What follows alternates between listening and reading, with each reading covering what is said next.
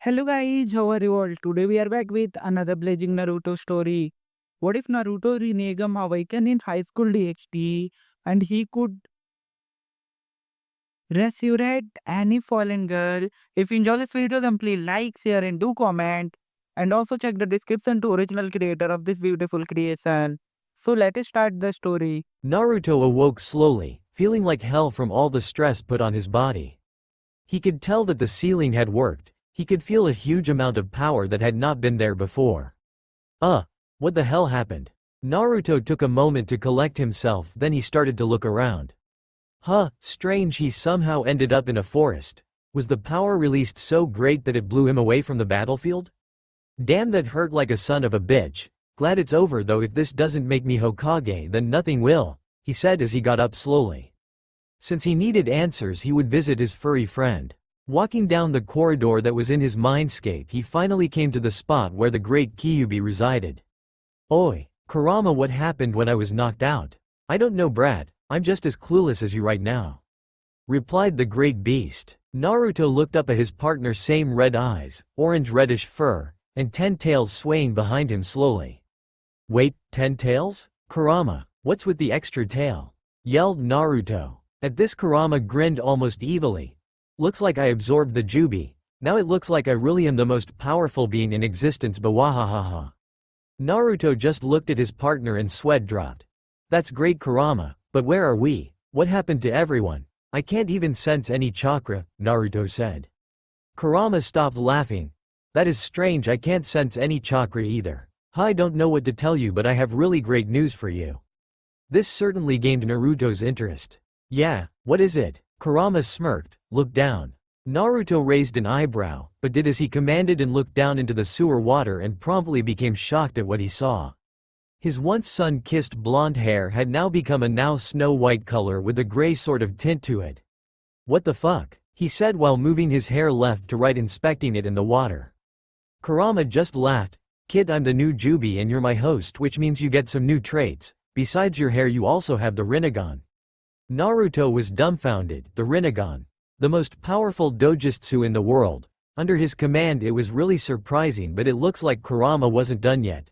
Also, I have no idea what happened, but it seems you really have surpassed my father. You're immortal. Now that really got to him. Him? Immortal? It seems so impossible, so inconceivable.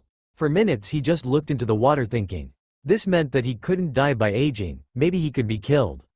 Would this mean all his friends would die, where he would just continue to live a meaningless existence? Sure, he had Kurama, but he just didn't think life would be worth it without his friends. He sighed. He would figure it out later. He needed to get back to the others first. I guess that's good, but I need to find the guys. I'll talk to you later, he said, throwing a wave over his shoulder. He came back to the real world and started to find his way out of the forest. As he emerged from the forest he openly gaped at what was before him.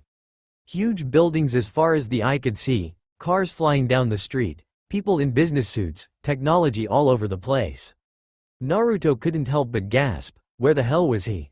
Wherever he was he could say he wasn't in the elemental nations anymore.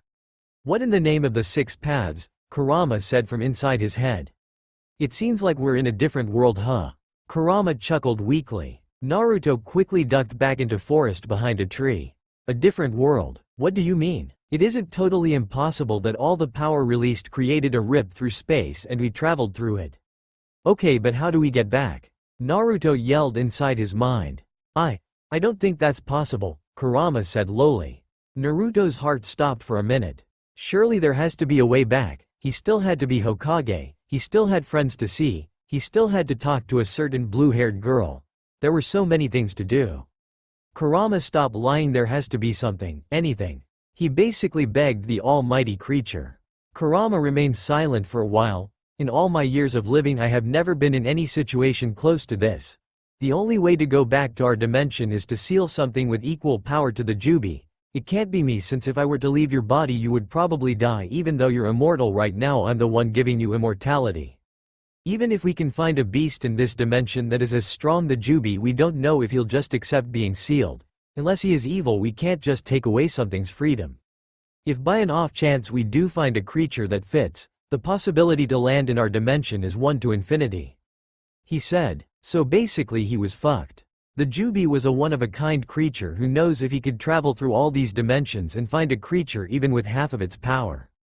Kurama was also right in saying that we couldn't just lock the something or someone up without it agreeing. He would not do that just for his own desires.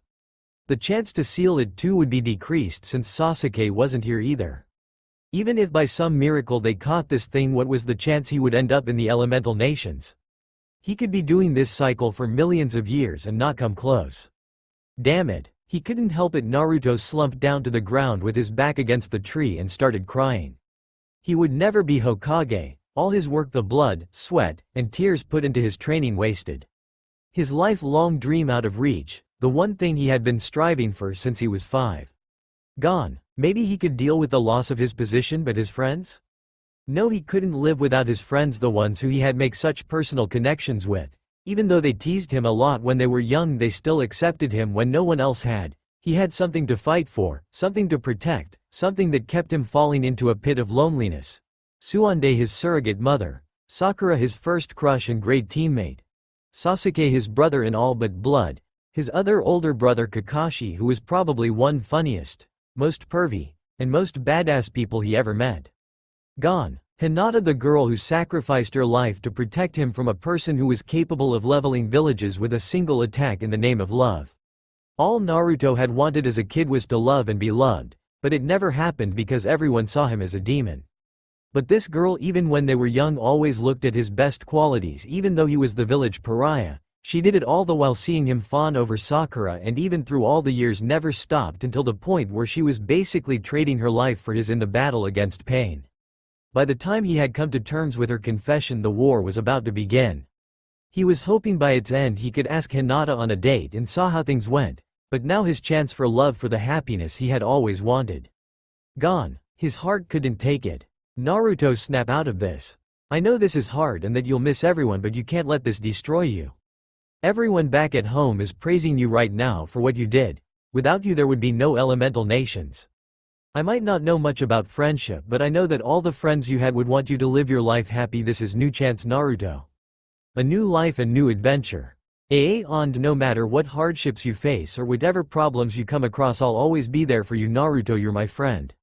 Kurama yelled with finality. Naruto raised his head up and stared in shock at Kurama's deceleration.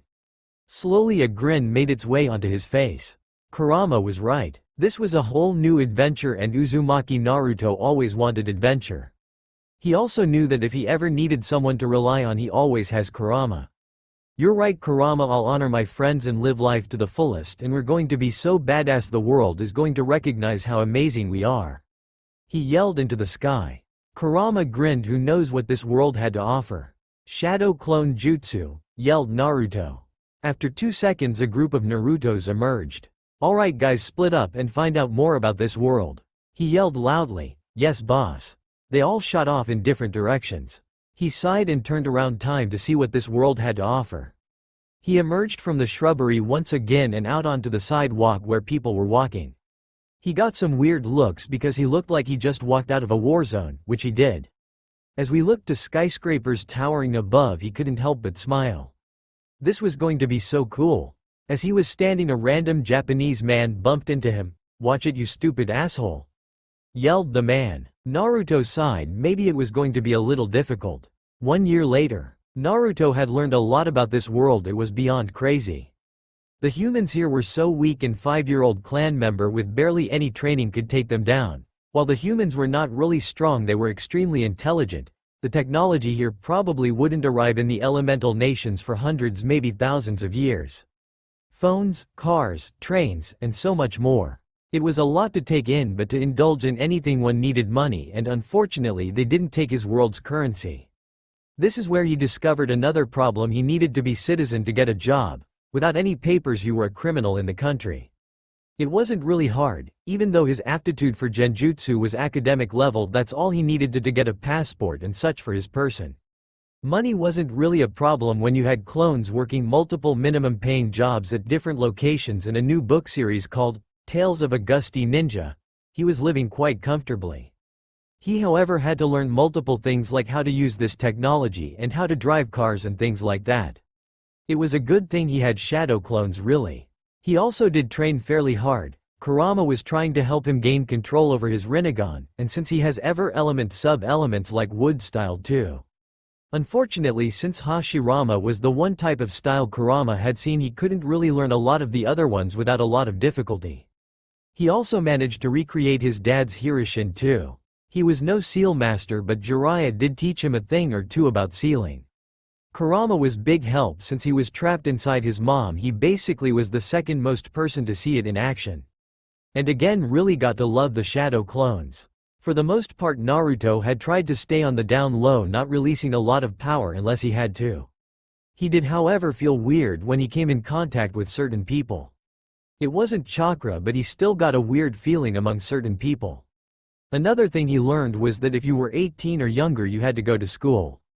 Kami kill him now. He hated school. Iruka's lesson had been so boring during his days at the academy, but what was worse is that you couldn't even skip out on it or else it would be breaking the law. He had found that out the hard way when a police officer demanded Naruto to take him to his school, but since he didn't really have one he had to give the officer the slip. So here he was in front of a school called Kuoh Academy. He had managed to get into it with his impressive, fake, scores from his other schools. The place up until this year was all girls and had recently become co-ed.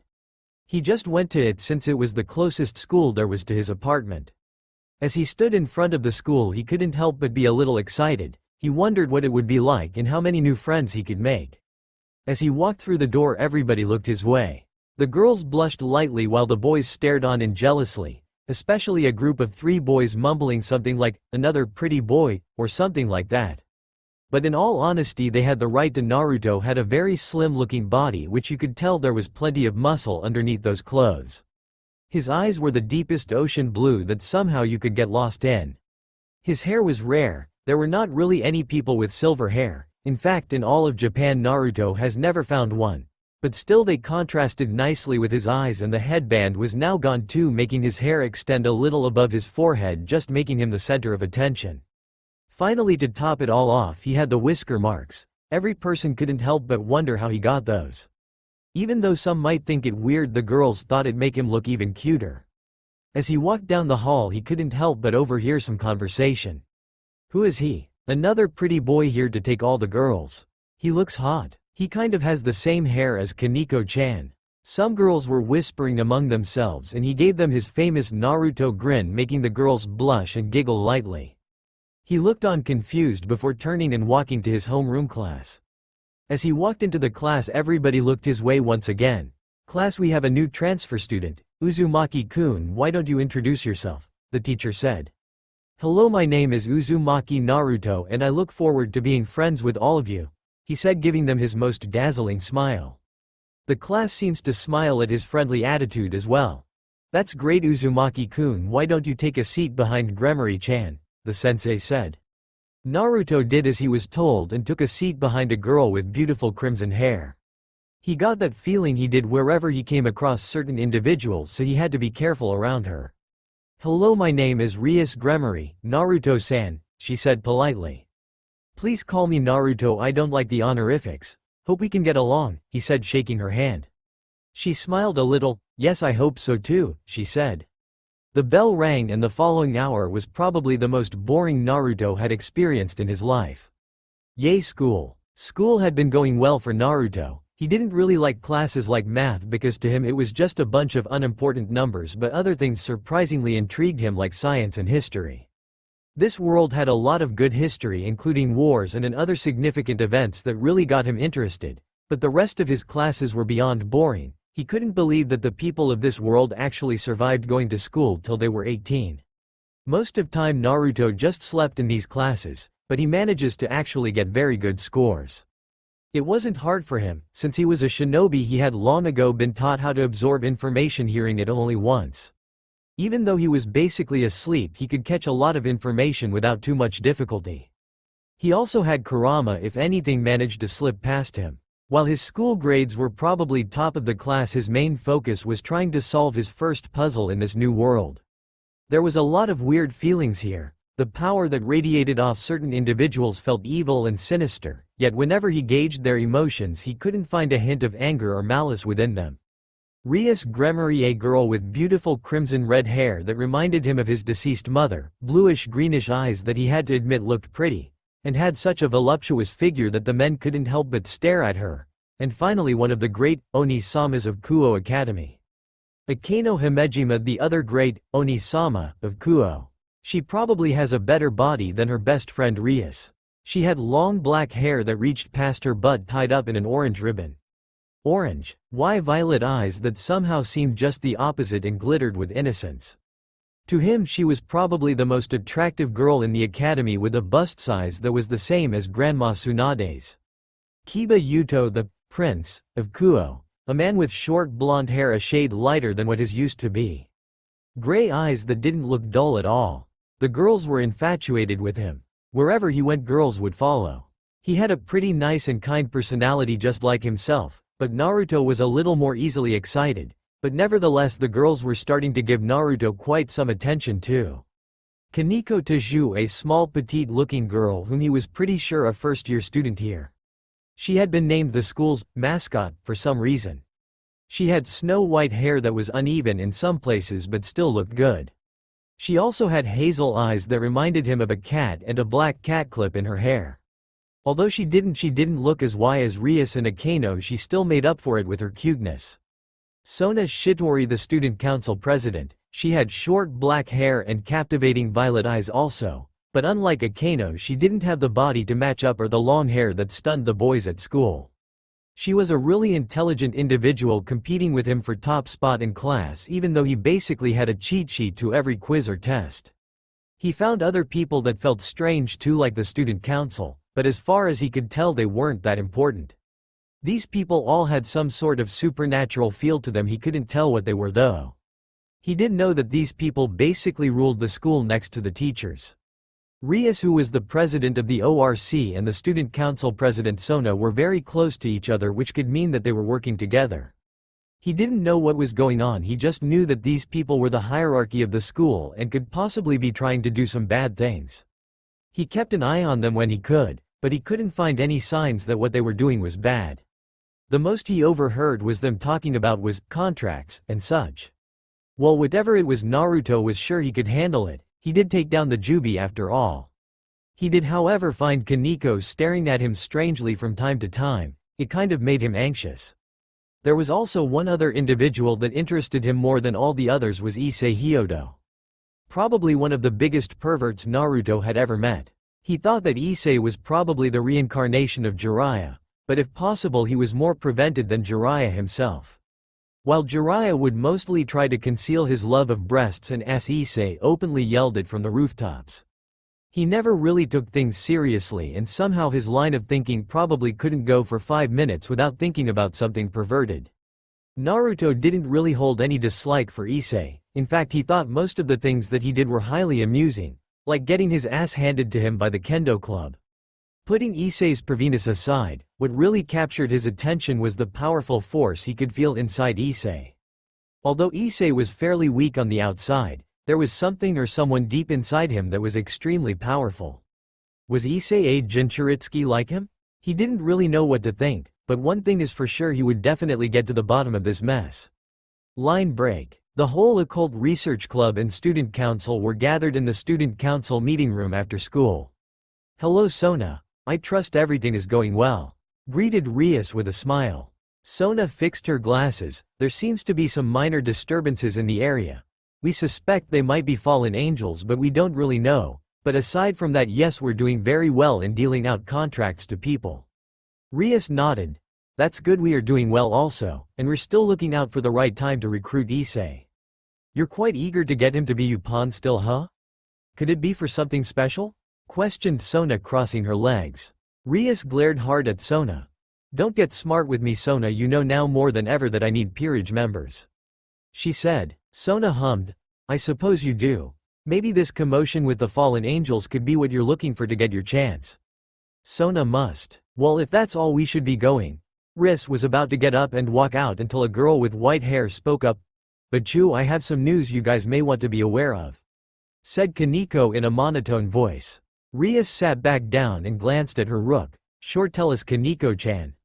Kaneko nodded. I have been observing Uzumaki Naruto. She said. Rias raised an eyebrow. The new transfer student that's jeopardizing Sona's spot as #1 in the junior class. She said with a smirk, earning a look from said girl. Yes, I found out something strange about him. This piqued her curiosity. Alright, tell us, Kaneko-chan. Kaneko once again nodded. He can use chakra. She said bluntly. Despite the careless tone in her statement, everyone's eyes went wide. A human used chakra that was unheard of. The only species that could use it were species under the Yukai faction. So a human possessing such a thing was absolutely shocking. Are you sure? Is that even possible? She asked. Yes, there was no mistake, it was chakra. I also found out he could use senjutsu. She said through gritted teeth. If they weren't surprised, then now they most definitely were. Senjutsu could only be used by Kaneko's species and Monkey Kings. How could a human use senjutsu, let alone chakra? Senjutsu has the tendency to drive people insane and corrupt them, and if that was the case, then they would have to be extremely cautious around Naruto.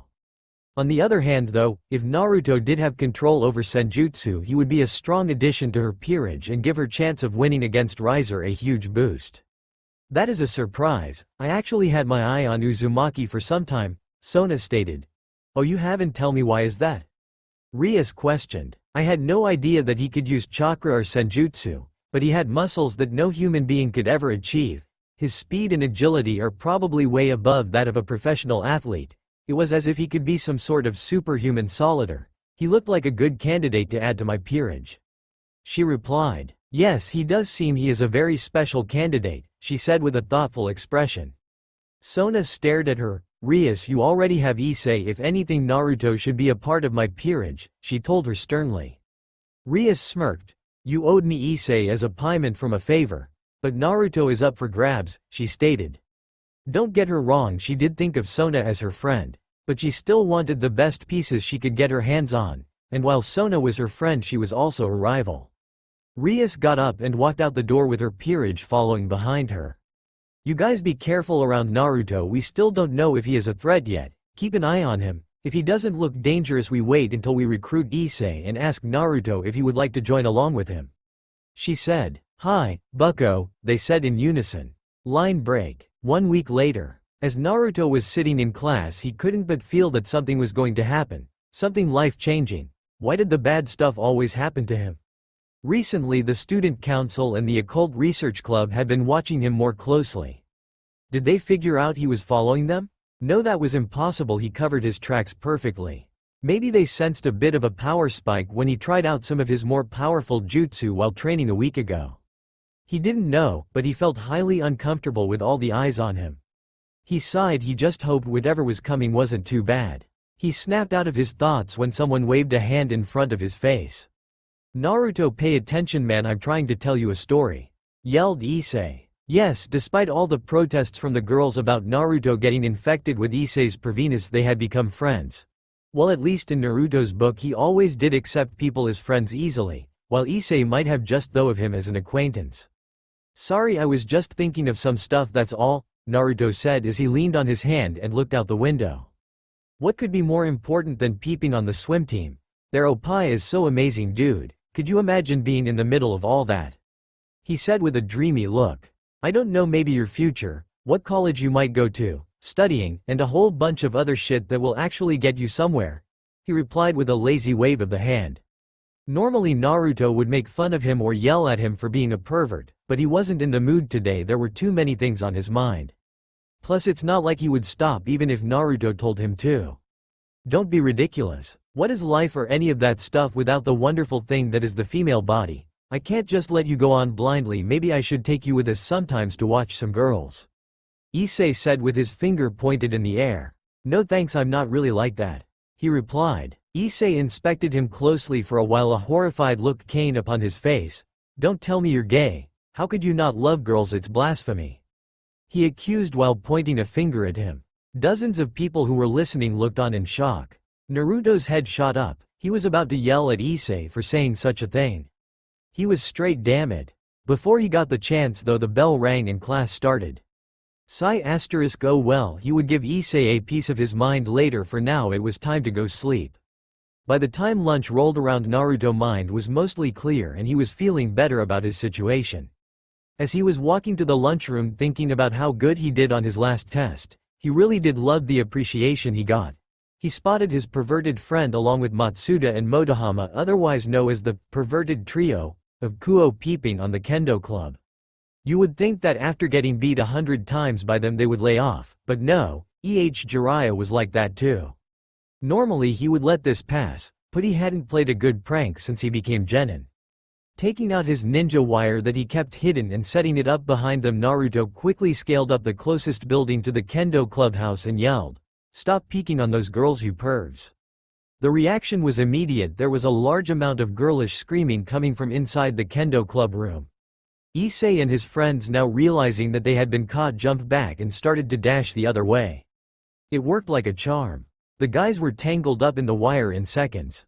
The girls came out only to be surprised by a bunch of tied-up pervs and Naruto standing on top of a roof. "Naruto-kun, what happened?" questioned one of the girls. He gave them his famous Naruto grin. "These guys were trying to peek on you. Naturally I couldn't let them do such a thing without getting punished." "Nay," he said, grin still intact. The girls blushed, seemingly touched he would protect them from some guys trying to catch peek ar their bodies. It wasn't helping that he had grin. "Thank you so much, Naruto-kun," they responded. He smiled. "No problem, but go easy on them today, okay?" he said before walking off in a different direction. The girls smiled and turned towards their prey. "Mercy.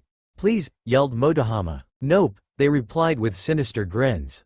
Naruto laughed as he heard the screams of males in the background. That was too much fun. He forgot how much fun pranking could be. As he looked around he spotted someone moving away from the lunch area. It was Kaneko, seemingly moving towards the occult clubroom. Lunch didn't end for another 20 minutes, so he decided to follow her. It could possibly give him some information about all their movement lately. As he hoped rooftop to rooftop, he finally landed on top of the clubroom that Kaneko went inside. He dropped down silently and went in behind her. As he pressed his ear to the door he heard some people talking. "Are you sure?" a voice that sounded like Kiba said. "Yes, it's confirmed, there definitely is a fallen angel in the area," said a voice that was definitely Rias. Fallen angel, what the hell was that? He had heard of angels, but nobody was really sure if they existed, and even if they did, why would they be here? Shouldn't they be in heaven? Maybe it had something to do with them being fallen? "What are we going to do?" said a monotone voice. A little silence went on for a while. Nothing like Sona said, "This could be our chance. Let's just see what happens, everybody just go back to lunch." In a blink of an eye Naruto was gone. As he reappeared in the lunchroom he was pondering over what he learned. What was going on? What was a fallen angel? This was driving him insane. All he could do was wait now. The next day, Naruto was again staring out the window trying to make sense of everything that happened these past weeks, and for the life of him he couldn't understand what any of it meant, even when he asked for Kurama's help. He just had to wait a little longer until this fallen angel made its appearance. "Naruto, you're spacing out again," said Issei. Naruto returned his attention to Issei. "For the 1000th time, Issei, I don't care about whose boobs you saw," responded Naruto. "It's not about that this time. I actually have a girlfriend." Naruto's eyes went wide in shock and he seemingly froze. How is that even possible? What girl would want a perv like you?" he said in horror. "Hey, I'm not updatable, you know. I'm just more open about my thoughts," he said, trying to defend his ways. "Still, it sounds unbelievable. Are you sure you didn't make her up?" Issei crossed his arms and huffed. "Of course she's real. Her name is Yuma and we have a date tonight," he said proudly. "I'm so going to get some action," he yelled with a fist pump. Naruto looked on with a sweat drop. "How exactly did you even convince her to go out with you in the first place?" Issei just continued to stand there proudly. "I didn't, she asked me." He once again looked along in disbelief. "Are you sure she's not just some assassin disguised as a girl trying to kill you?" "Nah, don't be stupid, why would someone do that?" Issei said, completely dismissing his plausible claim. Before the conversation could go further the bell rang and all the students got into their seats. Naruto drifted off into his hour of peaceful rest. Naruto was on his way home from a long search. After all the talk about a fallen angel, Naruto couldn't help but search around for it, seeing if he could sense it or not using just basic chakra sensing and tracking. He didn't really want to use senjutsu because that would probably attract the research club's attention even more. He was walking back home and thanks to his super hearing, courtesy of Kurama, He heard a loud squelch coming from quite a distance away. He ran to the spot as fast as he could and made it there not a second later. His eyes went wide. There with a spear made of light was a girl wearing a very skimpy outfit with long black hair. What was most noticeable though was a pair of black wings coming out of her back. A fallen angel. What stopped him cold though was what was at her feet. There completely dead and unmoving was the body of Issei Hyodo. He felt anger boiling up inside him. Sure, Issei wasn't really one of the closest friends he ever had, but he was still his friend. He was hoping that he could start a new life here where he wouldn't lose anyone. He thought he had the power, he had the fucking Jubi for Christ's sakes, but even then he was still too weak to protect his precious people. Why damn it. Oh, another weak human, huh? Looks like I'll have to kill you too, I don't want any witnesses. Came her voice. Naruto looked up at her. You're going to pay for killing him, he yelled. She looked amused. Oh, was he a friend of yours? It's okay, you'll be meeting with him soon. She raised a light spear intending to end it in one shot, but to her mild surprise he managed to avoid it by sidestepping without batting an eyelash. She summoned 2 more light spears or threw them with superhuman speed. She was once again shocked to see him disappear from view and reappear in front of her. Before she could react, he delivered a hard punch to her gut, sending her flying back into a tree. How the hell did you do that? She yelled. He didn't bother responding. As he was preparing to make his next move, he suddenly stopped and felt 4 presences that weren't there before. What were they doing here? They didn't seem to be attacking him, so he would talk to them later. He turned his attention back to the fallen angel. Why did you kill him? He hadn't done anything. He yelled at her. She snarled, it doesn't concern you, human. She spat as she got up and summoned another spear and flew towards him. He took out a kunai and did the same. They both met in the middle where she slashed at him with him. He brought his kunai to block the strike, but imagine his surprise when his kunai was cut clean through. He was forced to bend backward in order to dodge the strike. He then did a back handspring and kicked her in the chin. She flew up in the air and stayed there flapping her wings until she could gain her bearings again. She wiped the blood coming out of her mouth and charged at him once again, planning to stab him. He wasn't going to let it happen. To him this was like fighting a 4-year-old. He grabbed her wrist and delivered a devastating right kick to her head. She went flying back, this time completely going through a tree this time. Rias Peerage watched on in shock. Even though this was a low-class fallen angel, a human shouldn't even be able to come close to this level of power. Wow, if he's this strong without the evil pieces, then I wonder how strong he would be with them, she thought. These were the similar thoughts going through the heads of her other peerage members. Rias could hardly contain herself, a human this strong with chakra and senjutsu, which didn't look like was driving him insane. She would definitely be able to beat Riser if she got him. As the fallen angel slowly sat up with blood all over her face, she said, what are you? With a hint of fear.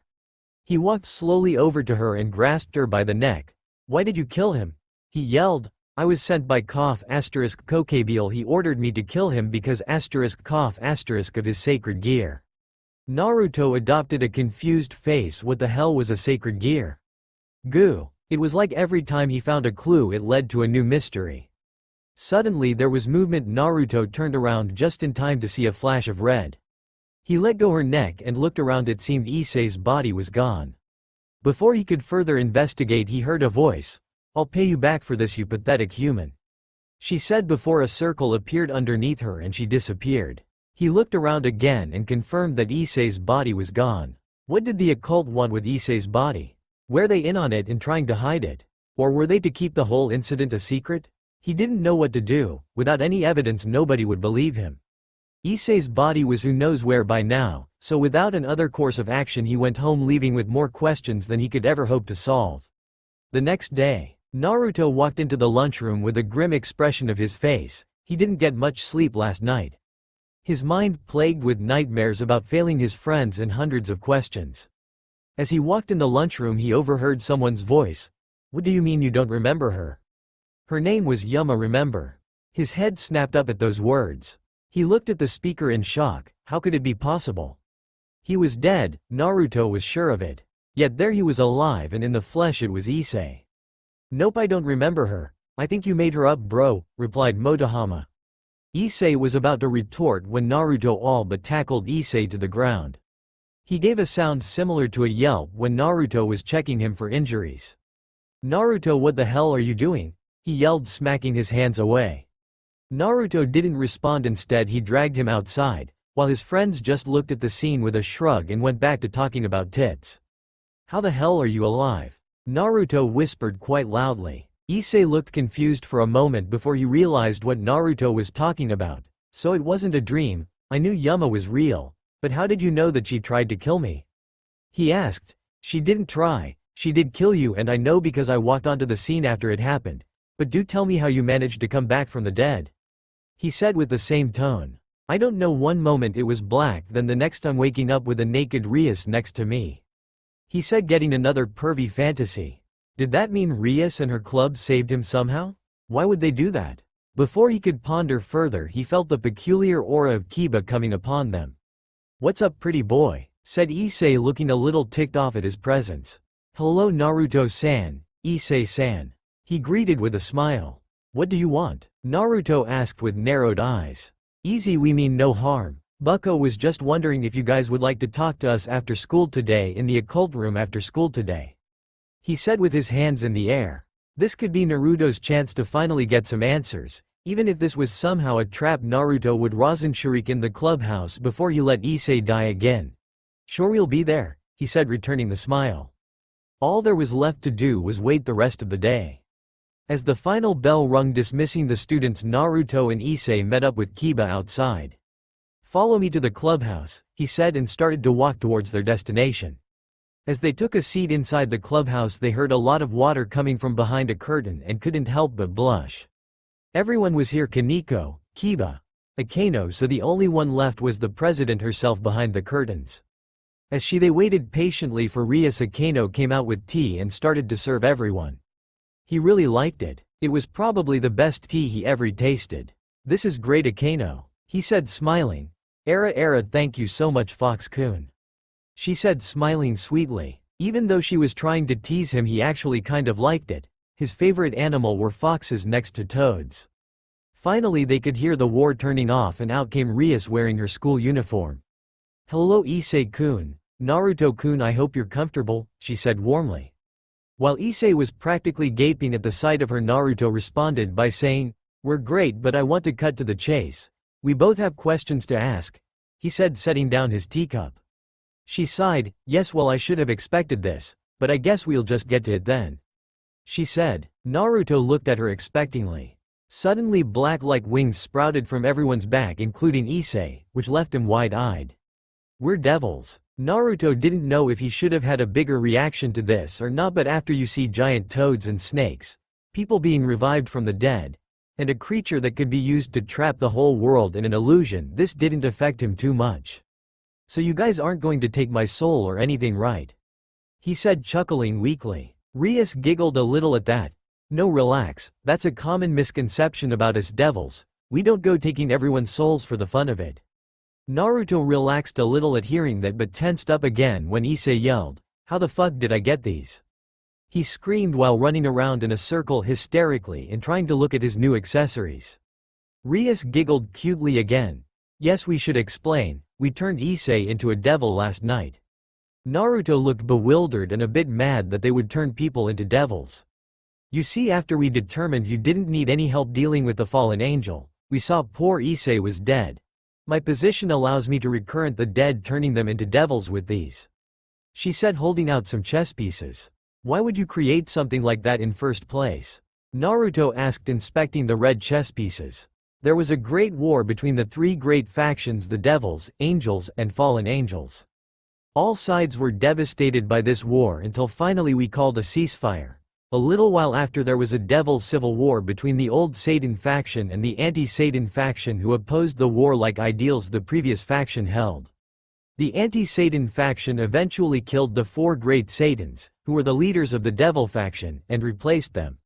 One of our leaders, Beelzebub-sama, created this evil peace system and distributed them amongst high-class devils to reincarnate humans as devils in order to repopulate our people, since we were in danger of dying out.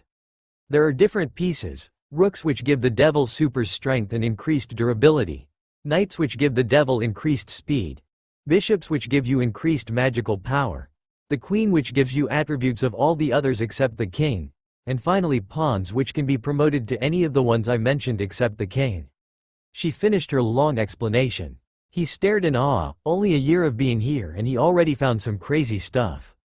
These mythical beings were actually real and they had all this history, and he also learned about this evil peace system. It was a whole other world seemingly kept in secret from the people here. It kind of fascinated him to no end. In his world, raising people from the dead was forbidden, but it was a common occurrence in this world of mystical beings. On top of that, they got these pretty useful abilities. One half of him was thinking that this was awesome and was grateful for them saving Issei and giving him new powers, but the other was skeptical. This sounded all too good though, there had to be some consequence. What's the catch? He asked, still examining the pieces. She smiled. You're pretty smart, not like I expected any less from one of our top students. I wouldn't really call it a catch. Put the system is designed so you would serve under the king, which in this case everyone here serves under me. She stated. He frowned. That sounded a lot like slavery to him and he didn't want Issei to be a part of that. That sounds like you're forcing them to be your servants, he said. Rias looked a little pissed and hurt. No, everyone in this peerage is my family. I wouldn't keep them on a leash unless they deserve it. Also, everyone here has enjoyed being part of my peerage except Issei for obvious reasons.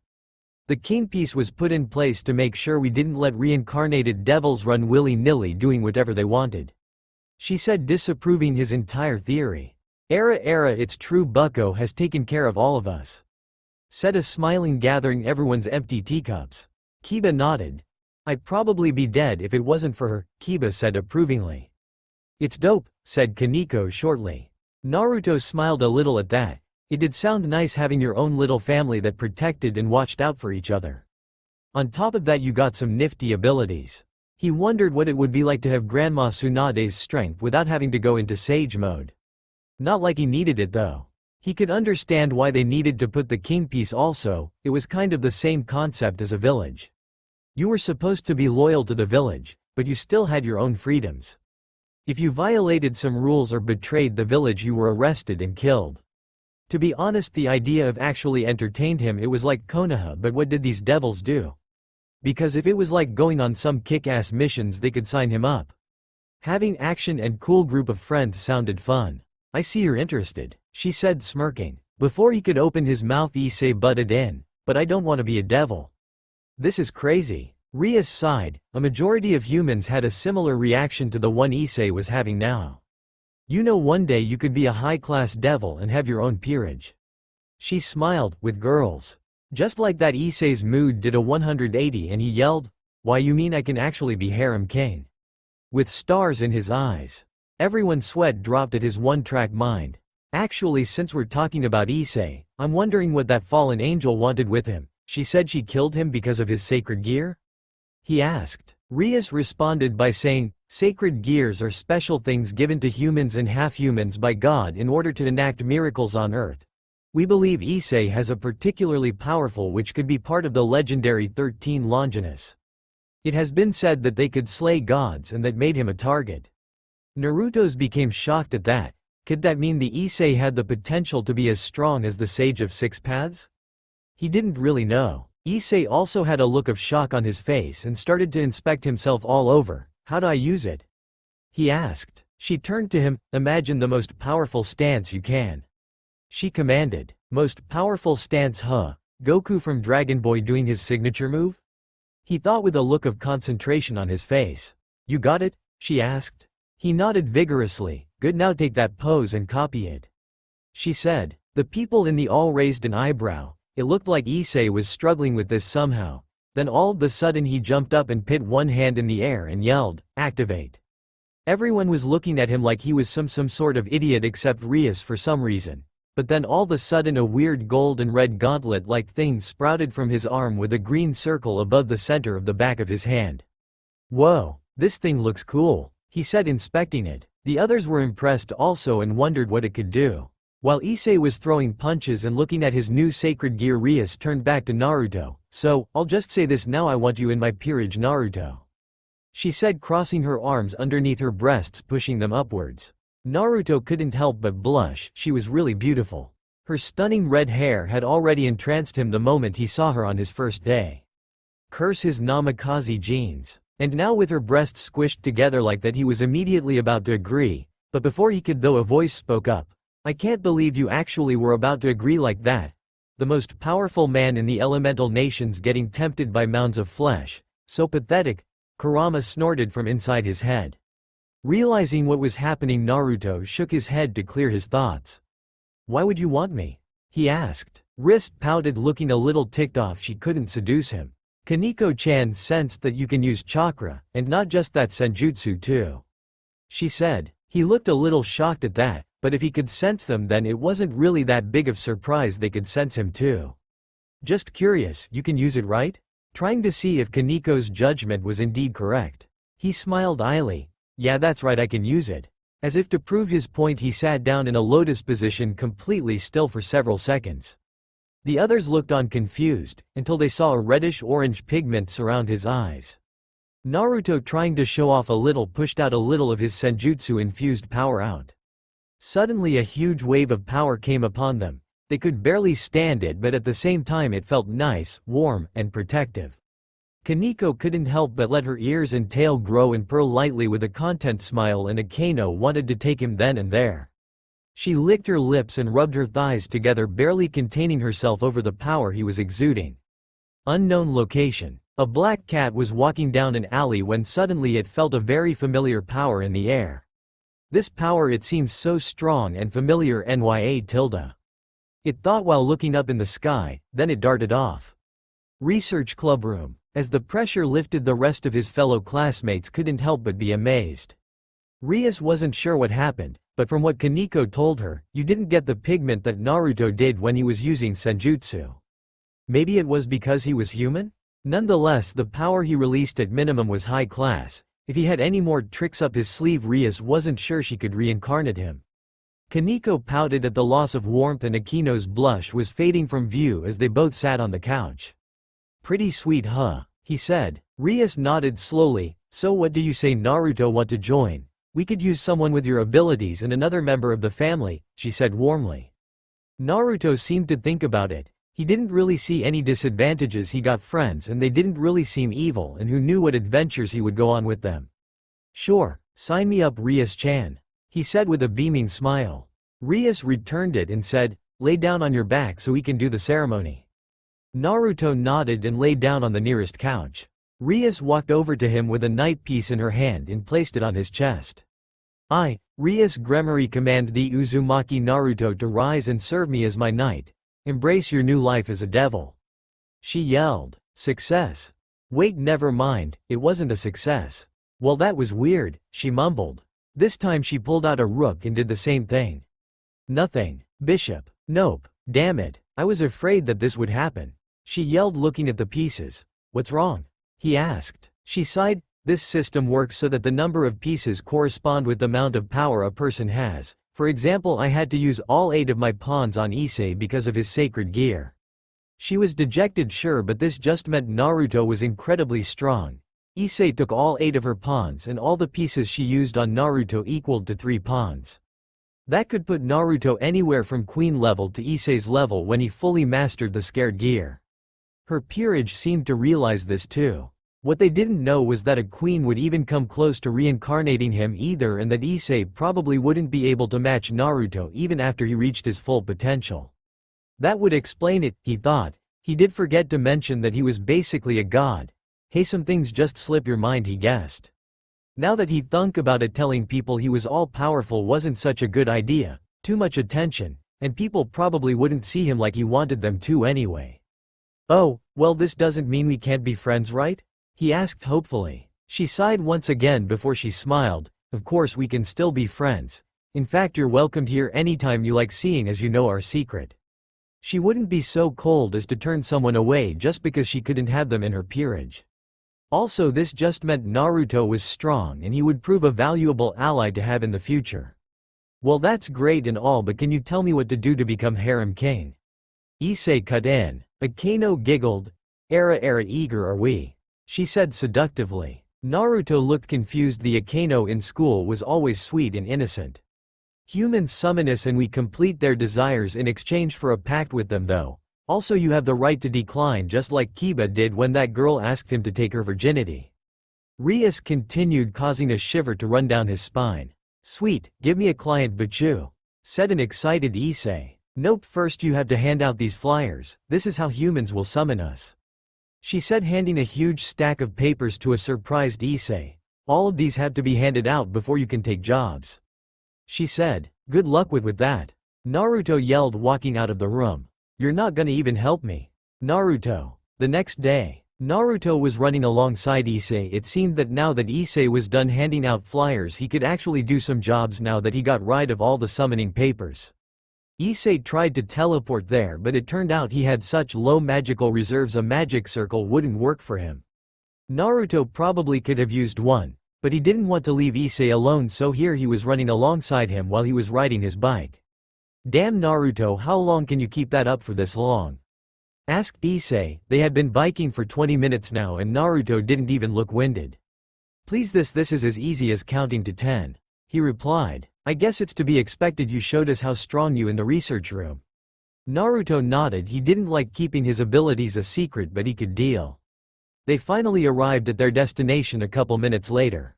Naruto stopped and leaned against a fence. You can go and do whatever you devils do, I'll wait here, he said. Issei nodded and proceeded up the stairs to the summoner's apartment. Naruto just stood there looking off into the sunset. He wondered how much stuff was going to change now that he was involved with the supernatural. 10 minutes later, after a while, there came out a dejected and horrified Issei. Hey, did you get the contract? Naruto asked, leaving his position by the fence. Does it look like I did? No, that creepy ass man wanted me to dress up in some princess girl costume. There's no way I'm doing that, he yelled. Naruto just laughed at his misfortune. Good luck telling Rias, he just said. On the way back, Naruto sensed the same kind of feeling he did when he saw Yuma. Stop, he yelled. Issei and him came to a screeching halt. What, man? My mom's gonna kill me if I don't make it home for dinner in time. Can you just shut up for a minute? Naruto said, completely ignoring his concerns. He turned around just in time to see a girl in red-like cloak with purple hair walking towards them slowly. Who are you? Asked Issei. My name is Calawarner, but that not important. What is though is how you're still alive, she said in a dark voice. The duo's eyes widened at that statement. They seemed to get larger when a pair of black wings emerged from her back. A fallen angel, said Naruto. She was supposed to have taken care of you already. No matter, I'll just finish you here, she said, summoning a spear of light into her hand. Without warning, she threw it lightning fast at Issei. Watch out, yelled Naruto. It looked like Issei wasn't fast enough to dodge, so Naruto quickly tackled him to the ground. As this happened, the fallen angel managed to get a glimpse at Issei's hand. Servants from the House of Gremory, that'll just make this more the worthwhile. Naruto quickly sprung into action, taking out a tri-pronged kunai and throwing it at her. She didn't even bother to dodge because it was so off target. Haha, you planned to get rid of me with some fancy-looking knives, not to mention your aim is shit. I knew devils were pathetic, but I expected better. She laughed. It was cut short when Naruto grinned and disappeared in a flash of yellow and reappeared beside her. He delivered a harsh kick to her midsection which made her spit out some saliva. She landed just a bit away from Issei. You piece of shit. Whatever, I don't need to deal with you. The stupid punk with brown hair is all I need to kill, she said, charging towards Issei. Issei, get out of there, Naruto yelled, cursing himself internally. He should have known they would go after Issei. After all, that what it looked like all these angels wanted anyway. Naruto became scared when Issei didn't move but instead raised his arm up into the sky. Think of something strong, he thought repeatedly. Then it happened. His arm transformed into his sacred gear and began emitted green-like energy. Whatever Issei did, it worked. A bunch of green beams started to hit the fallen angel, ripping off her clothes in the process. As she was floating in the air, she made an annoyed noise. I don't need to deal with this. A guy who can teleport and a sacred gear. I'll let someone else deal with this shit, she said before taking off into the sky. Line break. Naruto and Issei made it back to the clubroom in record time to report the event. The look on Ria's face told them that she wasn't happy. This is bad now. Not only do they know that you're still alive, they also saw your scared gear and that you've been resurrected as a devil. Nonetheless, I suppose it was unavoidable. Just be careful, Issei, she said. Issei nodded. Naruto, I heard that you used some sort of teleportation magic? She asked. Era, it seems Foxy-kun is getting more interesting every day, said Akano, suddenly coming up from behind him and wrapping her arms around his midsection while pushing her breasts into his back. What surprised him the most though was that she nibbled on his ear a little. Naruto for his part blushed bright red and quickly moved away from Akano. He had never had a girl do that to him before. Why would she do that, and why had it felt kind of good? Akano just stood there biting her lips seductively, not giving a care in the world. Akano, this is not the time, Rias said sternly. Akano just giggled. Sorry bucko, I just couldn't resist. Then she went back to normal, acting like none of it ever happened. So, how did you do it? She asked, snapping him out of his confusion. He pulled out a tri-pronged kunai. The markings on these allow me to teleport to anywhere the kunai is. It was invented by my dad, so it's kind of a family secret, he responded. Your dad is involved with the supernatural too? He should have taught you stuff about the magical world. I'm surprised you haven't heard about devils till before now, she said, examining the kunai. Naruto's face became distraught. My parents died on the day I was born. I just managed to copy it with a little help from my old sensei, he said, lowly remembering his deceased father and perverted sensei. Ria's face looked apologetic. I'm sorry, I didn't know, she said sincerely. He forced a smile. It's nothing, I'm over it. If that's all, can I go now? Rias nodded solemnly. He turned and left without saying another word, leaving the whole group to wonder what had happened. Rias actually was interested. Naruto seemingly was some sort of magician with chakra. She wanted to know more about his past, and she would too. A few days later, things went well after that little scuffle with the fallen angel. The jobs that Issei and him went on were fairly easy and not as embarrassing, but it seemed no matter what, Issei couldn't make a pact. He also noticed that some weird things were going on. For one, it looked like Rias was trying to pry into his personal life for some reason. They were his friends, but he wasn't ready to tell them about what he went through as a child. Maybe someday though. He also noticed that Akano had been acting strangely around him too. At school she was always nice and innocent, but in the clubroom Issei would do some intimate things. She would at just some random times touch him all around his body, sit on his lap, and whisper naughty things into his ear, even stuff involving chains and whips. She even said something about him dominating her. Rias said it had something to do with when he released his power when he used senjutsu, and that Akano was into S&M, whatever that was. He was pretty much freaked out when she said stuff about bondage and avoided her when she talked about stuff like that. He couldn't deny though that a little part of him found it extremely hot. Who wouldn't if you had one of the hottest girls in school doing stuff like that to you? Even if she was a bit freaky, he doubted she could do half the stuff she said she would with his level of power. This seemed to earn quite a response from Issei, yelling things like, the pretty boys always get the girls, and other things like that, but overall he was enjoying his new life. His friends were fun and kind, Kiba more so than the others. Kaneko was hilarious, dissing Issei in her monotone voice always seemed to make him laugh, and Rias was a lot of fun to hang out with too. But right now him and Issei were headed home from another failed attempt at getting a pact. You really suck at this, you know, Naruto told him in a far too happy tone. Shut up. It's not easy, you know. Maybe it would be easier if you actually helped instead of sitting there and laughing at me when I fail, he said, criticizing him. Hey, I had to work hard to get where I was today. Doing stupid stuff like cleaning and dressing up isn't something I worked for, he said, defending his case. Yeah, whatever, I'll get it the next time, and then I'll be one step closer to being harem king, he declared. Damn, and he was doing so well too. Naruto guessed the shock of almost getting killed a second time finally passed over, and he was back to being his perverted self. Sure man, I'm gonna hit the McDonald's around the corner. You want anything? Naruto asked. Sure, let me get a hamburger, said Issei. Naruto nodded and walked off. Issei stood behind and started to walk around. He was thinking about how bad he was doing lately. No doubt Rias was really upset at him for failing another summoning request. He sighed. Being harem king was a lot harder than he thought it would be. As he was thinking, he failed to notice the girl in front of him and bumped into her. Kuoh, she yelled, falling to the ground. Issei looked alarmed and quickly offered this person his hand. Whoever this was, they were wearing a blue outfit with a cross hanging around her neck. It hurt his head little when his mind screamed, danger, at it. The person also had a white veil around their head, hiding their face from view. I'm so sorry. Here, Issei said, extending his hand to them. As the person was pulled to their feet, he couldn't help but blush. Standing in front of him was a girl, long blonde hair that reached past her hips. She also had brilliant green emerald eyes that seemed to go together perfectly with her hair. He could honestly say she looked like an angel. "I'm so sorry, I'm really clumsy and didn't see where I was going." Her voice sweet as honey. "No, it was my fault, I was just caught up thinking about something," he said, practically ogling her. She seemed obvious to his staring. This is a little embarrassing. I'm new in town and learning how to speak the language, so I don't really know where the church is. Could you show me, please?" she asked. "Yes, of course, I would be glad to." Issei agreed immediately, completely forgetting about Naruto. She clapped. "Oh, thank you so much, may God bless you." He winced a little from the getting blessed by God. "Well, my name is Issei Hyodo, and you?" he asked. "Asuya Argento, nice to meet you." Naruto left the shop with a hamburger in hand, going back to the spot where he left Issei at.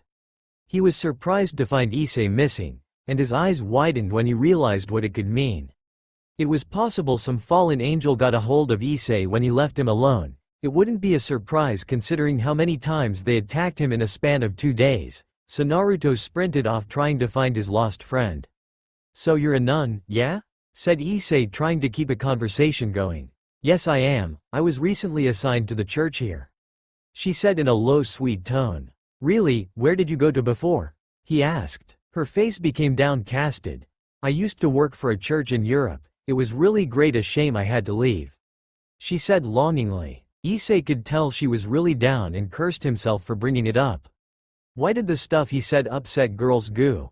He was going to try to comfort her, trying to make sure he didn't lose his chance when they heard a boy crying distance. She quickly left the conversation and ran towards the little boy with a scrape on his knee. They're a big boy, like you shouldn't cry over such a little thing," she said, getting on her knees. Issei was astonished when a green light started coming out of her hands and started to heal the little boy's knee. "They're all better now, run along," she said, smiling. "Thank you very much, miss," he said with million-watt smile and walked away with his mother. She looked happy watching the mother and child walking off merrily. She turned and walked back to Issei. "You must be surprised, huh?" she asked. "Yeah, kind of, that's a pretty cool power. You're pretty lucky to have it," he said. She smiled sadly. "Yes, very lucky," she said, looking at the ground. Damn, he messed up again. Suddenly he felt a chill go down his spine. He looked up and saw the church sitting there. "Oh, thank you for accompanying here. I'm truly blessed to have met you. Maybe you could come visit me sometimes?" she asked a little hopefully. Yeah, sure," he said half-heartedly, feeling a little uneasy about the feeling of the church. She nodded and have him a sweet smile. "Thank you one who again, Issei-san, hopefully we'll meet again." She waved at him before turning around and leaving. She was probably the nicest person I've ever met. "Finally I found you," said Naruto from behind him. "It's not nice to leave people hanging, you know," he stated, sounded annoyed. "Hey, sorry, I just saw this really pretty girl and," Naruto cut him off. "You know what, never mind." He sighed. Why was it always girls with him? "Well, we were going to take our time, but I'll just get us there faster. Rias is probably waiting," he said, grabbing his shoulder and disappearing in a yellow flash. "Clubroom, what's taking them so long?" Rias said, tapping her fingers against the desk impatiently. Era, who knows, maybe Foxy-kun took my suggestion and is buying equipment," she said with a blush. Rias just ignored her best friend in favor of watching the nighttime sky. Suddenly a flash came from the couch and there was Naruto laying down and Issei on the floor, seemingly nauseated. "Where were you guys?" Issei managed to croak out a response. "IW was helping a nun find the sea church," he said with swirls in his eyes. "What?" Her eyes going wide and her face turning to one of anger. "Listen, Issei, I don't want you going near her or that church again.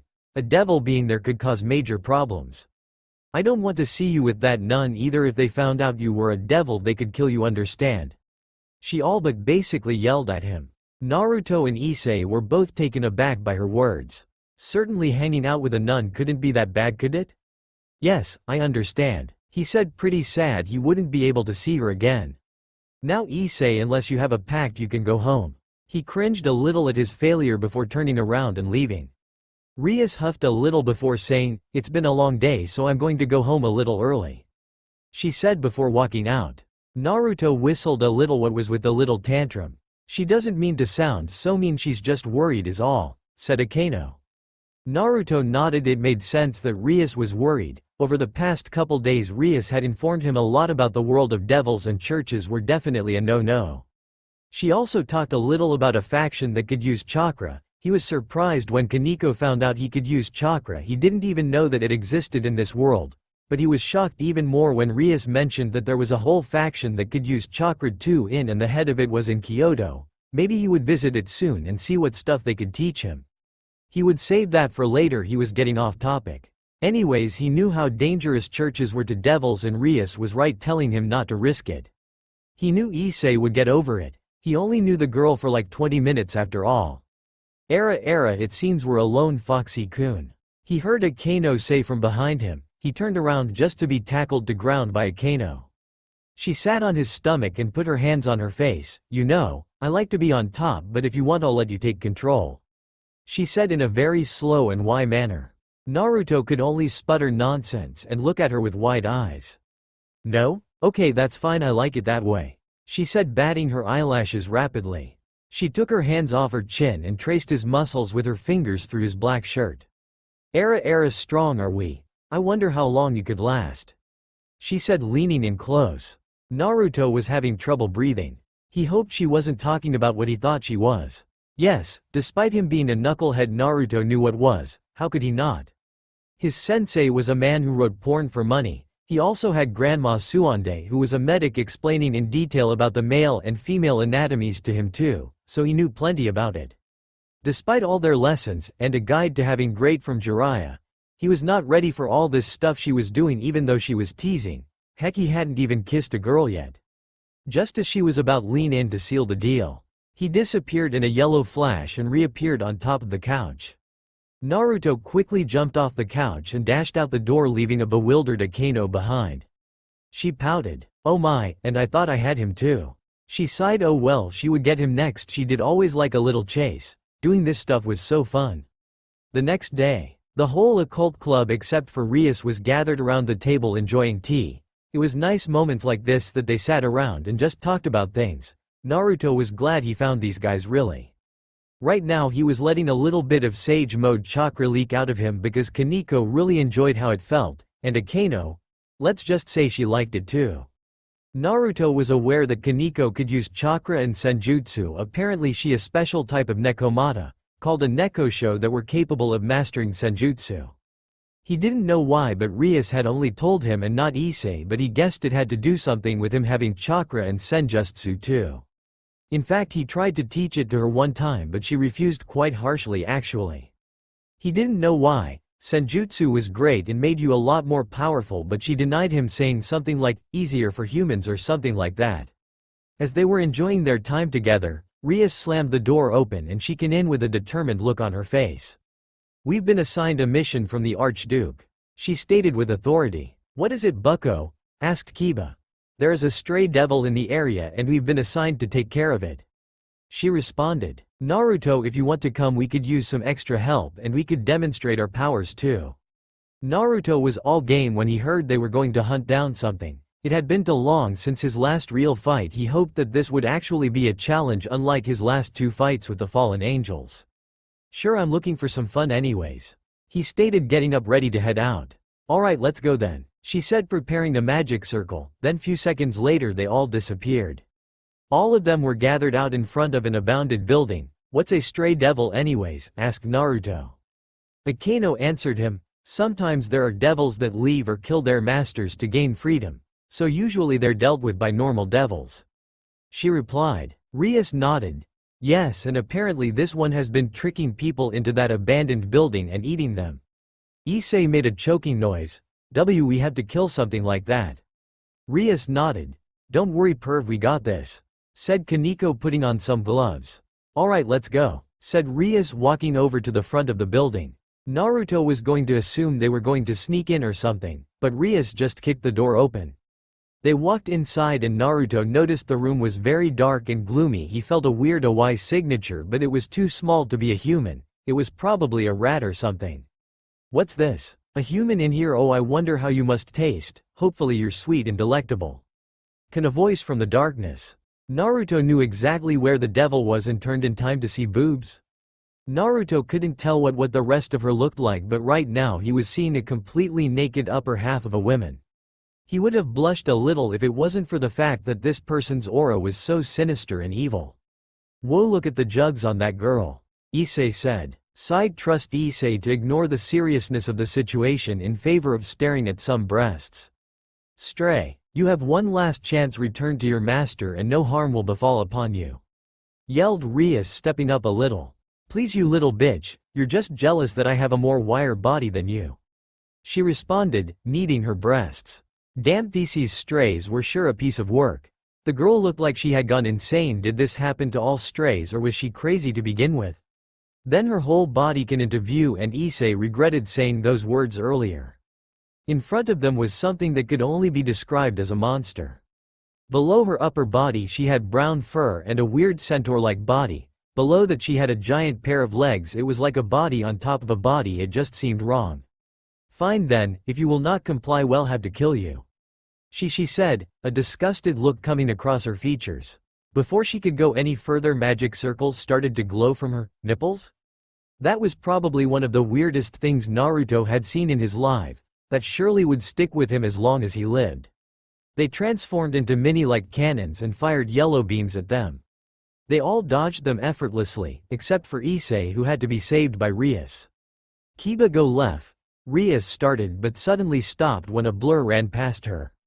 "Finally, it's been a long time since I've let loose a little," yelled Naruto, running towards the devil at blinding speeds, Sage Mode activated.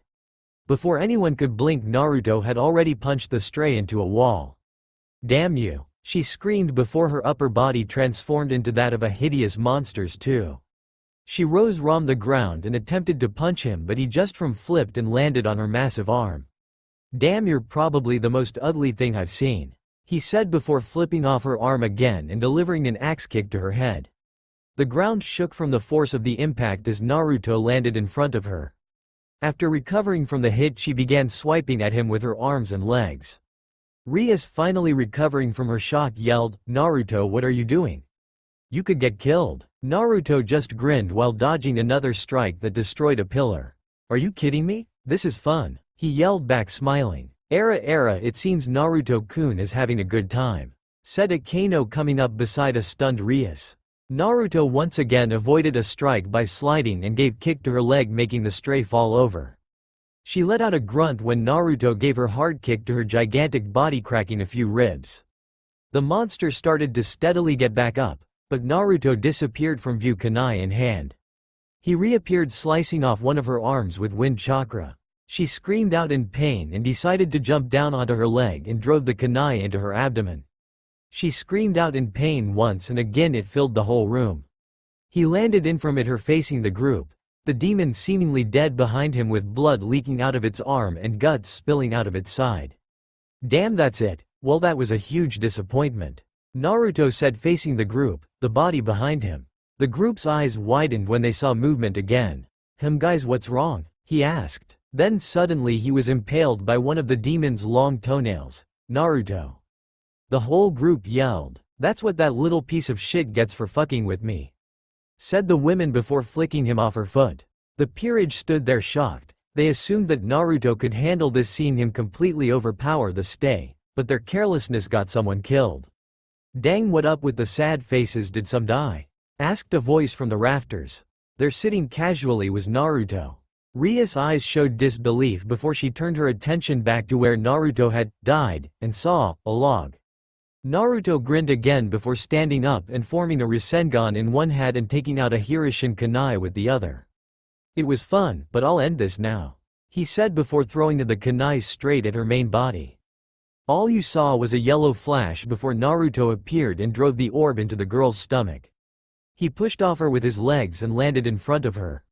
Blood was gushing out of the hole Naruto made in her stomach, and her eyes were quickly losing life. Finally she stumbled a little before she fell on the floor, dead for good. "Well, that was fun. It's been a while since I let loose a little," he said, facing the group with a smile.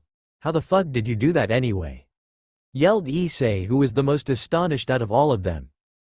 Magic," he answered lamely. Era, what a great job you did back there Foxy-kun. Akeno said, no doubt wanting him more for that display of power. Kaneko nodded, it was awesome. She said bluntly, no facial expression showing. Well, mission accomplished, let's head back. Rias said, deciding she had enough excitement for today.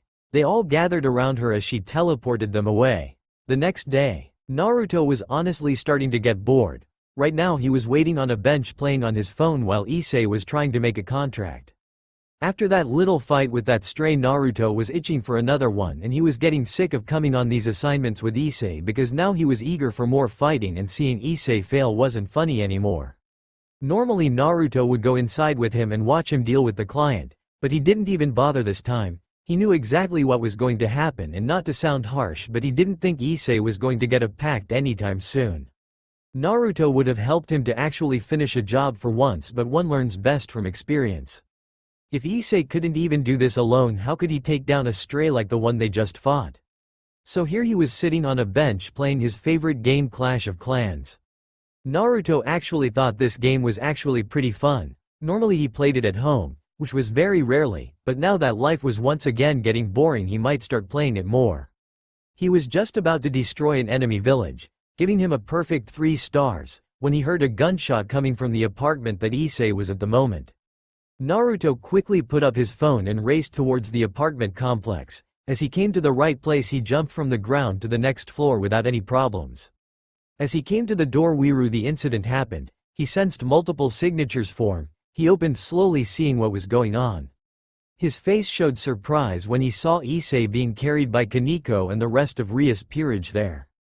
As he looked away from them, he saw a man with white hair like his own and dark red eyes, holding a girl by her blonde hair roughly while the other was holding a gun. What surprised him the most though were 2 fallen angels right behind them. The peerage and the other little group had a red and white magic circles underneath them, and they were staring to fade away from view. No, Asia, yelled Issei, pounding on Kaneko's back before fading from view. Just as the fallen angels were about to leave, Naruto closed the gap so fast Might Guy would have been in awe. Grabbing one of them, he quickly twisted and slammed them into the wall, while the rest got away. As Naruto looked at their face, he recognized it instantly. It was Calawarner, rising up and holding her stomach with a grimace of pain. You again? Why do you have to be such an annoyance?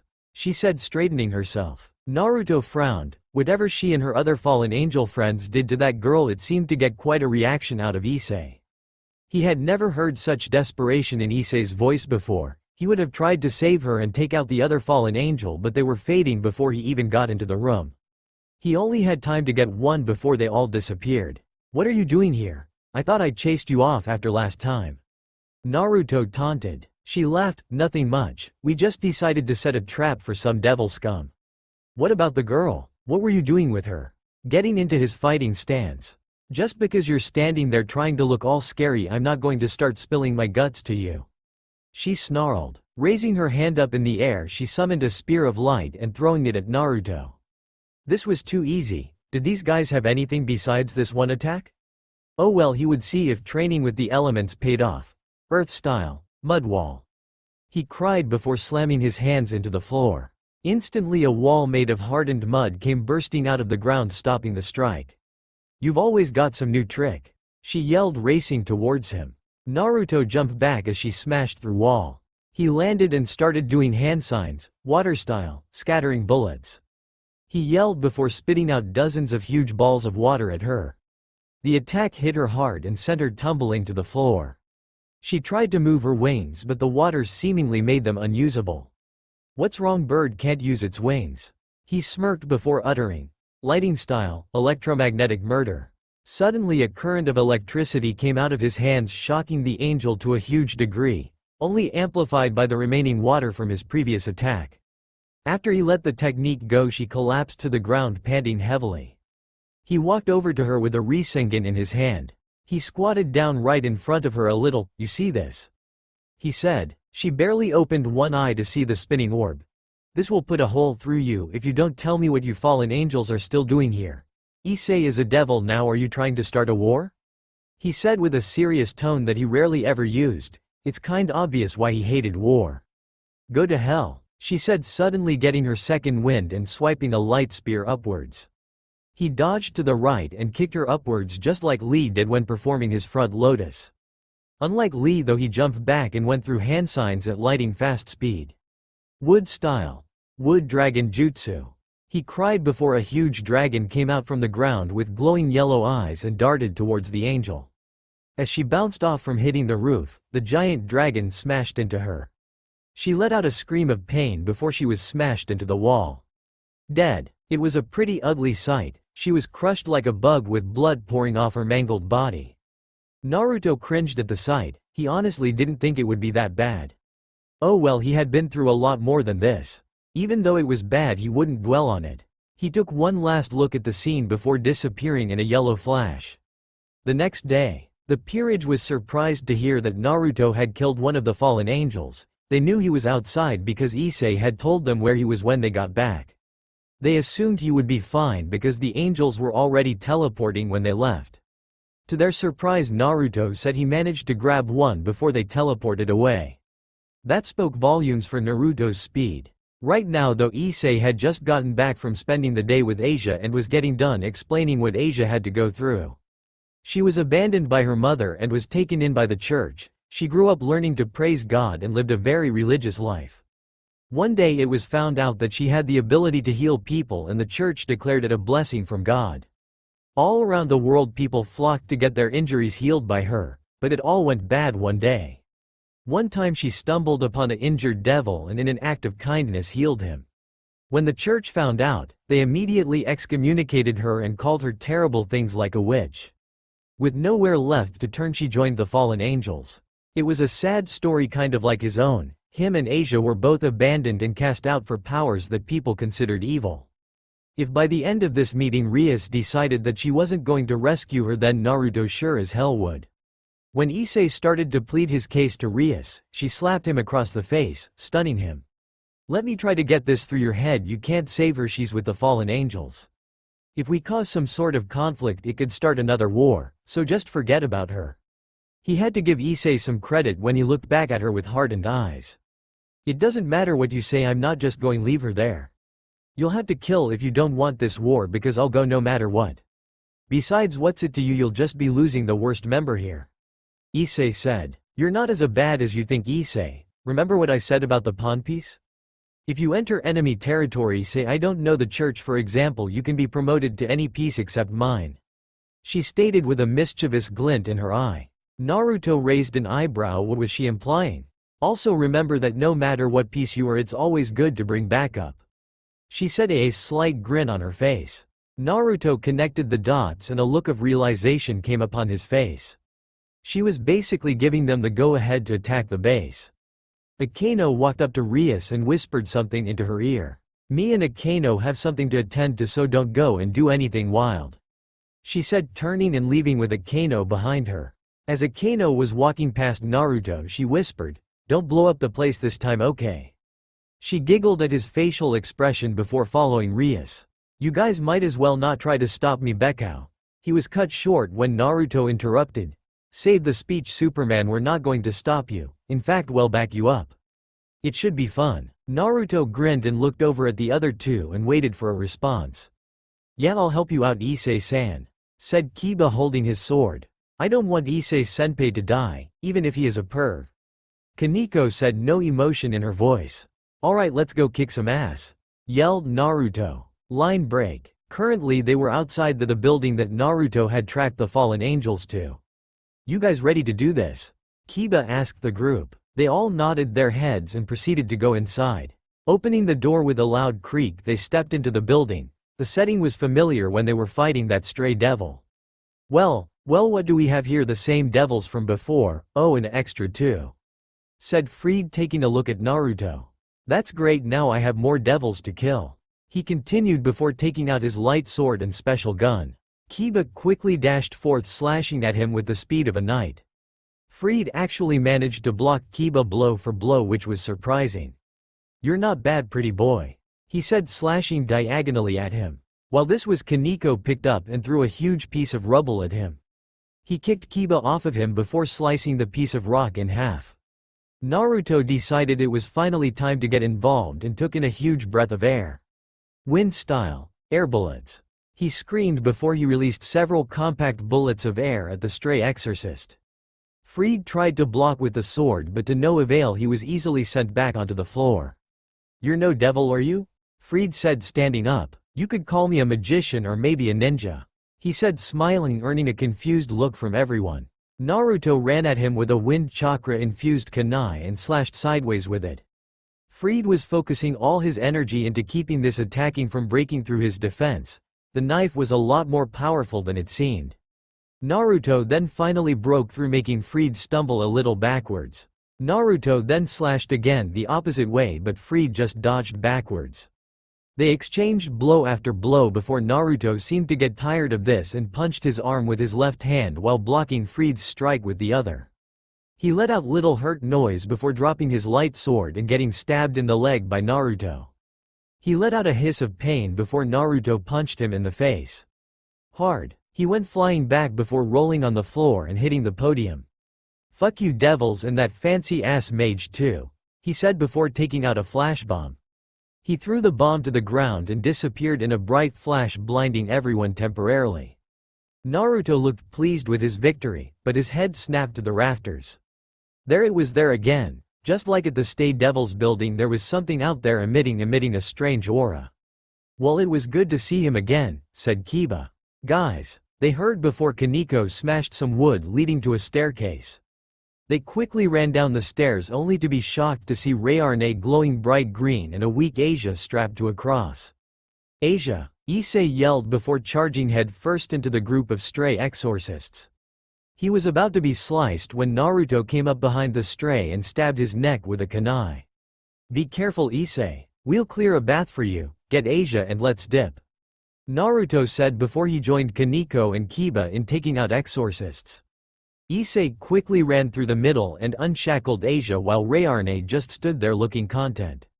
"With this, the fallen angels will adore me," she said, looking at the new sacred gear on her hand. "Why did you do this? She didn't do anything wrong," he yelled at her. "This is what sacred gear possessors are for." She laughed in his face. As much as he wanted to fight her, he knew he wasn't strong enough and he felt like a bitch for doing what he was about to do. He turned around with Asia in his arms and ran. As he was close to the exit, he turned around. "Guys, let's go," Issei yelled at them, but they were fighting off numerous amount of exorcists right now. "Don't worry about us, we'll cover your exit," Naruto yelled back. But he started but was stopped. "Please trust us, after all you know what I can do, Issei," said Naruto. Issei nodded at that. If anyone could protect these guys, it was Naruto. As Issei turned to leave, Resurrect followed him up the stairs. Naruto, deciding now was a perfect chance to end this, swiftly took out some Hirishin kunai and scatters them amongst the crowd. "Let's get wild," he said before all you could see was yellow.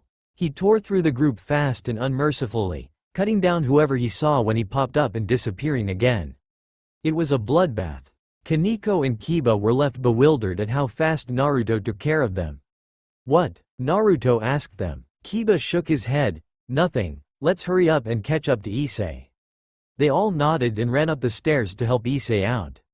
As they emerged, Kiba had to quickly run to Issei and stop him from falling over.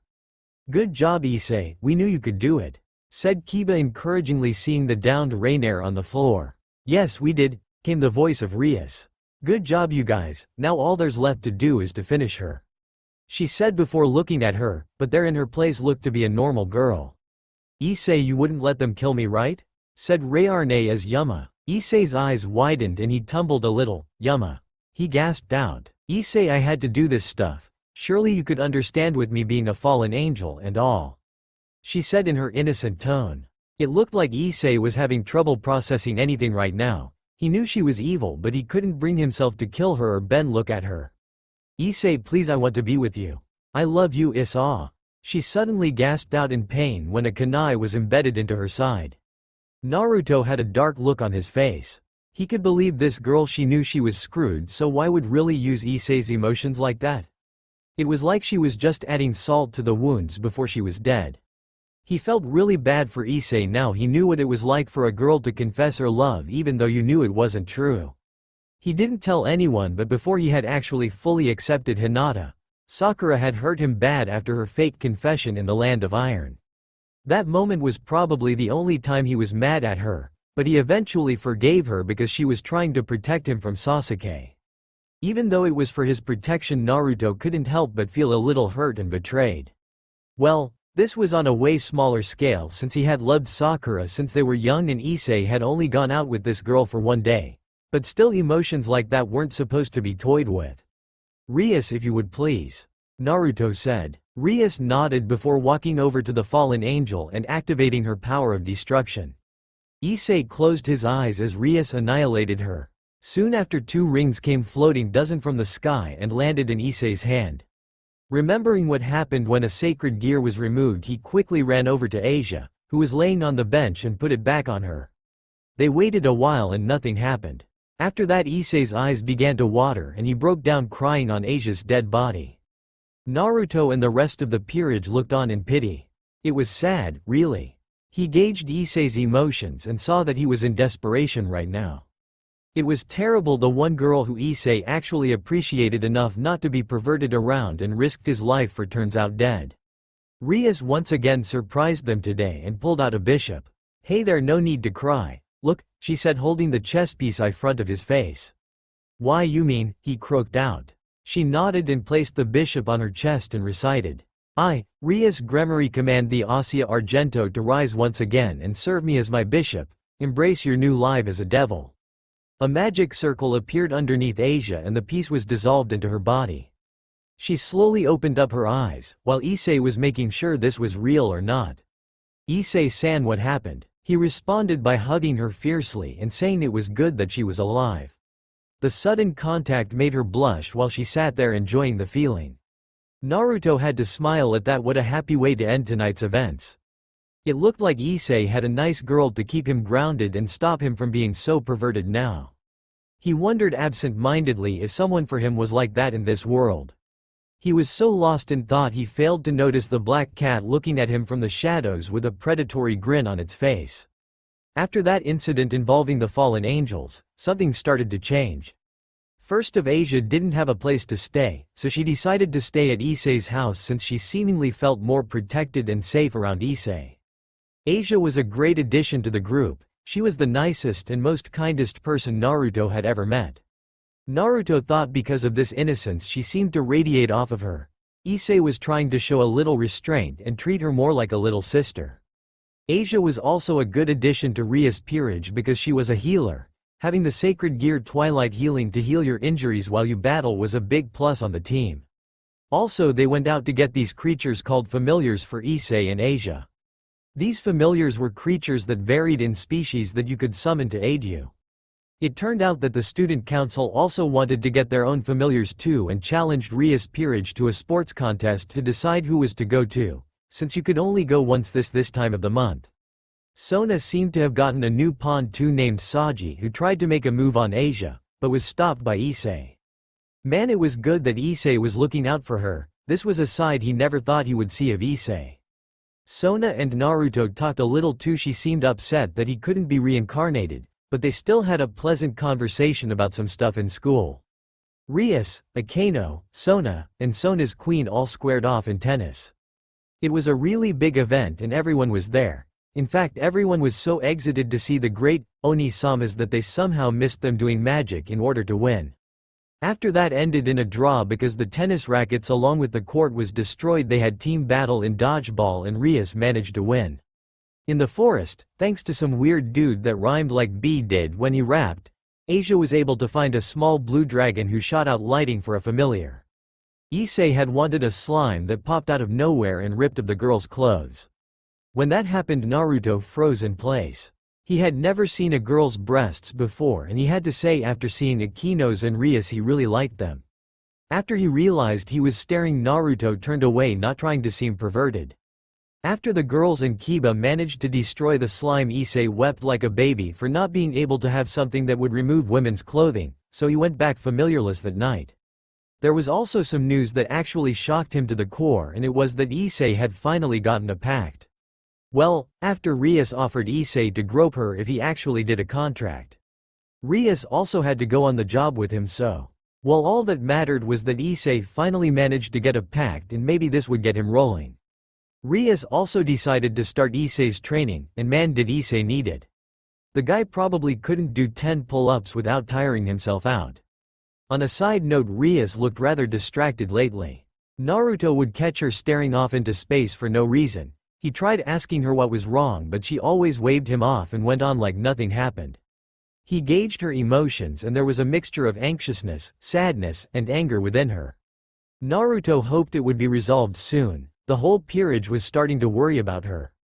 Right now though, he was learning how to play chess, and the person who was teaching him was none other than Akeno. It wasn't really a surprise because she had been sticking around him a lot for teasing opportunities, and sometimes they would sit down and actually talk and have fun.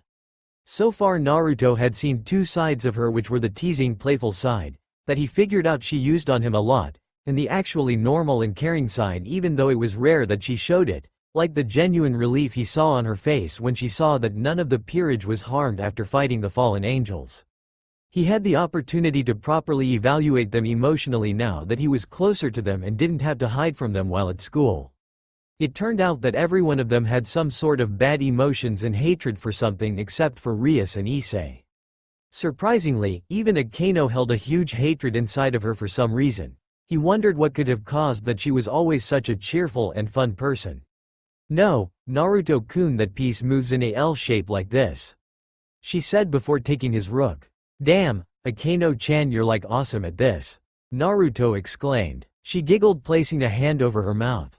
"I am pretty good, bucko, and I started to play chess since we were kids, but it also helps that you're really bad," she said, smiling her pretty smile. Naruto held his head down dejectedly. "So hurtful, Akeno-chan." She just continued to giggle at his antics. "Don't worry about it, Naruto, you're new to the game, you'll get better eventually," said Kiba, sipping his tea next to Kaneko, who was eating sweets. His head rose up. "I guess you're right, and I won't stop until I beat you," he declared, pointing at Akeno. Era determined are we?" she asked with a challenging smirk. Just as Naruto was about to say something back, Issei stumbled into the room, panting heavily with Rias and Asia behind him. "He's getting better, but he still has a ways to go before he can do any hard hitting," she reported to them while Asia squatted down next to Issei to check for injuries. Rias then walked past all of them and sat in her chair at the front of the room. She then turned and looked out the window once again. Naruto had about enough of this and was going to call her out on it so that they could finally get some answers. Before he could though, a magic circle popped up and a woman with long silver hair tied up into two ponytails with blue ribbons came out. She wore red lipstick and looked to be in her 20s, and to top it all off she wore a maid outfit. Naruto had to admit she looked very beautiful. "My lady, I've come to talk about some important business," she said in a serious tone. "We have nothing to discuss, it won't happen," Rias replied, not even looking at her. Okay, what was going on here?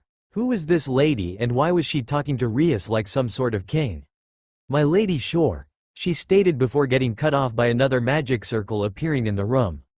This one was orange and had different patterns on it than the one he had seen before.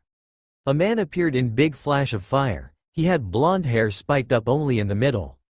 He had blue eyes with heavy bags underneath them. He wore a dark red blazer with a white shirt and a button undone to show some of his chest. "My dear Rias, I've come to visit you," he said, smiling idly. "Who is he?" Naruto asked. Grafia looked over to him and raised an eyebrow, but she recognized who this was. Recently Rias had reported to her brother that a strong mage with silver hair and blue eyes had allied himself with her peerage. Of course Grafia, as his wife and queen, was let in on the information too. She assumed this was him and answered his question. "This is Lord Phenex Sama, third in line to the House of Phenex. He is also Rias Sama's fiancé."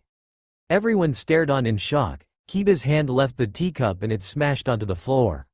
Akeno looked at them, her hand frozen with chess piece in it trembling. Issei, who just recovered, slumped to the floor again in shock. Asia had her hands held to her mouth, her eyes going wide at the revelation. Later Riser was sitting on the couch sipping some tea. "Riser is hurt you didn't tell them about me, Rias. We are getting married after all," he said, moving his hand up her leg. Naruto anger along with the rest of the peerage started to rise. Who did he think he was, feeling her up like that in a place like this? Rias suddenly stood up. "I'm not marrying you, Riser. Why do you to be such a pain and keep pursing me? It would be better if we just break this off," she said, facing away from him. You know we can't do that. Making sure that devils stay pure-blooded is top priority now that our numbers have weakened drastically. Rias would still not give in. I don't care if pure bloods are dying out, I will marry who I chose. End of discussion, Riser.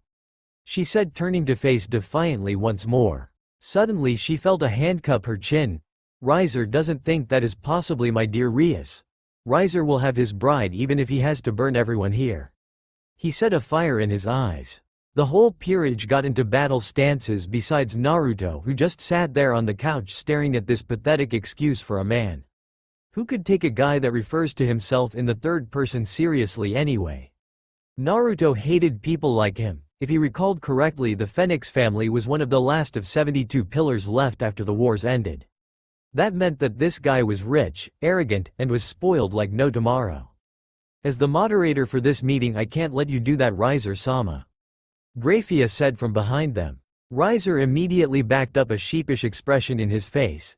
Even I, the great Riser, would not be brave enough to take on the ultimate queen of Lucifer-samas himself. My future brother-in-law wouldn't be happy with my actions if I were to attack. Riser said, backing off. Wait, did you just say that Rias has a brother and he's the strongest Satan in the underworld? Naruto asked, while Issei and Asia looked in awe. Oh, and who might you be? Riser turned to Graphia. What is a lowly human doing here? He asked her, not deeming Naruto worthy enough to ask directly. He is a magician and a friend of mine. Just like everyone else in my peerage, he can be here.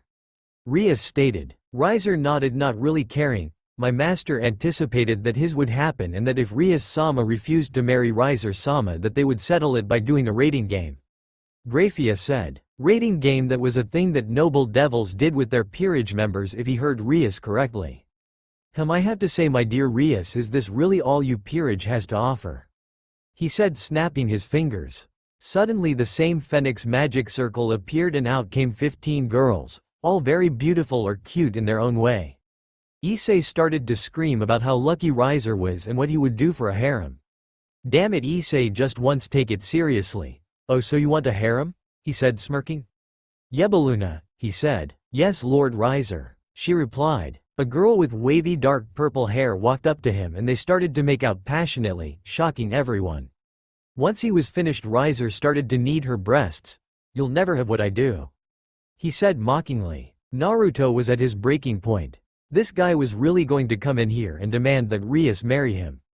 Marriage should be about love and passion, not because of trying to keep a bloodline pure. Then he had the audacity to declare he had a harem and started to make out with one of them in front of his future wife. What was worse was that the girl seemingly enjoyed it. What was up with these people? Listen, I don't care if you're a Phenex or not doing all the shit you are now. It's disrespectful in front of any wife, and you don't deserve anyone after what you've shown us. Naruto said, standing up. Yeah, I agree with Naruto. I'll beat you to a pulp if you even think about having Bucko marry you. Issei said, activating his sacred gear. Riser looked mad as he let go of his servant. You dare insult me? I'm the great Riser and you'll pay for what you said, screamed Riser, lighting his hands on fire and dashed at Issei. Before anyone could blink though, Naruto appeared in front of Riser, grabbing his punch one-handed. Unhand me, you worthless human, he yelled. Make me, he said daringly. Enough, Riser-sama, if you have another outburst like that I'll tell Searsex-sama. Graphia said. They both growled, looking into each other's eyes before backing off. My dear Rias, as my wedding gift to you all, let your peerage train for 2 weeks before the games begin. Goodbye, he said before teleporting away with his peerage members. Shit just got a lot more complicated. The next day, Naruto was currently in his last class for today, his mind not even paying attention to the lesson. He was so mad and annoyed right now. First that stupid Riser prick comes in and ruins everything. But now Rias won't even let him train her peerage. When he asked Rias why, she said that she had to be the one to do it. What Naruto didn't know was that her parents had actually set this up on purpose. They knew that Rias would lose in a rating game to Riser no matter what, so that's why they put it in place. They didn't think she was strong or smart enough to outgun Riser, so as such they deemed her unfit to choose a husband for herself. It was selfish, yes, but she would prove to her parents that she was capable without anyone's help. Also, not only that, but it might have been a violation of code. Since Naruto wasn't technically in her peerage, he wasn't allowed to go. Your strength was supposed to be yours only in this game, and Naruto was an unknown variable and an outside source that would be considered cheating if they got help from him. If Riser caught wind, he could declare the march to start before they were ready. So here he was stuck in French, staring off into space, his mind wondering what to do. Rain. Alright class, remember to practice future tense conjugations. Naruto heard the teacher say before he rushed out of the room. On a side note, he didn't have anything to do. Without the peerage there were no kick-ass missions to go on and he was bored as hell. He was walking back to his apartment intent on watching some more of his favorite show, The Walking Dead. There was so much great stuff in this world, he would have never enjoyed any of this stuff in Konoha. Taking a shortcut through the forest, Naruto sighed and stopped. Whoever you are, come out, I know you're there. He called out. A girl with long dark black hair and slitted yellow eyes came into view laying on a tree. She also had black cat ears and a tail. She was wearing a revealing black kimono, with a yellow cloth tied around her waist and some weird-looking balls tied to the end of them. She had a very good-looking figure that Naruto found attractive. Was every woman in this world Y as hell? You managed to spot me. Well, it's not a surprise considering who you are, Whiskers-kun Nya tilde. Really, first Foxy-kun, now Whiskers-kun. Why does everyone always care so much about his whiskers? Who am I exactly? He asked. According to your school record, you're just a normal student named Uzumaki Naruto, but I know that's not what you really are, Nya tilde. Naruto titled his head and looked at her. She looked like to be a Nekosho from the feeling of chakra and nature energy she have off. So you know that I can use senjutsu? She nodded. What I'm wondering is how can a human utilize chakra and senjutsu, Nya tilde? That verbal tick was adorable, but he just answered her question with a shrug. I was just born this way, he said, not really thinking this girl was a threat. She kind of looked interestedly at Naruto. Your power is amazing for that of a human, and you have senjutsu too. I also sense you're hiding back a lot of power. She started smiling coyly, but honestly she didn't know how much more of his power he was hiding. You see, I'm with the fallen angels, and she was cut off when Naruto moved behind her so quickly she would have sworn he wasn't there in the first place. He placed a kunai to her neck and got rid of his happy persona. What do the fallen angels? If she was startled, she didn't show it. In fact, she seemed to be happy about how quick he was. Oh come on, Whiskers-kun. You don't think I am with those stupid fallen angels that disobeyed orders and caused problems for your friends? Nya tilde, she said. Naruto seemed to think for a moment. He guessed it was really possibly that all fallen angels weren't all bad, and that little group was acting independently. He couldn't hear any deception in her voice either. He slowly moved the kunai away from her neck and asked, Alright, what do you want though? He said, putting his kunai back up. Simple, I just want to play Nya tilde, she said slowly while trailing her hands down her body. Naruto blushed and looked away at the implications. You went to the wrong guy. The first don't even know your name, he said, sitting on the branch, back against the tree. She looked at him mischievously. My name is Kuroka, and why can't you play with me? I just wanted to spar, Nya tilde, she said, loving the startled look on his face. Spar, yay, I can spar, but why would you come out here just to spar with me? He said suspiciously. Let's just say I'm very interested in you, Naruto-kun, very interested, Nya tilde, she said, leaning closer to him. Naruto shivered at her tone and backed away. Why did this girl show up? He already had a Kano teasing him like crazy, now her too. Sure, we can spar if you want to, he said awkwardly. She smiled at him. As a bonus, I'll take you to the Fallen Angel headquarters for dinner, Nya tilde. He looked to the side. One hand, it would be cool to see what was up with the Fallen Angels and what they did. On the other hand, this could be a trap for him. His senses were saying this girl wasn't lying and she wanted to do all those things, but you could never be too careful. Even if she was lying, Naruto would just use his powers to get out of it, so he agreed. Okay, let's go. It would be fun to go against a girl who could use senjutsu. This fight was going to be his toughest yet. Alright, let's roll, Kuroka, he yelled. She gave him a teasing smile and disappeared from view, and Naruto had to bend backwards to avoid a kick aimed at his face. He jumped off the branch and landed on the ground, blocking a punch to his chest. Despite the delicate appearance that this girl had, she was incredibly strong and fast. Naruto actually had to put some effort in blocking her attacks. He quickly back up for a moment, activating Sage Mode. Now that he had the sage's body, he could pretty much activate sage mode just as fast as Hashirama. She swiped at him with her hand but leaned a little to the right to avoid it. Naruto decided to aim kick at her side. She actually managed to block it. Naruto wasn't anywhere close to his full strength, but he still put a good amount of force behind that kick. She grabbed him by his leg and threw him against a tree. He managed to correct himself and stick to the tree with chakra. Interesting, I've never seen anyone use chakra like that. Nya. She said. He pushed off the tree and aimed a kick at her face. She ducked and tried to hit him in the air where he couldn't move, but he disappeared and kicked her on her back. She grunted from the impact of the kick but still held strong. Her hands started to glow and she said, "Let's kick this up a notch."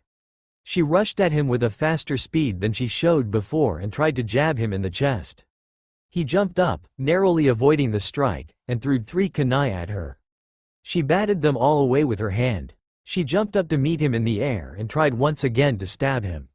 He smirked and flipped his body in midair and delivered a hard axe kick to her head. She let out a noise before crashing into the earth, scattering dirt everywhere. Naruto landed on the ground thinking he overdid it a little. When the dust, he was surprised to see her unharmed and running towards him.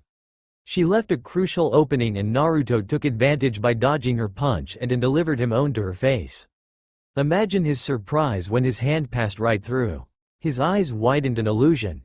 He was always bad at genjutsu and now it cost him a little. When he turned around, he felt a hand push into his chest and he skidded back a little but otherwise was perfectly fine. "What? You should be on the floor right now, that should have severed your ki flow." She yelled. "Ki flow?" Naruto asked. She backflipped onto a tree branch. "Ki is the thing that is inside every species on this world. But now that I'm searching for it in you I can't find anything." She actually showed surprise at this. He shouldn't be able to live without ki, but he was perfectly alive and breathing. Naruto understood what this meant. This ki was like the chakra system in his world.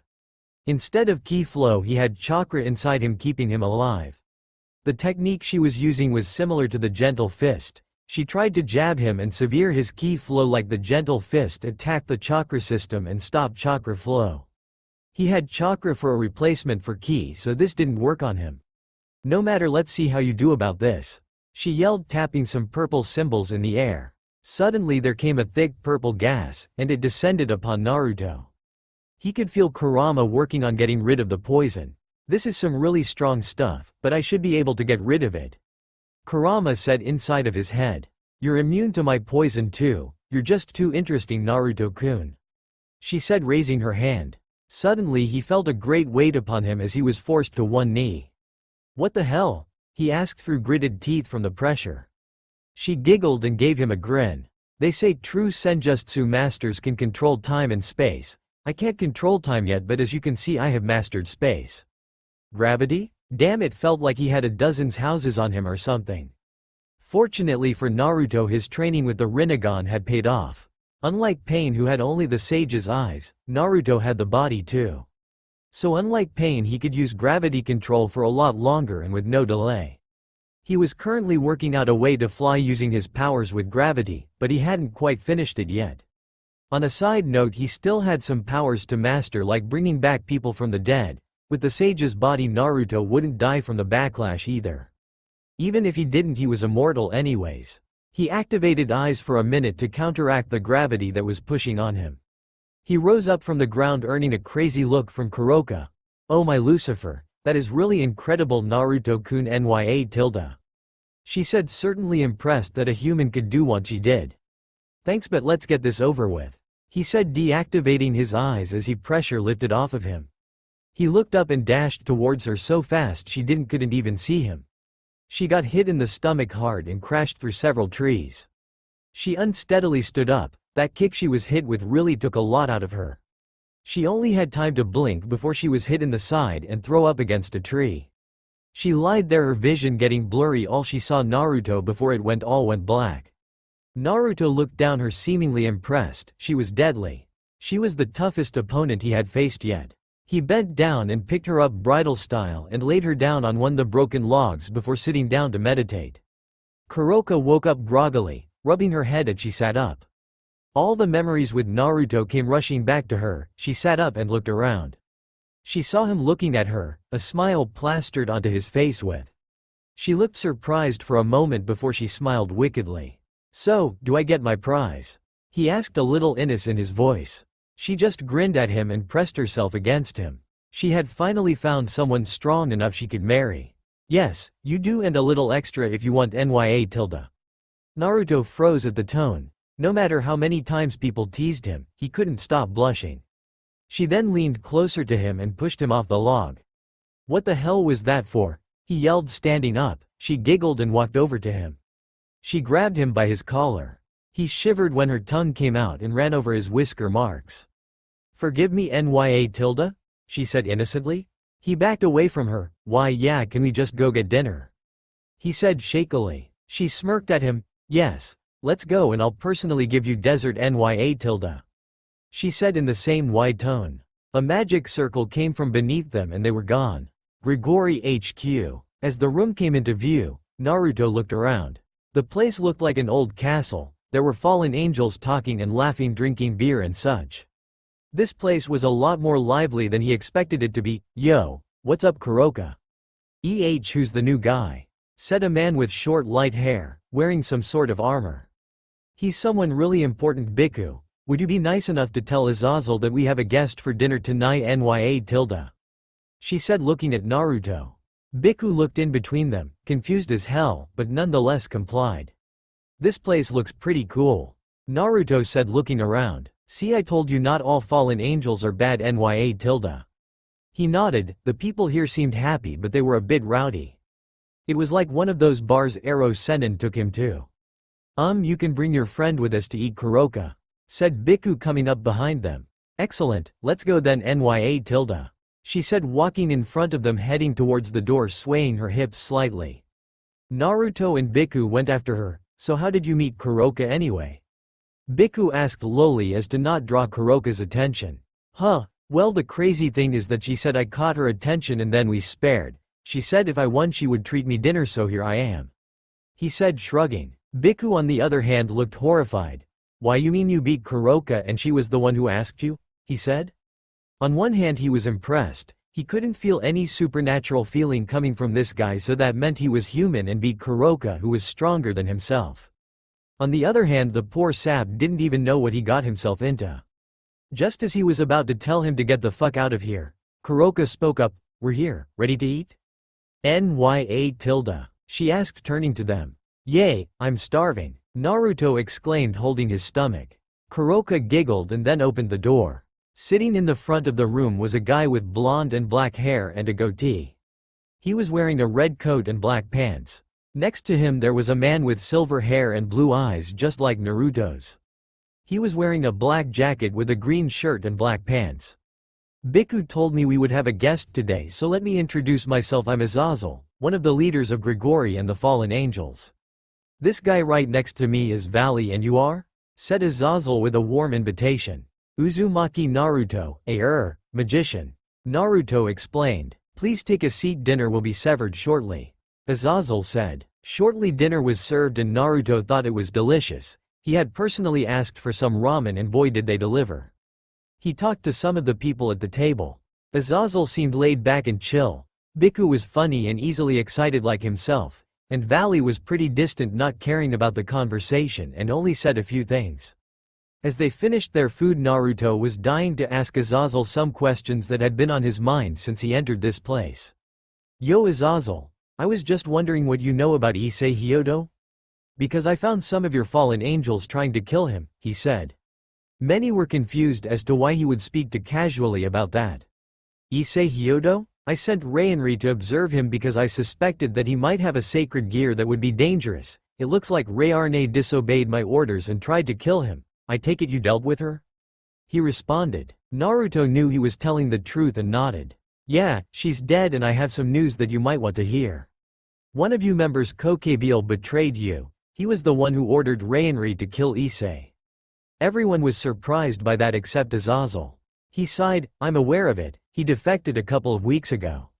I tried to keep it under wraps so it wouldn't cause an outburst," he said. Naruto nodded. There sure were quite a bit of traitors in the faction. "But I'll deal with that. Tell me how you and Kuroka met each other." he said, interlacing his fingers. Well, I was walking home after school and she said she wanted to spar with me for some reason. Once again everyone became surprised at what this meant. So we spared and I ended up winning. I knocked her out and beat her in the end. Azazel looked on, grinning, a glint in his eyes. Valley looked a little surprised at the information. If he beat Kuroka, maybe Naruto was another strong opponent that was worth fighting and he would finally stop being asked to marry Kuroka for good. Even though Bhikkhu already heard this information, he couldn't help choke on his water. "Ah, I see, so Kuroka found another candidate for marriage?" Azazel asked, laughing internally at Naruto's frozen face. Marriage? What the hell are you talking about? Azazel just kept grinning. Kuroka here admires strength, and she considers herself strong. She is looking for someone as strong or stronger than her to marry her, he said, trying to hold back his laughter. Naruto just sat there, his mouth open, frozen in place for minutes. He was snapped out of his stupor when cold water hit his face. He shook his head side to side. "What the hell, I can't get married," he screamed. Kuroka pouted cutely and looked up at Naruto. "Why am I not good enough for you, Nya?" Fake anger seeping into her voice. "No, that's not it at all, it's just, I want to get married to someone I love, not someone I just met," Naruto said. "Oh, you'll get plenty of time to get to know me, Naruto-kun, Nya," she said in a low tone. Naruto for the life of him couldn't stop blushing when she did stuff like that. He coughed. "Isn't there any way we could take the spar session thing back?" he asked, trying to resolve the situation. Valley snorted. "Good luck with that. I repeatedly rejected her and she never quit trying to pursue me. I just beat her in a spar just like you did and she never stopped until now." Naruto ran through his options. This was insane. He was 17, damn it, he couldn't get married. A little part of him told him to go through with it since he could get a Y-ass wife, but his logical side squished the idea. Damn, what choice did he have? He couldn't get married, but she wouldn't stop going after him until he did, so he was cornered. Came his reply before he suddenly dashed out the room. "He thinks he can run away, that's cute, Nya." Kuroka said, following after him. Azazel just sat in his chair, grinning, clearly amused by the scene. He then sighed. He had a job for Kuroka to do, and from what he could tell, Naruto was really strong. He had been impressed when he heard that Naruto had beat Kuroka, but now that he was face to face with him, he could tell Naruto was some sort of strong being or entity. It had took him a while to figure out what his power level was because he hid it so well. Even then he couldn't fully determine how much power Naruto had. Thankfully Naruto was a good kid. He could see in Naruto's eyes there was a lot of hardship, but also there was a lot of warmth and compassion. Azazel didn't worry too much. He could tell Naruto was loyal to his friends. 10 minutes later, Kuroka was laid across Naruto's lap while Naruto just looked around awkwardly, trying to ignore the things she was doing to his lower areas. Azazel had wanted to keep the meeting confidential, but Kuroka refused to let go of Naruto, so Azazel reluctantly took Naruto into the room. "I've called you here to discuss a matter that has recently popped up," Azazel said seriously. Naruto was a little startled at his voice. He seemed like such a laid-back guy. "Some fallen angels have decided to betray me. My sources tell me they're working for Kokabeel. It just so happens there's a lot of them, and some exorcists they have taken with them have some important sacred gears," he started. "These sacred gears are probably a higher class sacred gear and are very powerful. I want Kuroka to retrieve them and take out the traitors. They're located in Paris, France. Now be very careful, Kuroka. I don't want this sacred gear destroyed. It will aid me in my research to make an artificial one," Azazel said. Naruto looked excited at that. He really wanted to go, but he had something on his mind. "I thought sacred gears were things you're born with? How are you going to make one?" he asked. "Valley is one of the sacred gear users I know, and his is too powerful to try and copy or tinker with. I was hoping if Kuroka got these, then the power level would be low enough to copy or simpler to understand. So it is imperative she get these gears so I can make some progress," he said. Naruto looked at Valley. He kind of noticed how he felt like Issei when he first saw him. Maybe he had one of the Longinus. Naruto then nodded. It sounded good to him. He could see that Azazel was trying to get his sacred gears from criminals, not innocent people. He could maybe get an artificial sacred gear from Azazel one day, if he felt generous enough. Naruto then asked a question. "Could I go with her?" he asked. He was going to be alone for the next 2 weeks anyway, so he might as well go and get to know his new friend. Why do you want to go? Asked Azazel. It's not like he would say no, he wouldn't want to deny a basically office level being or perhaps higher. I'm going to be alone for some time and I want something to do, plus just think of it as a helping hand. Naruto said, smiling. Or maybe he can't wait to spend time with me alone. Nya. Kuroka cut in, snuggling herself into his chest. Naruto blushed at what she was doing and tried to keep his attention on Azazel. Of course you can go, Naruto, thanks for the help, I'll owe you one. Azazel said, wondering what Kuroka was going to do with the poor guy during the trip. Valley and Biku, I have some other stuff you guys need to attend to. Azazel said as Naruto and Kuroka walked out of the room. Azazel didn't know what to think. Naruto couldn't just go on to be unnoticed. He didn't know whether to inform everyone or keep it a secret, since who knows what news of another being like Office or Great Red could cause. He didn't look like he was a threat, and to be honest Azazel kinda liked him, so he was leaning more towards the secret option. You ready to go? Nya. Kuroka asked. Yay, let's roll. So Paris, how is it?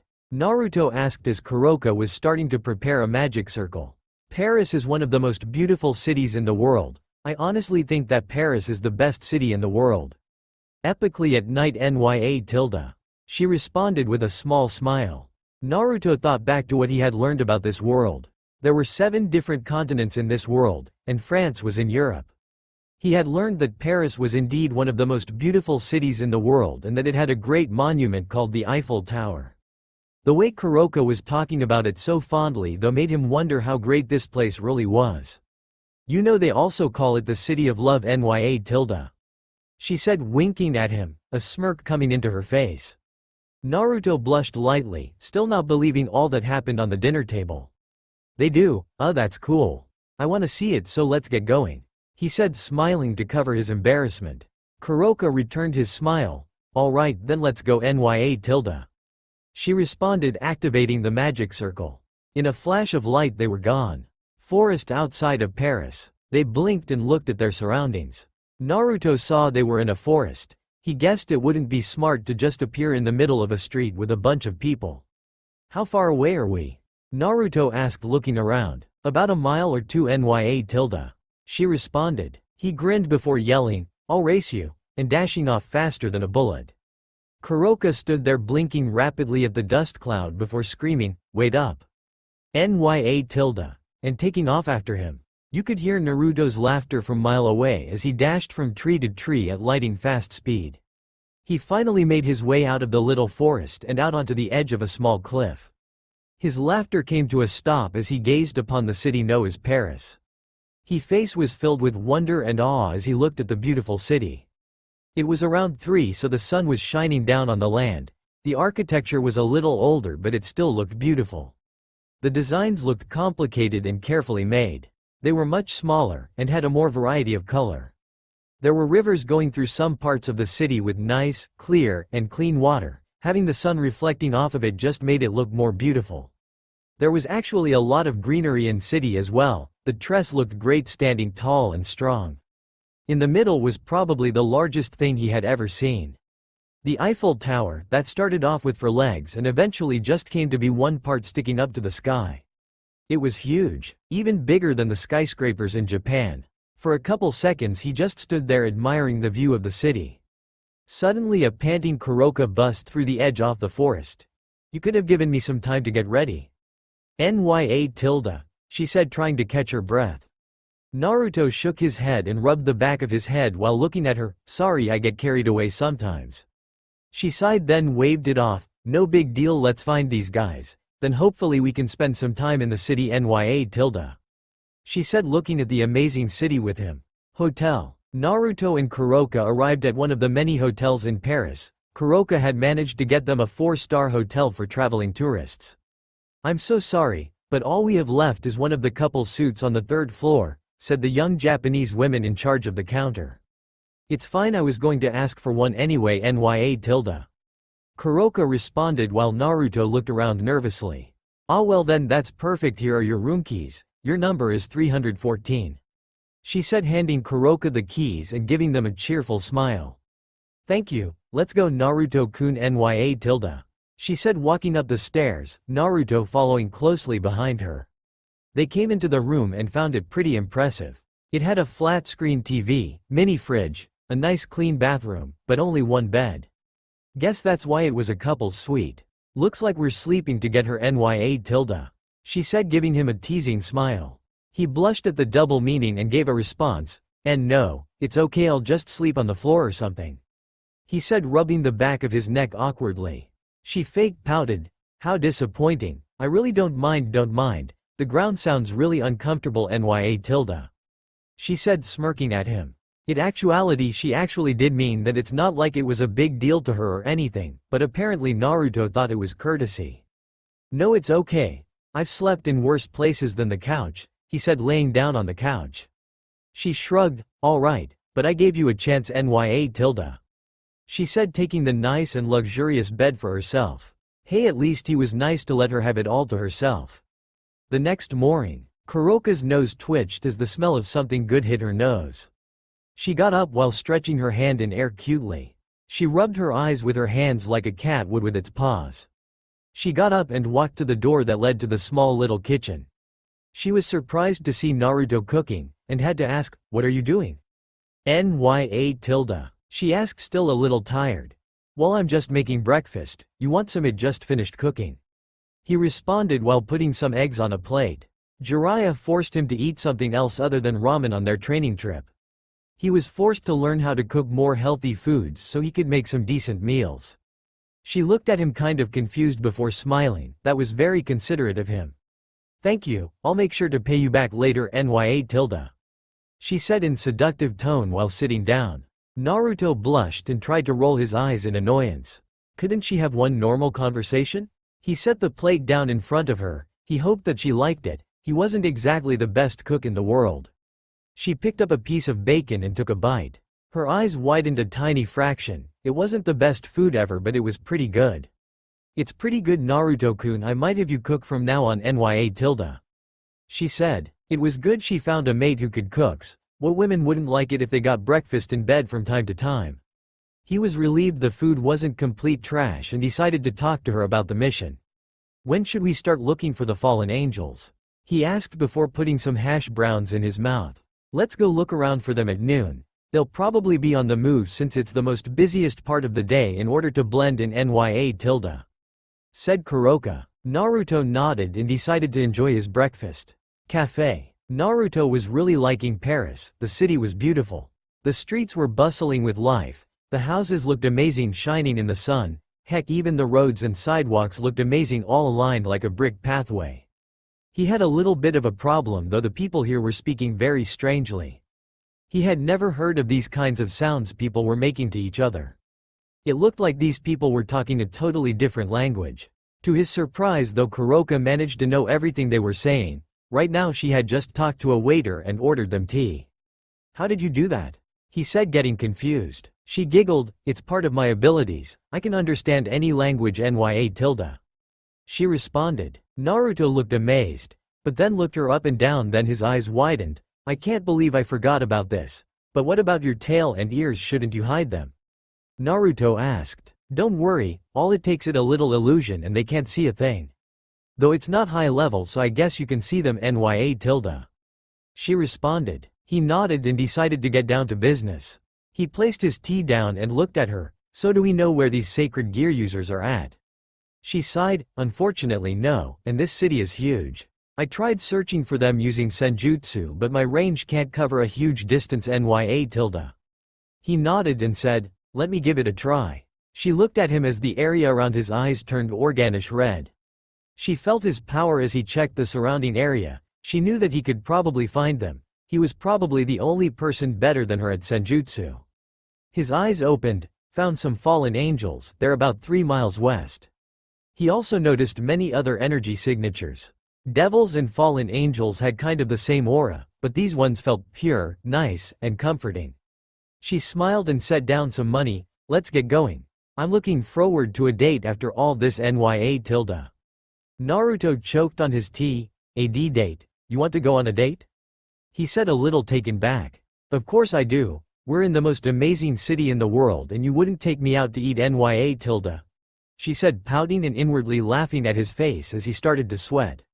He started spewing nonsense before Kuroka shut him up. We can talk about that later, let's go and confront these fallen angels nya. Saving him from further embarrassment. Streets of Paris. After using Naruto's amazing sensing abilities, they found the fallen angels pretty quickly. Currently they were tailing two men. One of them had black spiky hair and green eyes. The other had smooth blonde hair with brown eyes. The first one was wearing a black jacket with a white shirt and black pants. The other was a blue coat with a yellow shirt and back pants. They were walking and talking about random things. Naruto and Kuroka needed to get them into a secluded area so they could confront them. How do we get them off the street? Naruto asked, walking beside Kuroka. She smirked, leave it to me nya. She started walking faster and came up behind them. She suddenly bumped into them, making both of them stumble forward.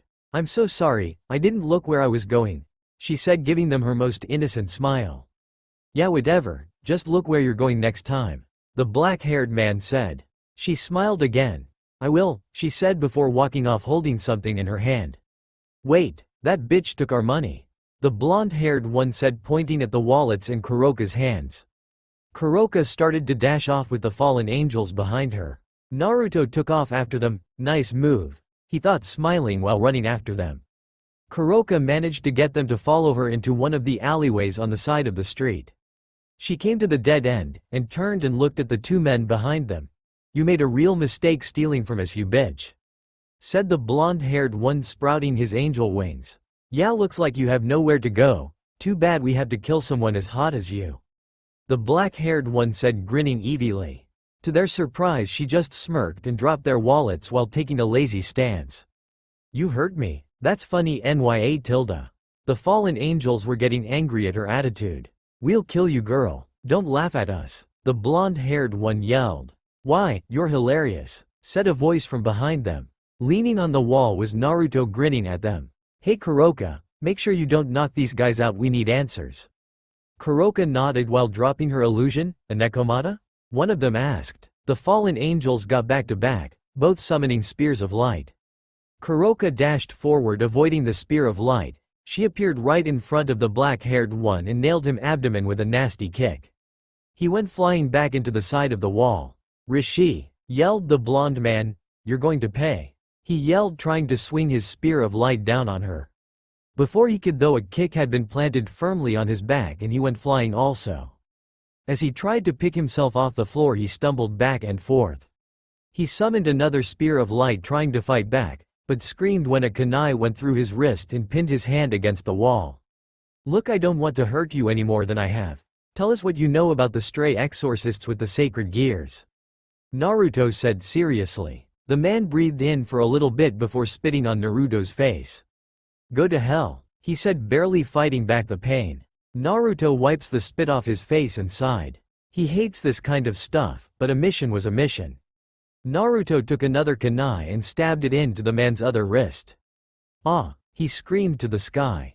Talk, Naruto said. Never, the man said through gritted teeth. The man's arms were pinned to the wall. Naruto charged his hands with electricity and zapped the man's chest. He screamed again, louder than before. It was a good thing he had put up those silencing seals.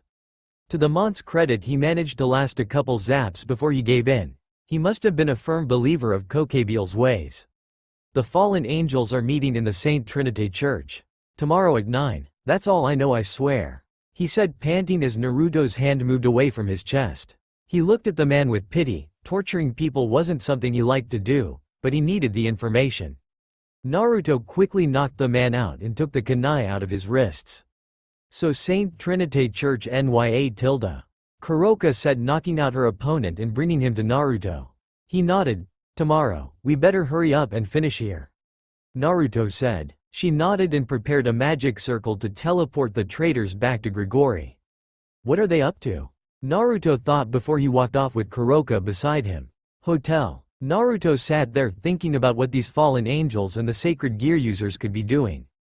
He was alone in their hotel room, just staring out of the window. Man, was Kuroka was right, the buildings and streetlights were shining with bright light in the nighttime air. It was quite nice to look at that. Speaking of Kuroka, he wondered where she was. He turned to find her right behind him leaning on the bathroom door. His eyes widened when he looked at her. She wasn't wearing anything besides towel wrapped around her body. Her breasts were threatening to spill out of the towel too. Naruto's face went bright red. What are you doing? Naruto squeaked out. I'm just about to take a shower nya. She responded casually. Oh, that's okay I guess. Naruto said, getting himself under control. He looked the other way as to not have a similar reaction. She smirked, walking up to him, and turned his head, forcibly making him look at her. He looked at her, a small blush coming onto his face. She suddenly said, do you want to take a shower with me? It will save some water nya. She said in a seductive tone. When those words came out of her mouth, Naruto couldn't help but imagine a very naked Kuroka with hot water running all over her body. He could imagine those breasts of hers moving around while she washed them with that mischievous look she always had. His face went entirely red as a bulge started to grow in his black pants. He quickly jumped away from her and onto the bed face first, trying to cover his area. Oh, you seem quite excited at that idea nya. Kuroka said, obviously taking note of his actions. He buried his head into the pillow, trying to forget those images. But wahaha, you're still getting flustered over silly shit like this. These women amuse me, though I suppose it's just as much as you who is still the little punk-ass kid who gets embarrassed by a little teasing. Kurama laughed from inside his head. Naruto grit his teeth. He would show Kurama. He was Naruto Uzumaki, the man who took down Akatsuki members, fought the nine-tailed fox and won, and defeated the Jubi.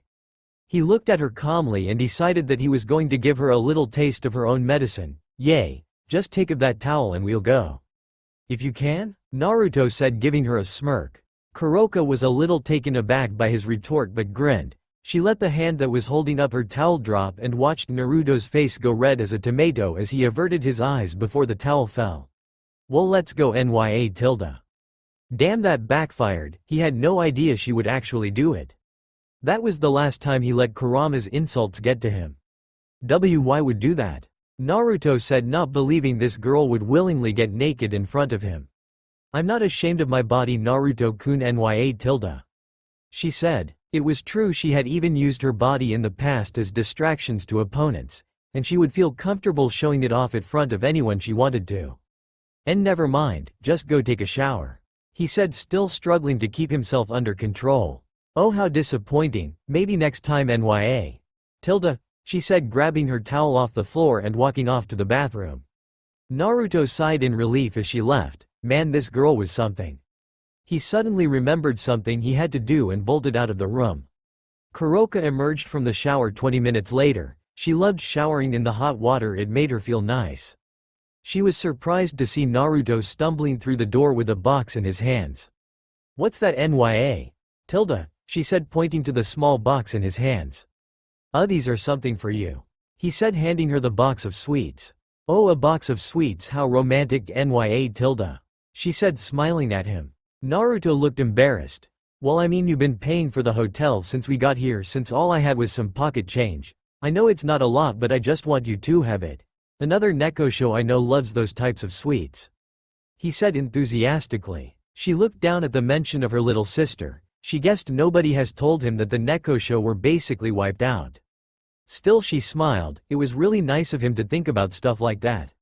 She had a lot of money from all the missions she did, so it wasn't really a problem, but she guessed he was just kind like that. Thank you, I appreciate it nya. She wasn't exactly a romantic, and he just did it because he felt bad that she was paying for everything, but she would be lying if she didn't like getting chocolates from a guy. Despite her attractive looks, she had never experienced this before. This and cooking is the least I can do. He said, smiling at her. She nodded. Are you sure you don't want to sleep with me nya? She asked, going back to her playful self. Nah, it's good, you can have the bed, he said, lying in the couch and closing his eyes. Tomorrow was going to be hectic. Saint Trinité Church. Naruto and Kuroka arrived on the scene 5 minutes before the meeting was supposed to start. Do you think the sacred gear users will be here? Naruto asked. I don't know, it's a possibility that they are here for the meeting or in hiding just in case nya. She said. They were both looking through a window on top of the roof. The building was really old, probably made a couple hundred years ago and abandoned. The fallen angels started to file into the room while Kuroka and Naruto started to mask their presence and listen in. What's the next step in Kokebile-sama's plan? Asked a fat man. Our goal is to reignite the great war between the factions, so as such we will need to cause a commotion with the angels in the area. Said a skinny man with brown hair. Angels, Naruto thought. Were those the beings he felt when he entered Sage mode? How about the devils, what will we do with them? The same fat man asked. Kokebile-sama said he would deal with the devils soon enough and that we should focus on the angels. Said the skinny man. Naruto thought he better warn Rias as soon as he got home. What are we going to do? Asked a man with black hair. Simple, all we need to do is destroy one of the most precious things they own and the angels will start begging for war. Said the same skinny man. Precious things? Said a man with blonde hair. We have information that the angels' source of holy water is here in Paris. All of their holy water comes from inside the Sainte-Chapelle. Along with our sacred gear users, we'll take out the holy water. A war is sure to break out. They all cheered at that. Someone go deliver the news to our exorcists and fallen angels at the other church. Said a brown-haired man. Right away, sir. Said a man dressed in a tux. The man then decided to fly out a window in the corner in order to reach the sacred gear users. Fuck the peace, the fallen angels deserve to rule all of heaven, earth, and hell. Someone yelled and received a large cheer in return. Naruto and Kuroka were absorbing everything they had learned. They were trying to start a war to rule the other worlds? Naruto couldn't help but be furious. All the death, destruction, and chaos just to become number one. It was beyond stupid. War was a terrible thing and there was no way he was going to let it happen. Come on Kuroka, we need to prepare for the attack. Naruto said, walking down the roof. Kuroka quickly followed, but suddenly the roof gave out beneath her and she started to fall. Naruto quickly ran over and grabbed her arm before she fell. It's alright, I got you. He said, pulling her up. It's not like she needed help, but the author decided to make it like a cheesy romance movie. Thanks for the save. Looks like I can count on you Nya. She said, getting close to him and putting a hand on his chest. Naruto was about to show his embarrassment, but he heard a shout, someone's out there. Damn, that roof breaking must have caught their attention. Suddenly a huge amount of fallen angels came crashing through the window, smashing the stained glass into a million pieces. Who are you people? Said the head fallen angel. Don't worry about it, you won't be alive long enough to be worth it Nya. Said Kuroka, giving them a snarky response. Their anger was rising. It doesn't matter who you are, you're going to die right here. We can't let our plans get out. Said the man with the black hair. When Azazel said a lot, he didn't that there to be around 100. But it made sense. Kokebile was a leader of Grigori and had a lot of sway. They all summoned spears of light and grinned evilly. Kill them, yelled the fallen angel, swiping his hand forward. At once they all threw their spears of light at the same time at Kuroka and Naruto. Kuroka made a move to dodge, but before she could, Naruto stepped in front of her. He started going through hand signs before yelling, wood style, domed wall jutsu. Suddenly wood bursted out of the roof and created a dome around both of them. All of the spears stabbed into the wood but couldn't break through. This is new Nya. Surprised that he could do this kind of thing. Yeah, but once this wall goes down, you think you can handle the ones on the right? She grinned. Of course I can Nya. He nodded and let the jutsu go. Never seen anyone do magic like that before. Said one fallen angel. Doesn't matter, just kill him. Said another. Naruto and Kuroka looked at each other before smiling and dashing off towards the fallen angels. Hundreds of light spears were thrown at them. They dodged around all the spears, dashing left and right. Scattered pieces of the rooftop went flying in all directions. Naruto could see Kuroka engage dozens of fallen angels in hand-to-hand combat out of the corner of his eye, her senjutsu enhanced strength bulldozing straight through them. Naruto returned his focus to the opponents in front of him. He went through some signs as the fallen angels started to summon more spears of light. Earth style. Dark chasm jutsu. Naruto yelled before slamming his hands into the floor. The fallen angels began to stumble as the roof beneath them began to shake. Suddenly the roof split open and some and the fallen angels started to fall through. Naruto grinned as they fell down. He managed to take out a huge chunk of them there. He stopped grinning when they just flew back up. You know we're fallen angels, right kid? said a fallen angel mockingly while everyone else laughed. Naruto's sweat dropped. Yeah, forgot they could do that. He thought before he was forced to dodge out of the way of a light spear. How about this water style? Water bullet jutsu. He said before he spewed a large amount of water from his mouth. The attack hit dead on and the fallen angels got hit hard by the strong torrent of water coming their way. As the fallen angels started to get up, Naruto made a cross seal with his hands, shadow clone jutsu. He said before a clone popped up next to him. They both started going through signs: fire style, great fireball jutsu, wind style, great breakthrough, said both of the Narutos before exhaling a large gust of wind and a fireball. When the attack hit, a huge dun of fire erupted and even Kuroka's opponents turned to look at the blast. The attack destroyed a huge part of the church. As the smoke cleared, the fallen angels were on guard after seeing what Naruto could do. They were surprised to see him gone as the dust finally settled. They ran away, laughed a fallen angel. The others started to laugh along with him, getting their confidence back. Then it all went away as soon as they saw a yellow flash come behind the fallen angel who made the comment. They became even more horrified when a kunai found its way through his throat. Naruto turned around and started dashing into the heart of the small group. He slashed left and right with a wind chakra-infused kunai, breaking the spears of light that came his way. There was no mercy. The fallen angels couldn't hit him no matter how hard they tried, and Naruto just cut them down one after another. The few fallen angels that were standing were wet, all about to piss their pants. Naruto jumped back, deciding to finish his openly soft with one move. He placed his palms on the floor before saying, wind style, geyser eruption jutsu. The roof broke underneath the fallen angel's feet and out came a huge pillar of swirling air. The force so great it broke apart other pieces of the church and sucked it into the mini tornado.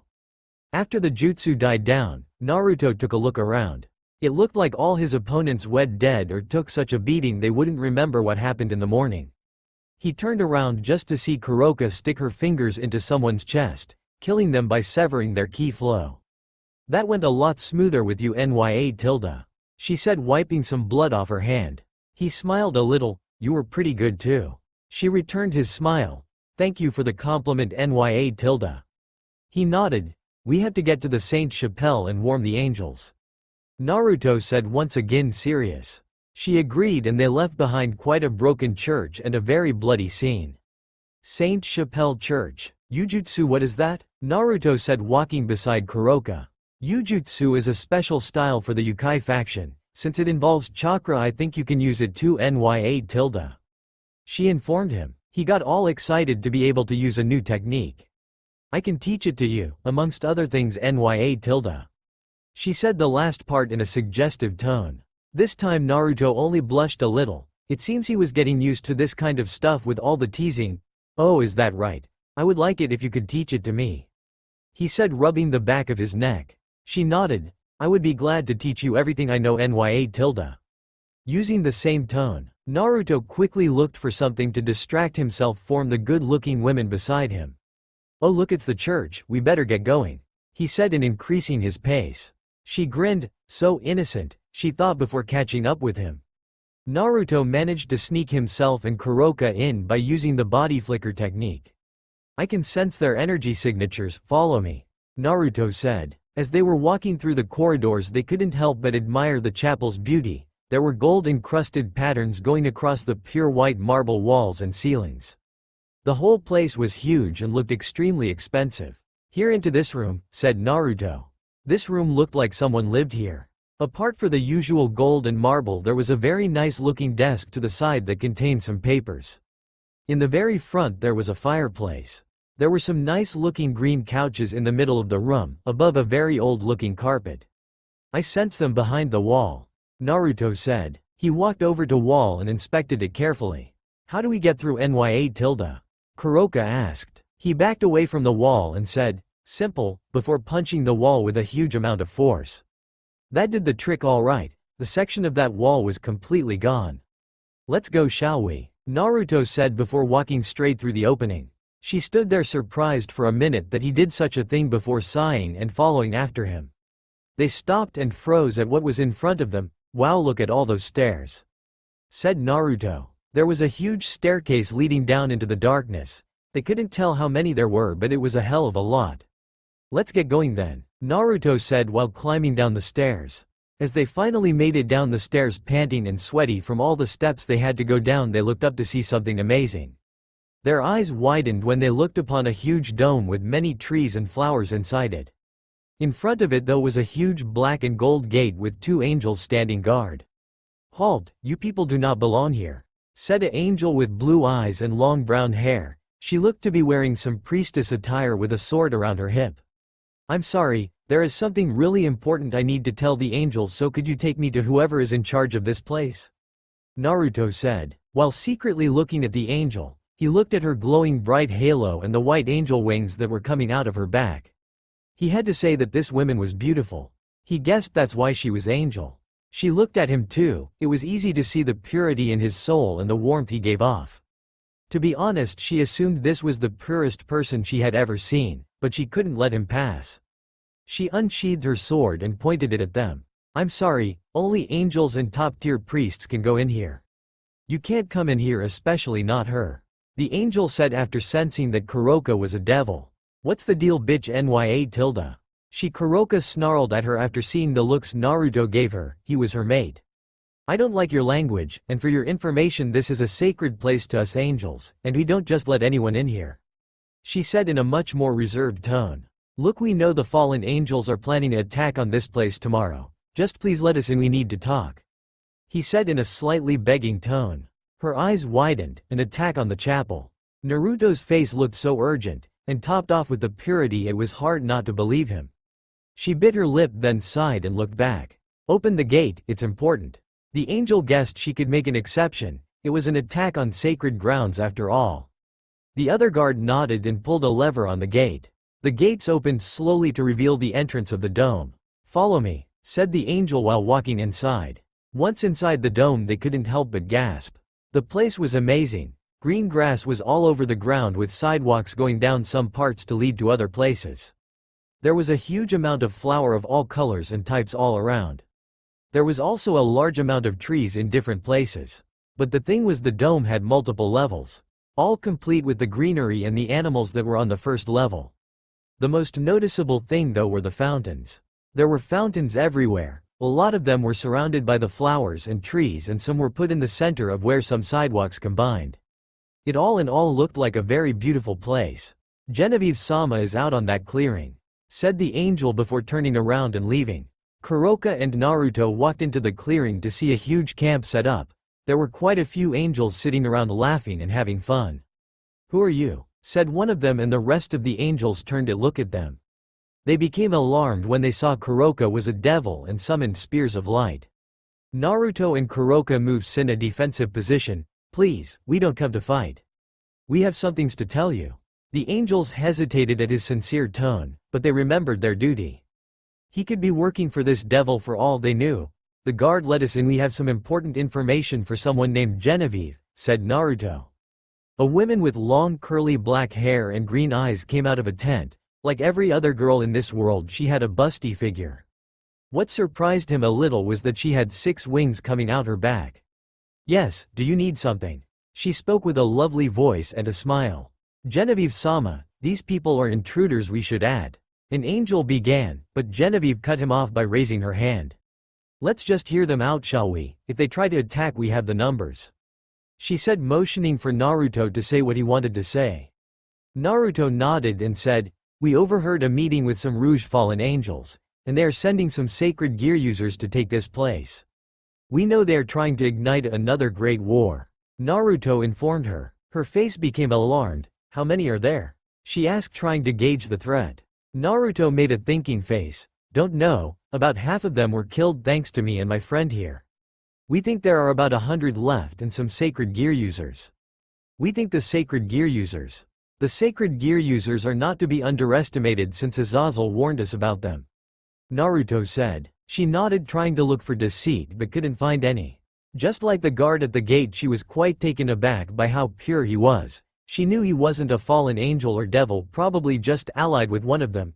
"Thank you for dealing with the fallen angels and the tip, we will prepare for the attack." Naruto responded by saying, actually we want to join in on the defense. Azazel told us to capture these scared gear users. She smiled at him, thank you so much child, we would be more than grateful for your help. Hey, all the more help the better, and if they were sent by one of the leaders of Grigori himself, they must be powerful. Everyone, we have enemies coming here tomorrow. Set up the defenses, yelled Genevieve. Immediately all the angels began moving around the camp fast and feverishly. Could you please follow me? Said Genevieve going into one of the tents. They followed her inside to see it was quite roomy. I think we should be able to handle it, we have defensive systems and a good amount of angels too. The angels said as she looked towards them. I was expecting more angels, how come you have so little? Naruto asked. We kept this place a secret and it hasn't been found out by anyone but the angels for centuries, so we don't have a huge army here. Even though this place is incredibly important, over the centuries we thought no one would attack, so angels started moving to other areas. I wonder how they could have found this place, she responded. I know you're already helping in the attack, but could you please help the angels set up the barricade? Genevieve asked politely. Kuroka sighed, but Naruto looked ready to help, sure we'll be glad to help out. How could he refuse such a nice woman? As they were about to leave, Genevieve said one more thing, S3 will be in the main water source area so we can defend the most crucial part of the system if it comes down to it. They both showed that they understood and left the tent. After they finished setting up the defense for the attack, an angel led them to a tent. Please, you have had a long night, could we offer you a place to rest for the night? He said, pointing to the tent. Naruto thanked him, these people had been rather accepting. They both went inside the tent to see only one conveniently large sleeping bag. Looks like we're sleeping together nya. She said, smirking at Naruto. He swallowed, why yeah I guess so. He looked to see her already laying down on her side, her hand propping up her head. You coming or what nya? He steeled himself and lay down on the bag. He immediately felt arms wrap around him. Tonight was going to be a long night. The next morning, Naruto woke up groggily, rubbing the sleep out of his eyes. As he tried to sit up, he noticed a heavy pressure on his chest. He looked up to see Kuroka sleeping softly on his chest. He actually didn't get embarrassed for once, instead he actually smiled at her peaceful face and how she was curled up in a ball, like a cat. He decided they needed to get to where Genevieve told them to go, so he needed to wake her up. Kuroka, get up, the fallen angels are going to come any time now. He said, shaking her gently. She stirred and sat up with one hand in the air, meowing like a cute kitten. While sitting on his chest, she looked down and grinned. Did you have a nice sleep nya? He rolled his eyes. Yeah, it was great, we had to go meet Genevieve. He said, trying to get up. She just pushed him back down and laid on top of him. She then moved her face close to his and said, let's just stay here for 5 more minutes nya. Giving him a flirty smile. He blushed at the words. He might have been able to resist some of her teasing, but not this. Excuse me, but Genevieve-sama requests your presences, said an angel awkwardly at the entrance of the tent. Naruto thanked God for getting him out of that situation and responded, right away, Kuroka? He said, looking at her. She huffed but complied and they both stood up. Lead the way. Naruto smiled at the angel. Holy Water Main Center. Naruto were taken into a huge room on the top floor. The walls were lined with glass and you could see water flowing along the bottom of it, kind of like an aquarium. At the center was a huge fountain almost as tall as the Hokage Tower. Naruto guessed this was the main source of holy water. Genevieve was trailing her hands in the water. This is where all the holy water comes from in the world. This place was made by King Louis IX in 1294. He was one of the most firmest believers in God. Holy water is a way for humans to cleanse their sins and are used by common people to be free from their sins when they come to church. She said, motioning for Naruto to come closer. As Naruto came up, she led his hand into the water, although he was confused when Kuroka just stood there looking nervous. It's extremely important that we keep this safe, or else who knows what would happen to all our followers. Of course, all the information about what holy water did was common knowledge, but to Naruto it was all new. He had to admit running his hand through the water felt relaxing and nice. Here, take a drink, Genevieve said, cupping her hands in the water then raising it to Naruto's face. He didn't really see any harm in cleansing whatever sins he may have committed during his life. After drinking the water he was surprised to feel a little fuzzy feeling in his stomach and he felt happier. You know it's surprising, you're the most pure person I've ever met and judging by how you're reacting you've never had a drink of holy water which is impressive. She said. He then thought back on his past, was he really that good of a person? He guessed the only sin he really committed was spying on those girls for his waijutsu. He would be lying if he said he didn't love the way those girls looked. Lust was a hard sin to avoid. They heard a large explosion. They're here, let's hope the defense was enough to stop them. Genevieve said. 10 minutes later, Naruto was getting anxious. He had heard a lot of explosions and shouting coming from beneath them. The angels were given strict orders to knock out the sacred users for Naruto and Kuroka as a thank you for the warning. Suddenly the large doors to the room opened and in came 4 strangers dressed in the same clothing. They were all decked out in black, with black fedoras and trench coats. Damn, those angels were sure piece of work, it took us forever to get around them. Said a feminine voice. It doesn't matter, Siana, even though we managed to avoid confrontation with the angels we still have some company. Said a man. We'll take them out easy, Drix. Said another Siana. My, what a handsome young man, don't you think so, Vori? Said a woman. I don't swing that way, Issei. Responded Vori. The weird thing about these guys was they looked exactly the same. All of them had black hair and brown eyes, the only exception was the girl named Issei who had purple lipstick on. Unfortunately you stray exorcists won't be going any farther. Said Genevieve stepping up. Vori scoffed. Well, it looks like we have the advantage in terms of numbers. Drix shook his head. Look who we're going against. I don't know about the kid with the silver hair, but we're going against a 6-winged angel and Kuroka the sulfur monosulfide class stray devil. Naruto turned to Kuroka so fast he might have snapped his neck. Kuroka was a stray devil? To him the fallen angels and the devils felt the same, both had a sinister power coming off them. He had assumed that Kuroka was a fallen angel. Of course Naruto didn't know that fallen angels didn't have a reincarnation system. Only people who betrayed their masters or killed them were strays, so what horrible thing did Kuroka do to become SS class? Kuroka looked down, no doubt remembering all the stuff that led to her being a stray devil. Naruto, I'll explain later, just let's get this done first. Kuroka said without the usual NYA. It's not like he had much of a choice, so he pushed all the questions into the back of his mind and focused on the fight. Let's get this over with, said Vori, grinning before a necklace on his neck started to glow a dark black. Dark brown gloves suddenly appeared onto Drix's hands as he cracked his knuckles. A corresponding white necklace appeared on Siana's neck. Finally blue-like gem appeared on Issei's head. Let's see what you can do against Tempest Blast, Naruto-kun. Giving him a teasing smile before the gem glowed blue and a huge storm cloud appeared above all of them. Suddenly a lightning strike came from the cloud and all of them were forced to dodge out of the way. The strike split the floor and left a huge gaping hole. Don't get caught up by vine entrapment, said Drix before slamming his hands into the floor. Suddenly a huge amount of vines and branches shot out in all directions from the ceiling and floor heading towards them. Genevieve flew up and avoided the vines while Kuroka and Naruto were forced to dodge out of the way by weaving through the vines. Naruto jumped back and ran through Seal's fire style pulse blast jutsu. He said before shooting a fireball the size of a basketball at the vines. Once the attack made contact, it exploded in a huge fiery eruption and disintegrated the vines. Interesting, but your fire makes light. Eternal ablaze, said Siana before raising her hand before a huge light blast of light erupted from it. What the fuck? Man, that guys were the problem. Once again Naruto and Kuroka were forced to dodge while Genevieve deflected the Hug's attack with a shield made of light. You can deal with light, but what about Bringer of Darkness? Vori said before raising his own hand.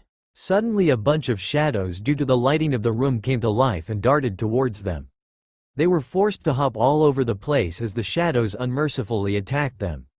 Damn, these guys had some pretty cool powers. This shadow one in particular reminded him of the Nara clan abilities. He suddenly realized something. He grinned as dodged another shadow that impaled the floor. Fire style. Hellfire clap jutsu. He said, clapping his hands loudly. Suddenly a huge ring of fire surrounded all of them, lighting up the entire room. The shadows suddenly disappeared, confusing Vori. Flames can't stop my shadows. He screamed. No, but if the whole room is lit up like this you have no shadows to work with. Naruto said, remembering the flaw in the Nara's technique. In a bright flash of yellow, Naruto appeared behind Vori and sent him flying back into Kuroka with a hard kick. Kuroka turned down her senjutsu a little bit before stabbing her hand into his stomach. He coughed out some blood before slumping to the floor. Damn, that was kind of easy. Naruto said. Don't get confident, he was the weakest, said Siana before throwing multiple balls of light at them. Naruto dodged around trying to knock her out quickly. Before he could strike, Drix came in front of him and blocked his punch. Naruto stepped aside as the big man tried to nail him in the face. Naruto jumped backward, avoiding a strike that was aimed at him, and shattered the floor. Impressive strength for someone without chakra, Naruto thought before dashing towards Drix and trying to kick him in the side. He took the hit with no effect, and gave Naruto a nasty grin. Maybe I should start trying now, Naruto thought before jumping up and delivering a hard kick to his head. Drix went tumbling back before correcting himself and re-engaging Naruto. Kuroka and Issei. How I wish I had such a man with me, she said, watching Drix get punched into a wall by Naruto. Lay off, slut, nya tilde. Kuroka said. Oh, did the cat already claim him? I might have to take him from you. He would look good chained to my bedside, Issei said, licking her lips. So she was that kind of girl. Yeah right, bitch, I'd like to see you try, Kuroka said before she dashed toward her. She was the only one to say UAL stuff about Naruto. Issei raised both her hands to the sky before multiple lightning strikes went off, all aiming for Kuroka. Kuroka dodged them all before with her incredible speed and agility. She came up on Issei, punched her in the face hard. Kuroka was surprised to see a cloud appear in her face before getting smacked to the side and skidding back. She recovered quickly before meeting Issei again and throwing a punch at the midsection. Issei blocked and brought a foot up to kick Kuroka's head. Kuroka managed to grab her foot before twisting and throwing her into the glass. Issei crashed through the glass and let out small stream of water.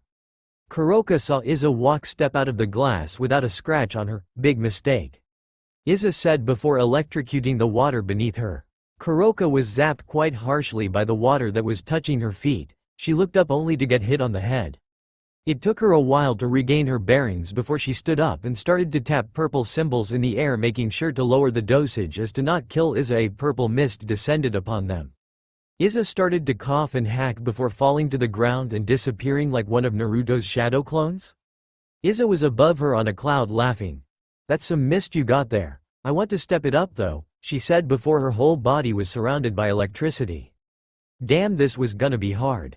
Siana and Genevieve. Genevieve was forced to block another beam on concentrated light as it came her way. Let's see who's better at using light, said Siana before steam of light was sent Genevieve's way. She dodged around it and made a huge spear made of light and chucked it at Siana. She made a wall of light in order to block the strike, and it worked as the light spear disappeared. The wall was then sent Genevieve's way but was cut in half by a huge sword made of light. Genevieve ran towards Siana with the sword in hand and started to strike at her. The sword was blocked one time after another as wall of light came up to deflect them. Genevieve screamed before she slammed the sword with all her might down on Siana and shattering the wall of light. Siana was blown back as the wall shattered and managed to erect a dome of light in time to block Genevieve's strike. Genevieve Pearly slammed her huge sword into the dome as it cracked a little with every single hit. Siana was having a hard time putting up resistance at Genevieve's strength. Finally the dome broke and Siana had to roll out of the way, avoid a sword strike that almost impaled her. She looked up only to get hit by a huge two-sided hammer.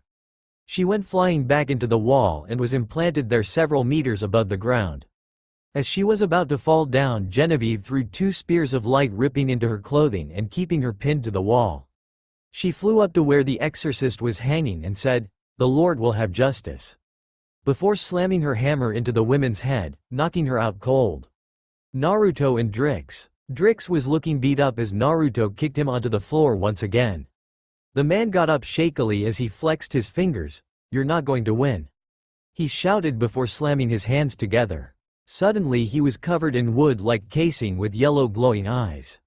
Body armor, Naruto thought before he tried to block a punch thrown by, was surprised to see it packed quite an amount of force. Naruto skidded back and increased his strength a little to overpower Drix again. He landed a devastating uppercut to Drix. Drix went flying up and was kicked aging while in the air. He went crashing down into the ground, creating a huge crater on impact. He tried to stand up and managed to do so before he saw a yellow flash and a huge blue ball getting slammed into his entire body. Rasengan, Naruto said, finishing his attack. Drix went flying through the air and his armor shattered. He fell to the ground, knocked out. Kuroka and Issei, Naruto and Genevieve made it onto the scene to see Kuroka barely dodging a lightning bolt. "Oh, you guys managed to defeat Siana and Drix, huh?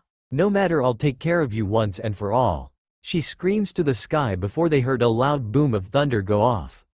Suddenly a huge amount of lighting started coming from the clouds above, zapping in all directions, creating multiple holes in the ground. Naruto and Kuroka managed to get under the protection of Naruto's wooden dome, but Genevieve was flying through the storm trying to dodge all the strikes. "Ah!" she yelled as a lightning stoke hit her and she fell to the ground, like a duck shot out of the sky. Genevieve was laying on the ground, blood coming out of her side and mouth as her wings tried to flap behind her. "Looks like we're having some bird for dinner," Issei said before charging up a large amount of electricity in her hands and releasing a stream of lighting towards Genevieve. Just as the lighting was about to make contact, Naruto appeared and started going through signs. "Wind style.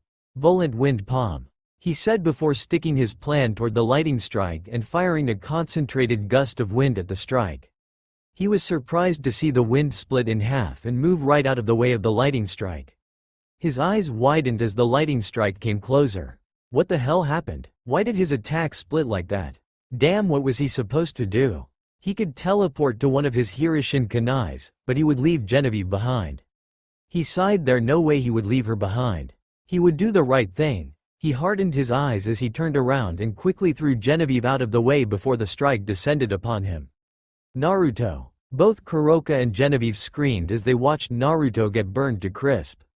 All that was left was a pile of ash. How disappointing, he was so cute too. Tempest Blast can control wind and water too. It wouldn't be much of a storm if you didn't have those, would it? Did you see the look on his face as his attack split in half? She laughed at them. Kuroka was somewhere between angry and disbelief. Sure, she only knew Naruto for like a couple days, but they already did so much stuff together. It was so much fun working together with him in defeating those fallen angels. In fact, she had never had this much fun ever. His hyper and fun attitude made everything interesting. She could never mess around with any of the fallen angels back at Grigori like she did with Naruto.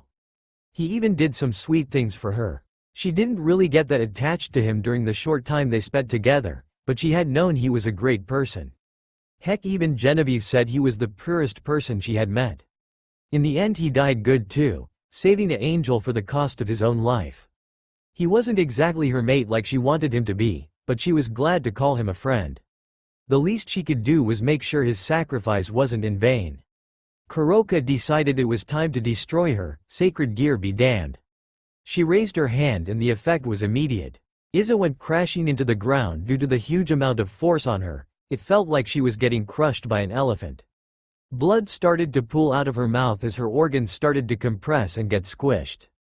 It was an agonizing and painful experience. This was worse than the most terrible torture technique on earth. Kuroka was about to finish her when she felt a hand on his shoulder. She let go of the pressure and looked behind her. She gasped at the sight of Naruto looking at her with a concerned smile. "Hey, it's alright. No need to kill her." "I'm fine, look," he said, pointing to himself. Kuroka giggled a little at that. "How are you alive, Nya?" He scratched his head. "I just dodged, it wasn't that hard." He responded casually. She wanted to hit him a little for being so easygoing about it, but she abstained. "Yes, I'm glad you're not hurt, Nya," she said, giving him a sincere smile. "Let's round up all the exorcists and get Genevieve to a medic," he said. She nodded. She would definitely spend a lot of time talking to Naruto from now on. Aftermath. "I thank you guys once again for helping in defeating those stray exorcists," said Genevieve, now wrapped up in bandages. "I also appreciate you saving my life, Naruto," she said, giving a low bow to him. "It was nothing, I would have done it for anyone," he said, acting like it was no big deal. She smiled. He was truly a great person. She would make sure to tell the people in heaven about him. "Well, if that all, I want you to know that you should visit sometimes," said Genevieve. I'll keep that in mind. Responded Naruto waving while standing next to Kuroka. I'll see you later Genevieve, said Naruto starting to walk out the dome. Goodbye, she responded waving back at him. So we have a long time left to go through to the city Nya. Kuroka said. Naruto being there had really helped a lot, or who knows what could have happened. He looked at her surprising serious. I need to ask you some questions first. He said. She looked ticked off by that. She knew exactly what he was going to ask her. Hotel, you're a stray devil? He asked standing beside the bed she was sitting on. Yes. She said. What happened? She wasn't exactly eager to tell him. Kuroka, I'm sure whatever you did wasn't that bad, but the Rouge Devil I met was batshit crazy. You look like a good person, but I don't know if I could trust a stray. Especially if they're SS class. He said sitting beside her. She seems to think about it. It wasn't like she had a hard time saying the story, and already told her team at Grigori, even people like Valley who didn't really care that much. She guessed it would be good to tell him now before he heard about it from someone else and lost his trust in her. I suppose I was going to tell you later on, but I'll just tell you now. My sister Sharon and I lived on the side of the street for several years, surviving by only stealing and searching for scraps. One day a devil came up to me and demanded that me and her become part of his peerage. He didn't really give us an option, it was either join or die. I obviously joined along with Sharon and we lived a more easier life then. But then when I heard about some awful things they were going to do to my sister, I couldn't let them, so I mastered Senjutsu and killed out Master along with some other devils in the peerage. Everyone said it was a result of Senjutsu that make the user go insane, which it does, but I already had it under control, and ordered the annihilation of my species. The only survivors are me and my sister. Senjutsu is very powerful and feared, so I was labeled SS class stray. Telling him pretty much her life story. Senjutsu makes you do insane? He questioned. Yes, why haven't you experienced trying to fight the darkness? He guessed he didn't really notice this world's negative energy, having dealt with Kuramas for years. No, I can't say I have. He responded. She goes by Naneko, he said, putting pieces together. She nodded. I call her Sharon because that's the name I gave her when out mom died Nya. She said solemnly. Now she hates me so much because she believes everything the devil said, that she even changed her name Nya. Naruto looked down at that. Man, shit was hard for her, living on the streets while taking care of a kid, having to steal just to survive every night, your whole species getting killed, and finally your own sister hating you because she heard some messed up crap. Kuroka reminded him of Itachi in a small way. He made a vow to himself that no matter what he was gonna be a friend of Kuroka's forever. He wanted to be after he learned all the stuff she had to go through. He looked at her. I'm making a promise to you that I'll clear your name and reunite you with your sister. He said with determination. She looked at him surprised and touched. You would do that for me? But why? I know we got along these past couple of days, but we barely know each other Nya. She said, looking at him strangely. So what? You're a person in need and it's not right for your sister to be kept in the dark like that, he said, looking into her eyes. She smiled. He said that like it was obvious things in the world. He was truly someone special. Thank you Nya. She had no doubt Naruto could somehow do it. So, I feel it's fair that you tell me a little bit about you now Nya. She said. Naruto thought about it and it was true, she had basically told him her tragic story without arguing. He felt it was only fair that he said something, he just needed to alter some things, so they spent the rest of the night talking about their lives. Naruto sighed as he sat down on the couch. It had been 3 days since the battle with the sacred gear users. Some things happened during that amount of time. He had quite a talk with Kuroka a couple nights ago. He had talked about his life as he said he would, but he made sure to tell her about happy parts of it, like meeting his friends, training with Jiraiya, and messing with Grandma Suande. He obviously made sure leave out parts about a village or that they could use chakra. She had told him some of the stuff she and Kaneko had did while they were on the streets. Turns out they were quite the pranksters back in their childhood. Sometimes they messed with devils for entertainment. He smiled at that. How ironic, he did the same stuff as a kid. Him and Kuroka also did some training over the past couple of days. She had tried to teach him Jujutsu and he had tried to teach her some basic chakra techniques. Apart from that, Naruto had unlocked another sub-element and had spent most of his time trying to master it with shadow clones. This had been one of the first ones he had tried to use because this particular element held a value to it that all the others didn't. Aside from that, Paris was really cool. He really liked all the scenery and people. He sighed as he itched his neck, which was surrounded by a dress shirt collar. Right now he was blacked out. He was wearing a black dress shirt, black dress pants held up by a nice black leather belt, and a silky black tie. Yes, Kuroka had managed to seduce, threaten Naruto into taking her on a date. He had tried to point out that he didn't have any money, but she said she would handle it despite his protests.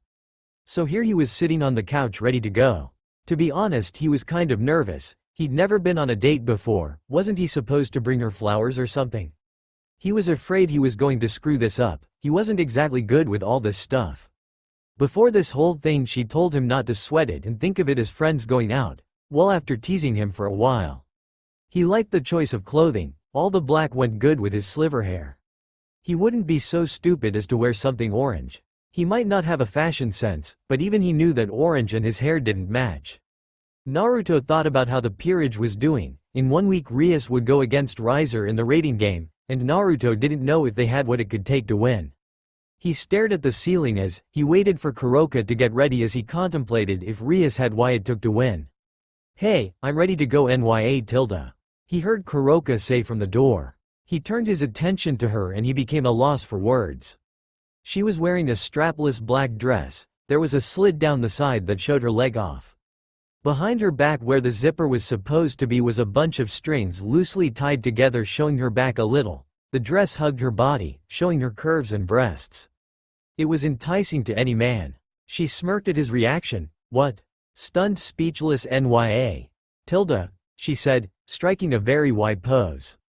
He was indeed stunned speechless. A blush appeared on his face. This was somehow worse than when she dropped the towel. It was like the dress was mocking him. It was like it was tempting him to see what was underneath it. If only he could take it off. He shook his head to clear his pervy thoughts. He got himself under control and gave her an awkward smile. "You look really nice." He offered her a compliment.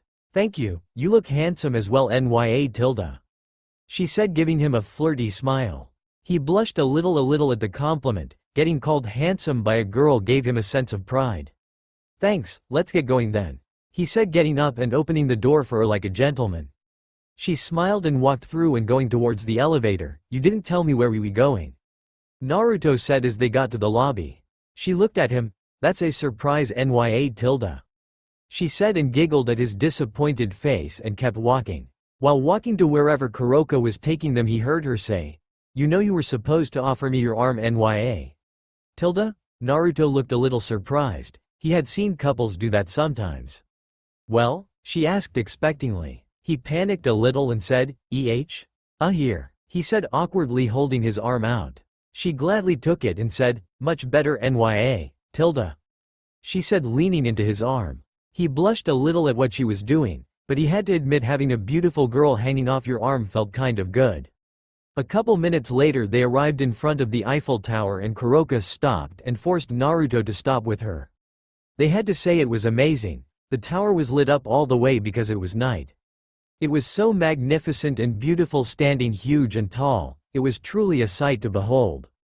After setting his sights off the tower, he turned to look at Kuroka and asked, "Why are we here?" He said, getting confused. "We're going to have dinner here nya." She said, walking towards the monument, dragging Naruto with her. "You mean there's a restaurant on that thing?" he said in a slightly disbelieving tone. That sounded pretty cool to him. "Of course you can, it's one of the best restaurants in Paris nya, she said. He was surprised that she booked such a nice restaurant. He felt a kind of bad that she was spending so much money on him, but he had told her before and she didn't listen. They had made their way up the huge tower to the restaurant, and made it to the man in charge of the reservations. He looked inside the restaurant and saw that it looked really nice and fancy. Naruto got a little uncomfortable. He wasn't really good in these type of settings, it all seemed to be a little too much for him. "I have your reservations, ma'am, follow me to your table." She nodded and hooked her arm around Naruto's while following after the waiter. Many men turned their heads towards Kuroka and started to gawk at the beauty, stunned at the women before them. They then looked to see her arm wrapped around a silver-haired man's, and glared at the man with looks of jealously, thinking how lucky that guy was. Before they could stare any longer, their dates smacked them and started to yell at them for staring at other women while they made petty excuses. Naruto felt compelled to grin at the looks of jealousy they gave him. It looked like he had the best looking date here. Naruto and Kuroka sat down at a table near the edge of the railing. "Here are your menus. I will be back shortly to take your order," he said with a small smile. Kuroka understood what he said and thanked him. She began looking over her menu when she heard Naruto make noise. "Oh, what's good here?" he said, looking at the menu confusingly. She smiled at his confused face as he tried to figure out how to read the French menu. "The lobster is really good, you should have some nya. He nodded at her reply. She would know a lot more than him at this stuff.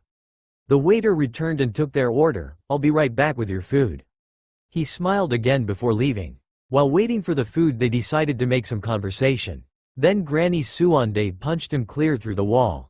Naruto said, laughing. He was attracting quite a bit of attention being so loud in a formal setting, but Kuroka didn't seem to mind. "Your sensei was a big pervert, Naruto-kun," she said, a hand over her mouth while laughing. Naruto sure had a lot of funny stories to tell. The way he was explaining it by enthusiastically making hand gestures just made it. Even one was about Suande chasing down Jiraiya after he tried to sneak into her house to catch a peek while she was showering.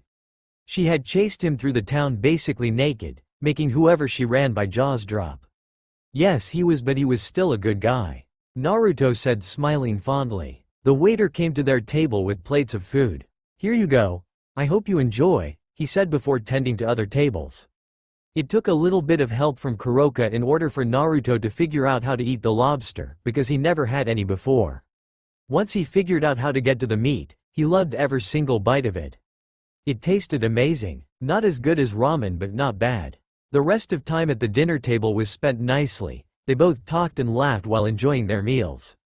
After finishing their food, Kuroka paid for the food and took Naruto to one of the higher levels of the tower. They appeared on a balcony on the highest floor you could get to. They both went to the edge of the railing and looked at the city. The wind was blowing in their faces as they saw the lights from the huge tower. Kuroka was captivated by the beauty of it. Paris was truly amazing. Naruto looked at Kuroka, enjoying the wind in her face while she gazed at the candle lights of the city below. Naruto couldn't help but think she was beautiful. Her normally mischievous face was calm and peaceful. She was like a work of art, leaning over the railing, a small content smile on her face, as the wind blew her hair behind her wildly. Naruto realized that this is why she loved Paris. What could top this view? And the calmness and ease you could feel up from this tower, away from the stress of this world, could make anyone feel wonderful. It was a heaven for devils.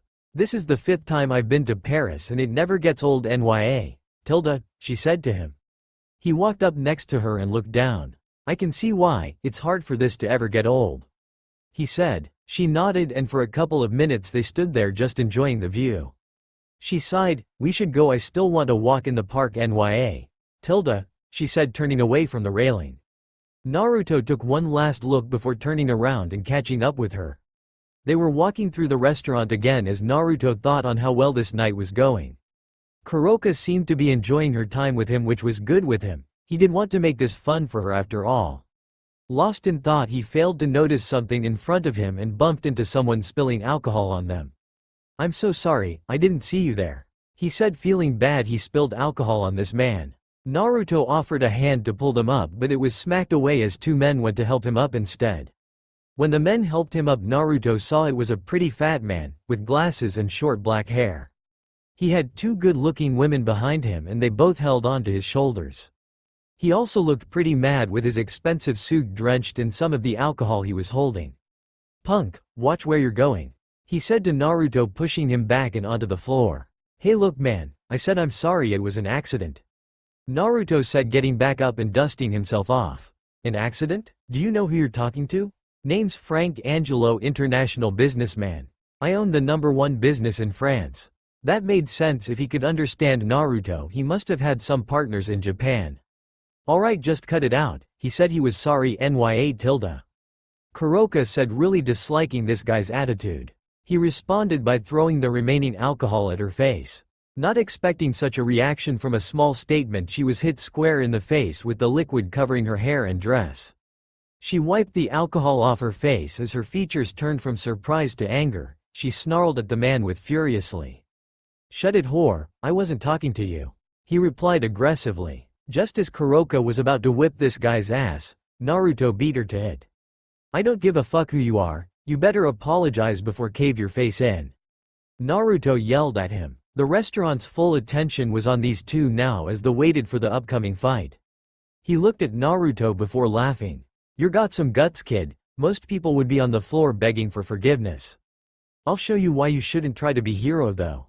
It was true many people in the restaurant knew about Frank. Apart from his company, he did some business on the side. They knew messing with this guy was some shit you didn't want to do.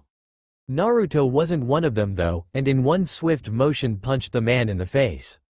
He stumbled back, getting caught by his girls. He glared at Naruto through his broken glasses and said, "Boys."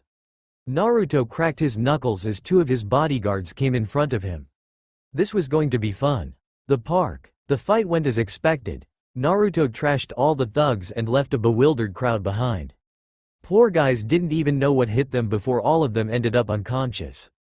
He had gotten Kuroka some napkins to try and get rid of the alcohol that the man had spilled on her, and then hit the streets. He kept taking sideways glances at her annoyed face during the entire trip to the park. Kuroka hadn't talked to him the whole way there. He was such an idiot. If only he looked where he was going, that douche wouldn't have threw alcohol on her. He sighed. She probably hated him right now for ruining their night. Kuroka and Naruto made their way over a bridge overlooking the river inside the park. Naruto decided he should offer some sort of apology to her and walked over to her. In an apologetic tone he said, "Sorry, I messed up. If I hadn't been so clumsy, that guy wouldn't have ruined your dress." She looked at him before smiling. In fact it was pretty fun.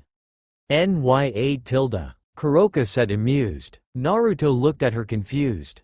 "It was?" Not seeing her point. She nodded. "When you dumped hot fudge down his pants, it more than made up for it," she said, giggling. He started at her before smiling. "Life doesn't get boring with you around, Naruto-kun Nya," she said. He rubbed the back of his neck, embarrassed by her compliment. "It's fun having you around too, you know."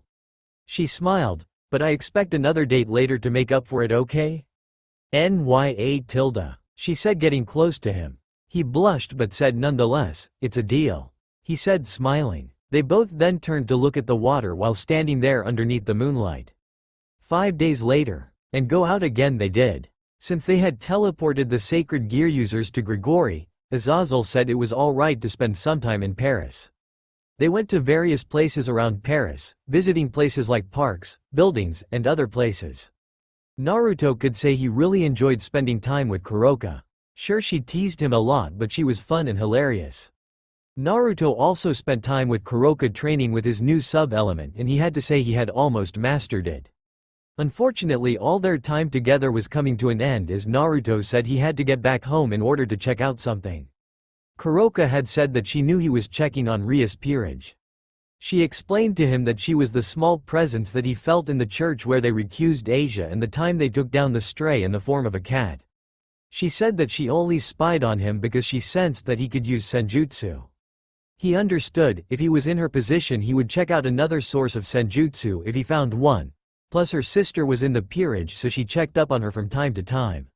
She then offered him a place to watch the raiding game happen. He questioned why they were spying on devils. She retorted by saying that devils did the same thing. He didn't really have an answer for that. She was a devil after all, so she would know. Plus it was just a raiding game after all. So here he was sitting with Kuroka, Azazel, Bhikkhu, and Valley in front of a screen waiting for the game to start. "Why are you guys interested in this game anyway?" said Naruto. "Well, now we know that Issei Hyodo has a Longinus, we want to see what it can do," said Azazel. "Yes, I'm interested in seeing what my rival can do," said Valley. "Rival? Does Issei know this guy?" he thought, looking over at Valley. "It's going to be a good fight. Immortal Phenex versus the Gremmary's power of destruction," said Bhikkhu, interested in this game. "Immortal?" Naruto questioned. He had seen Rias use the power of destruction before and Riser's use of fire, but he had never heard of the immortality before. "Yes, the members of the Phenex family can heal almost instantly from all attacks. Their tears can also heal any injury," said Azazel. Damn, that sounded extremely hard for Rias to combat. How would Rias best someone who was immortal? The match between Riser Phenex Sama and Rias Gremory Sama will now begin. They heard Graphia say as the screen came on. Naruto looked at the setting of the match and found it surprisingly familiar. Why are they at a school, and why is there no one there? It was like noon on a Monday. If all the people suddenly disappeared, the shadow clone he left behind would have informed him. They can make any platform to fight on, said Azazel simply. That was surprising, and it sounded pretty cool too. He wondered how devils could do that. As the game started, Naruto just bit his lip nervously and hoped for the best. He really didn't like the idea of Rias joining Riser's personal harem. He watched as Rias and her peerage came up with a plan to combat Riser's peerage.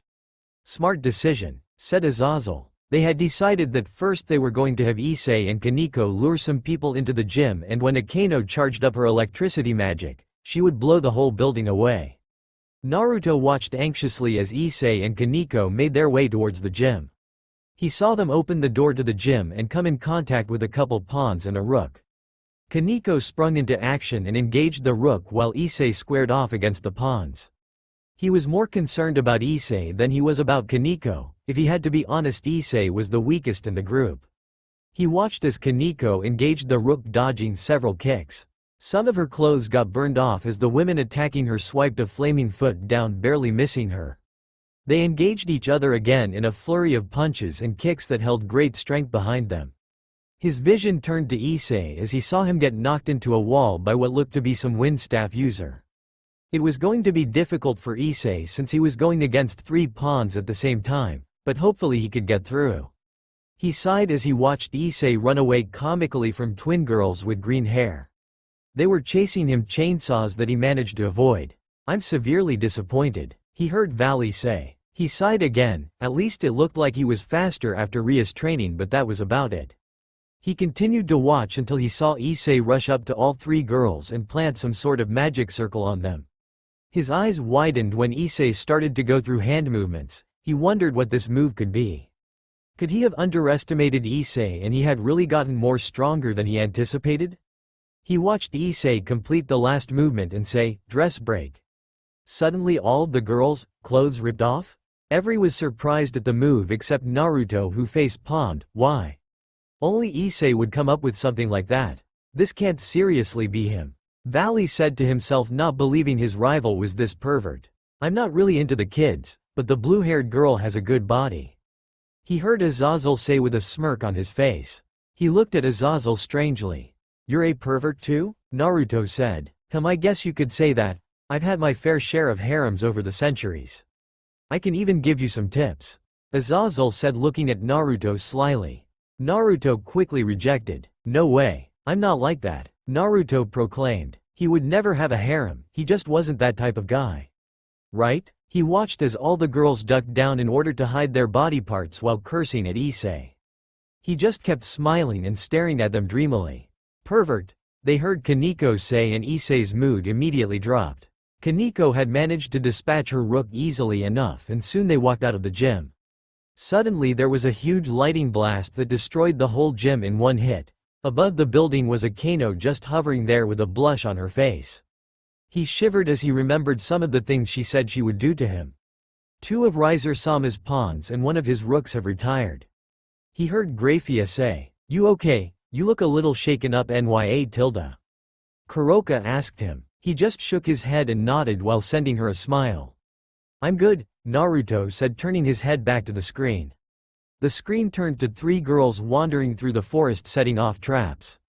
Man, these traps are pathetic, said one of the girls while setting of another trap. Suddenly a thick mist settled upon them and they all went on alert. What's happening? Said another one of them as Naoto saw a dark figure moving throughout the most. Suddenly Kiba came out of a bush and headed towards them at blinding speeds. He watched as Kiba took down 3 of the pawns quick as lightning and they all disappeared in particles of light. 3 of Riser-sama's pawns have retired, Graphia said. He smiled. It looked like they were winning. If they could take out 6 pieces, then easily they had a good chance to win this thing. That line of thinking was cut short when he saw that Riser had deployed the rest of his pieces. He watched as Akano and Yebolana went against each other, going back and forth with lighting and explosions. It looked like Akano was pretty weak from using that attack back there, but it looked like she could pull it off. Akano managed to hit her with a lighting strike and injuring her pretty badly. He then saw her pull out a vial of liquid weakly from the floor. Phenex tears, she's going to heal herself. He heard Bhikkhu say. That's exactly what happened. It looked like she didn't even get hit in the first place as she got back up and was suddenly overwhelming Akano. Naruto grit his teeth as he saw Akano get blasted out of the sky. Those tears were such a huge advantage, it had to be cheating or something. Rias-sama's queen has retired. Graphia said over his speaker. That seems so unfair, having a thing that could instantly heal you. Naruto said. Azazel shook his head. The devils made a rule that you could only use them twice per game. Azazel said, his eyes not leaving the screen. Naruto still didn't think it was fair, and instant heal didn't sound good to him. Kuroka gripped the chair as she saw Yebolana sneak up behind Kaneko and blast her away also. One of Rias-sama's rooks have retired. Graphia said. Damn, this was not good. Rias had 4 pieces left while Riser still had 6.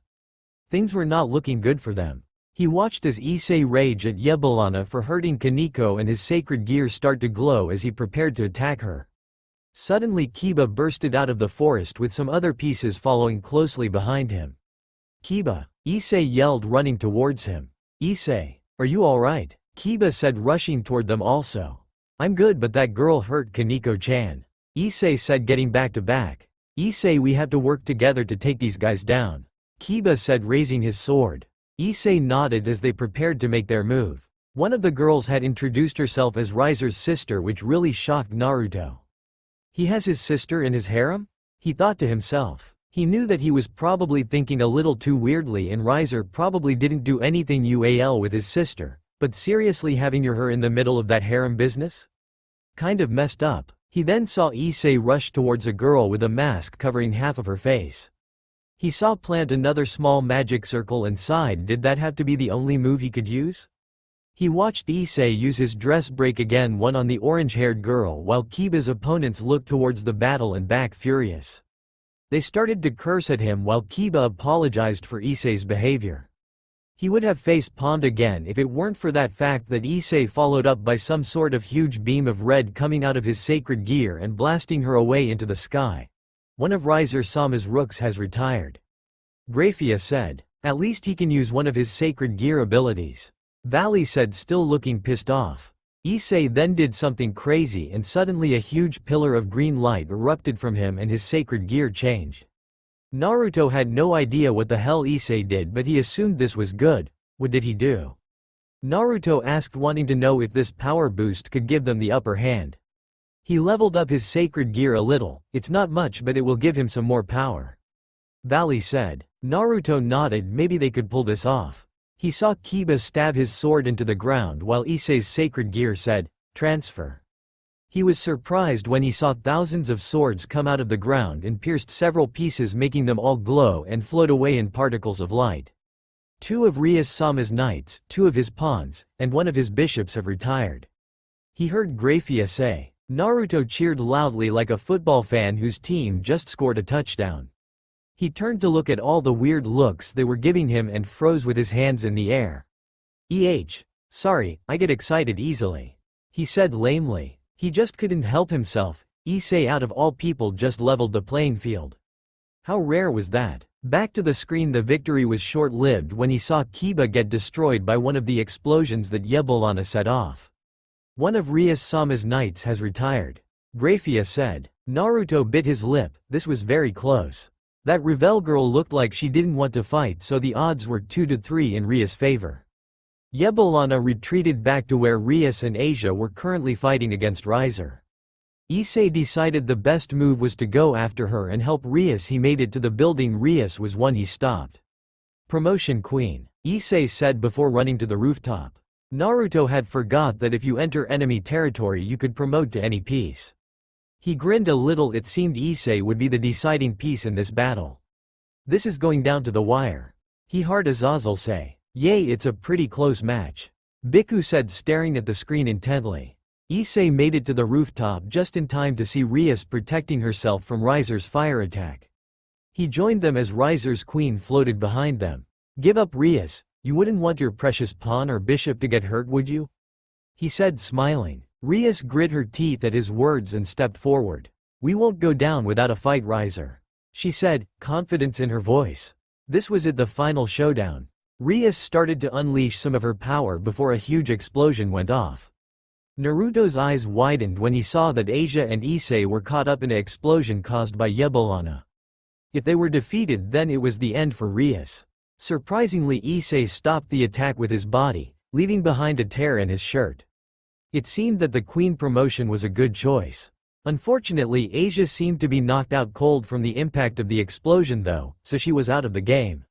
Shit, Riser was in the position to win now. With his queen in him against a drained Rias and Issei, there was no way that Rias could win. He hoped that by some miracle it would happen though. He didn't want Rias to marry some douche that'll ruin her life.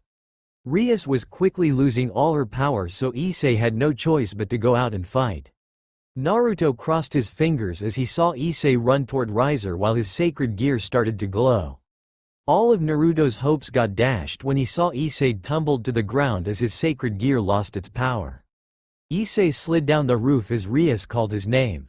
Before she could get to him, Riser appeared holding him. "Surrender, Rias," he said. She looked hesitant to do so. She didn't want to spend the rest of her life with him, but Issei's life was in danger. "Don't bucko, keep fighting," Issei said weakly. Riser was annoyed by Issei's talking and started to deliver blows to Issei, injuring him severely.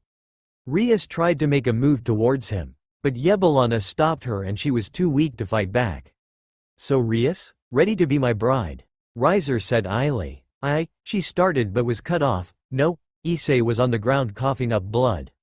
"Don't do it, bucko," he said, all strength leaving his body as he struggled to stand.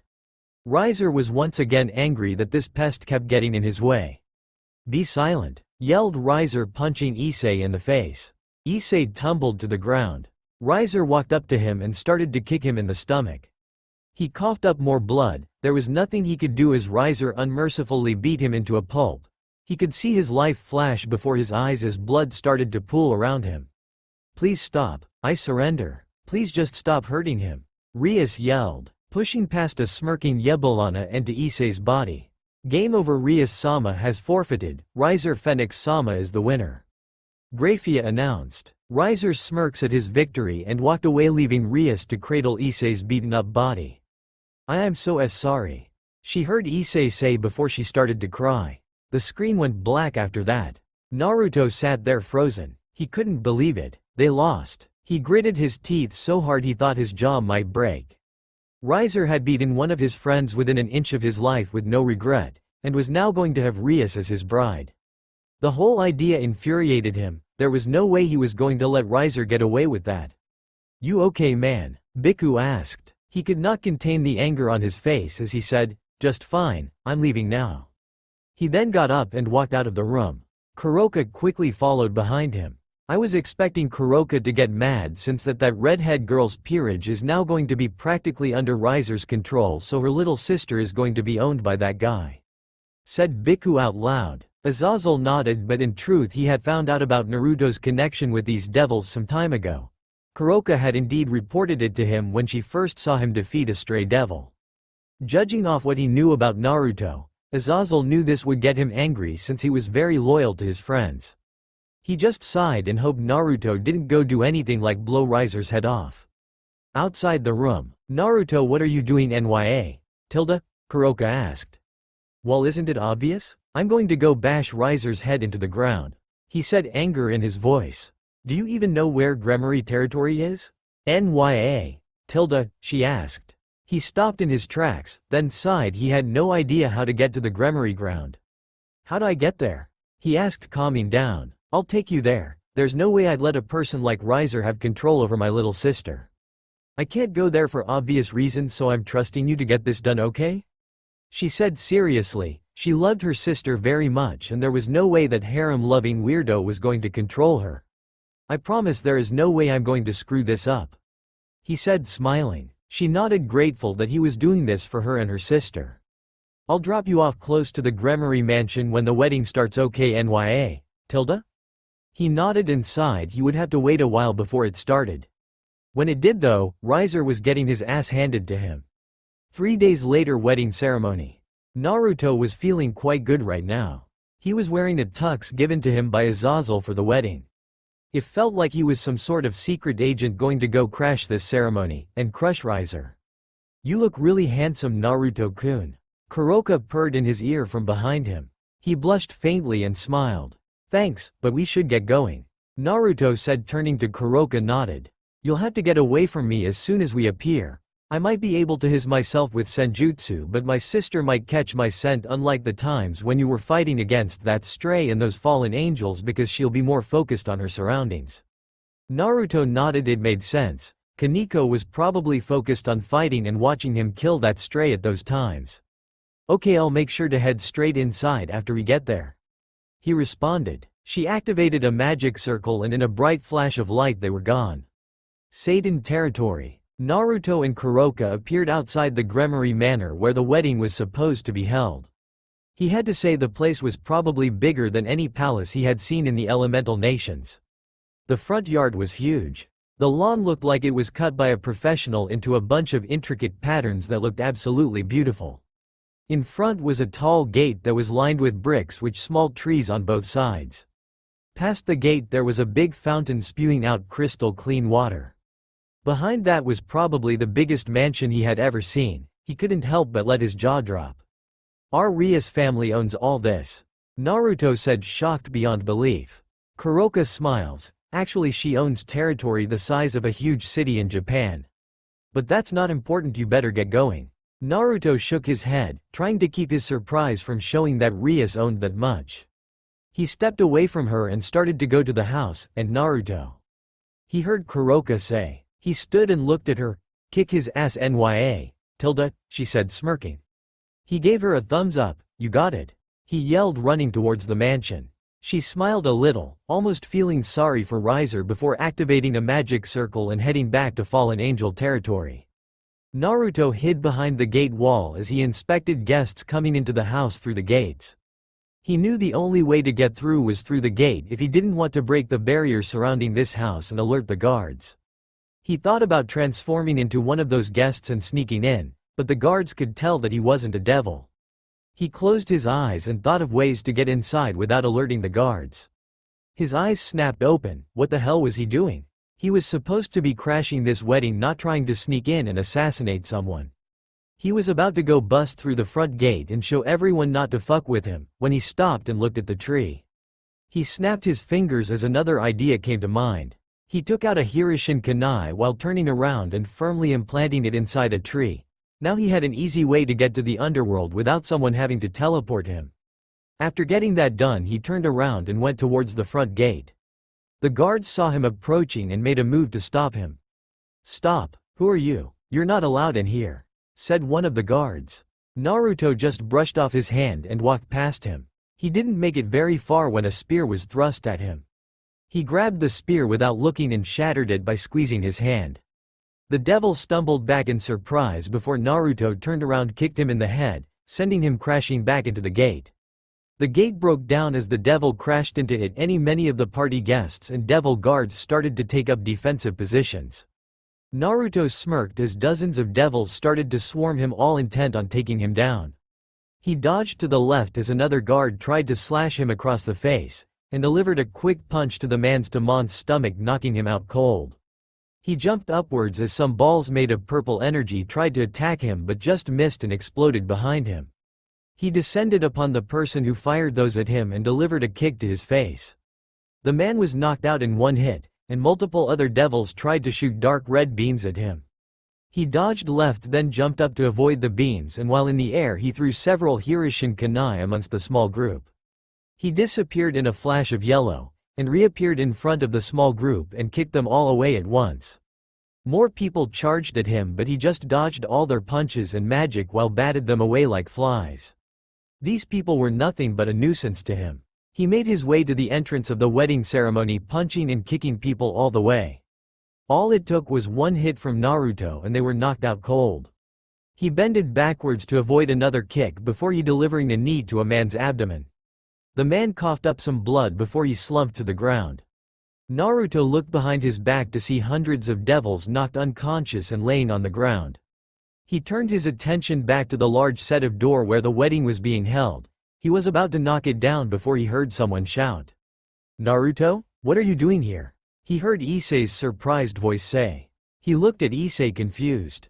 "What are you doing here?" Surprised to see Issei here with his sacred gear activated. "I'm here to save Bucko, there's no way I'll let her marry Riser." Issei replied. Naruto smiled. "I'm here for the same reason, let's save her together, okay?"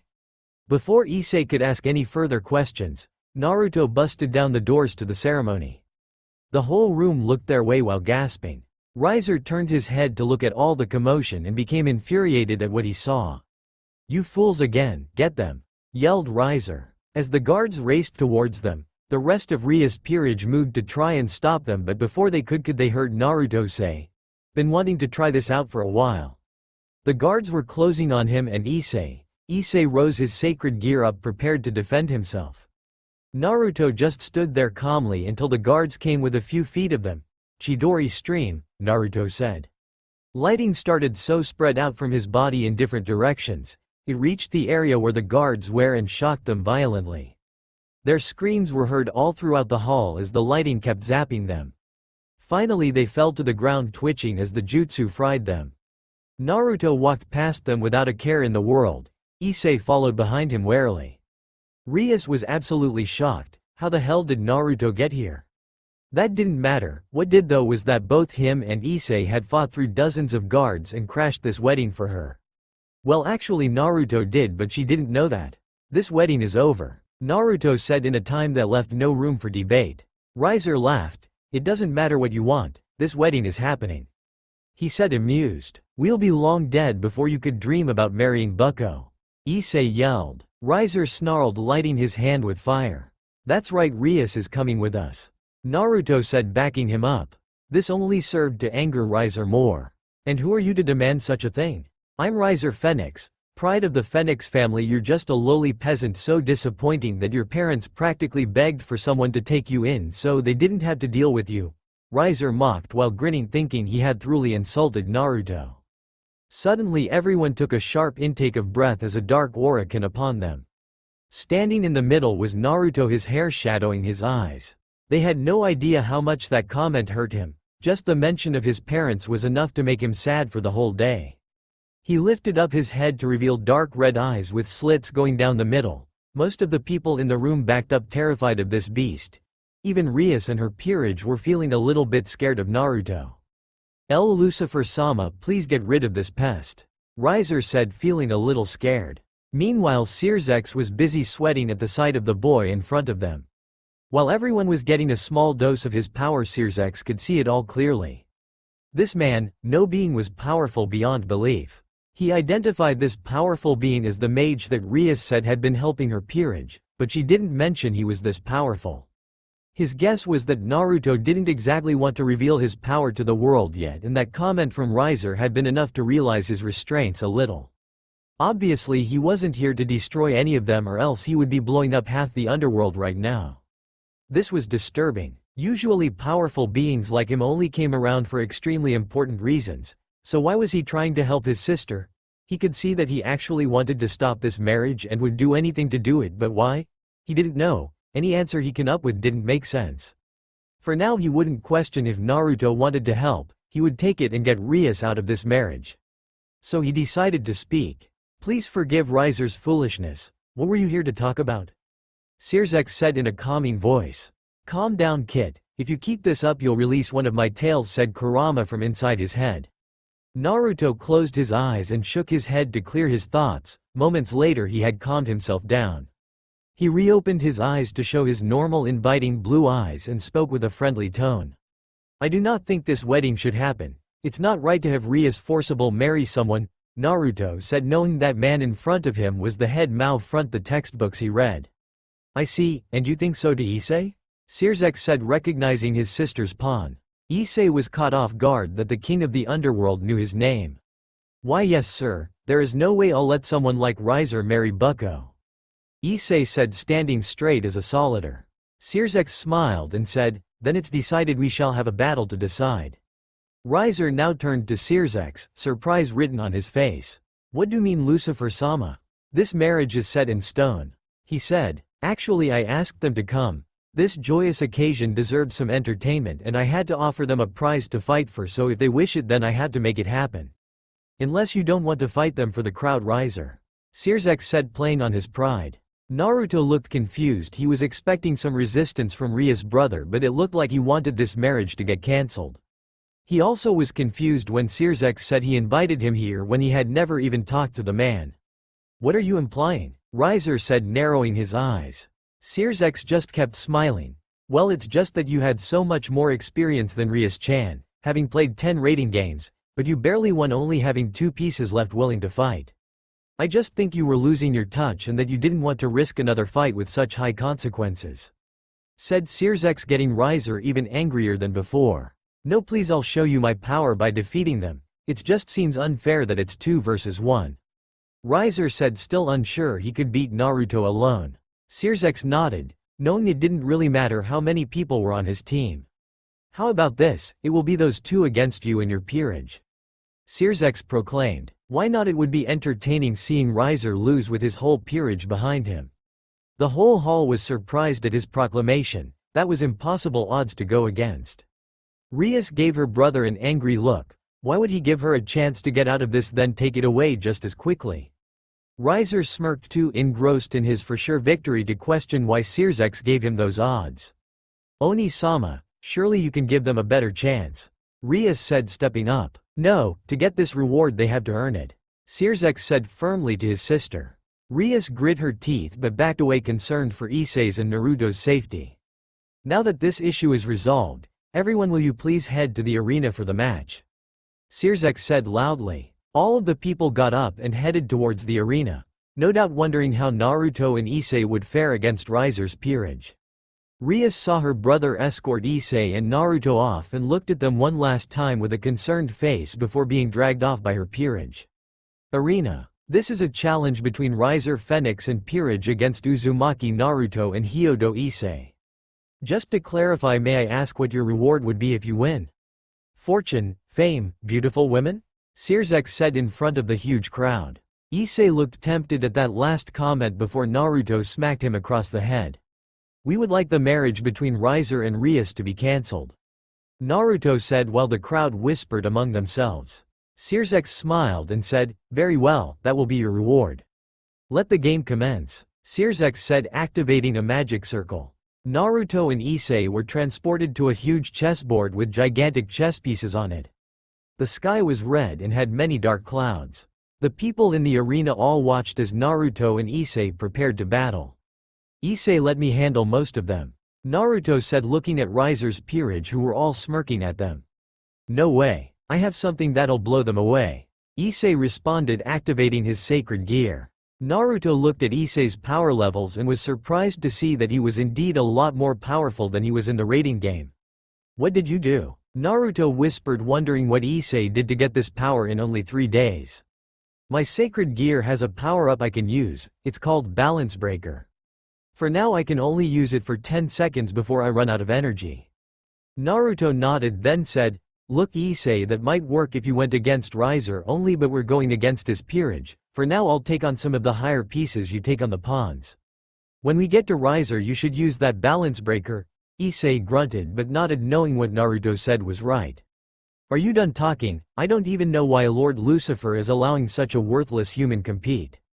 Riser mocked Naruto's show of power, completely forgotten. His comment didn't have any effect on Naruto, who was just standing waiting for the first blow. Too terrified to speak? Okay, then let's get this over with. Riser said, snapping his fingers in a bored tone of voice. 2 of Riser's knights and 3 of his pawns stepped up. He's too overconfident if he thinks that could beat us with just them. Even Issei took down more pieces than this with Kiba. Naruto thought. On behalf of Lord Riser you will fall here by my blade. Said a girl with light brown hair, wearing what looked like some medieval knight armor. Yes, Lord Riser wouldn't be happy if we were to lose to some pathetic human. Said a woman with purple hair all tied up in a ponytail on the top of her head. Alright Issei, let's roll, Naruto yelled, heading towards the women with the armor. Issei nodded and ran towards the chainsaw twins and the wind staff user. As Naruto closed in, the woman brought her sword up to defend. As he finally got to her, she decided to slash her sword downwards upon him. Naruto quickly brought out a kunai to defend the attack. Sparks flew when they connected, and Naruto pouted a little. She was a lot weaker than one of the last opponents he had fought. This would be no fun at all. She grunted, trying to break through his guard, but it just wasn't happening. She brought her foot up to kick him in the stomach while he was preoccupied, but he just pushed her sword away and caught her foot. Naruto quickly spun and threw her into the purple-haired woman who had just tried to sneak up on him.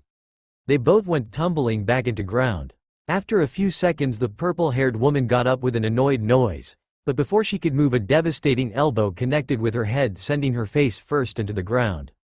Blood came out of her mouth as she laid there in the small crater. Naruto was forced to tilt his head backwards as a flaming sword went past him. The woman gritted her teeth, mad she wasn't able to land a strike on him, and continued her assault. He ducked, dodged left, and then jumped over her, avoiding all her strikes. Once he landed on the ground, he did a sweep kick, knocking her to the ground. He then grinned and held out his hand. A blue mist surrounded his hand and took a sword-like shape. As the mist came together, out popped a sword made of ice. Ice style, the new sub-element he had learned. He had tried to unlock this when he had first got here. He wanted it because it was something he could use in order to remember Haku, and what he taught to him about protecting his precious people. He had finally unlocked it on his trip with Kuroka and was just waiting to use it. He posed the sword ready to strike as the woman closed in on him. His sword met hers as they were locked in a fierce sword battle. Naruto was swiping left and right, giving her some shallow cuts while blocking all her attacks. She attacked again, only to be blocked yet another time. Her face showed anger. "How is your sword not melting? It makes no sense," she screamed out in frustration. He grinned as she struggled to fight for dominance. Chakra really made this style strong. He remembered on that mission that not even Sasuke's fireball jutsu couldn't hope to melt Haku's ice. Their arms were raised high up in the air, and Naruto took advantage of that. He head-butted hard and she went flying back onto the ground once more. Before she could blink, Naruto appeared above her, sending a sword strike her way. While on the ground, she brought her sword up to block the attack and succeeded. Her victory was short-lived when she saw her sword crack. Her eyes widened when her sword completely shattered due to the force Naruto put on it. She looked scared as Naruto approached her, his sword ready to strike. He looked left and suddenly ducked as the purple-haired woman flew over him. He suddenly shot his hand forward, thrusting the sword straight into her stomach. Her face was wide in surprise as she started to glow and disappear. "One of Resurrect's knights has retired," the announcer said. Naruto turned back to the woman was on the ground, who was looking at him in slight bewilderment. He sighed as he brought the sword down on her. Moments later, she started to glow and scatter away. "One of Resurrect's knights has retired," the announcer said. He turned back around and let his sword disappear into mist. Turning to his left, he saw Issei grinning with 3 naked women behind him. Naruto face palmed and blushed a little at their exposed bodies. "You huge pervert, why would you do this to us again?" said a little green-haired girl. Issei paid no mind at their curses and continued to ogle them with heart in his eyes. He was nailed in the back of the head with a rock by a whistling Naruto, innocently tossing a rock up and down. "Look, can you hurry up with this? Issei looks like Riser isn't happy," Naruto said, jerking his head at Riser, who was ordering more of his pieces to join the fight. Issei shook himself out of his perverted fantasies and raised his sacred gear at the girls and thrust his sacred gear forward. A huge red beam came out of Issei's hand and blew the girls up sky high. Naruto was certainly impressed. That attack could probably destroy a small part of a mountain, which it did. 3 of Riser-sama's pawns have retired, the announcer said. Riser grit his teeth. How could this worthless pawn and this pathetic ma take out so many of his pieces? There was no way he was going to let this marriage slip away from him. "All my slaves attack," he ordered. They did as their master commanded and stepped up. He suddenly moved quickly and got right next to Issei. There was no way Issei could take on all these pieces, even if it was all the pawns. Naruto pushed Issei out of the way as he jumped over both of Riser's rooks who were intending to pound them.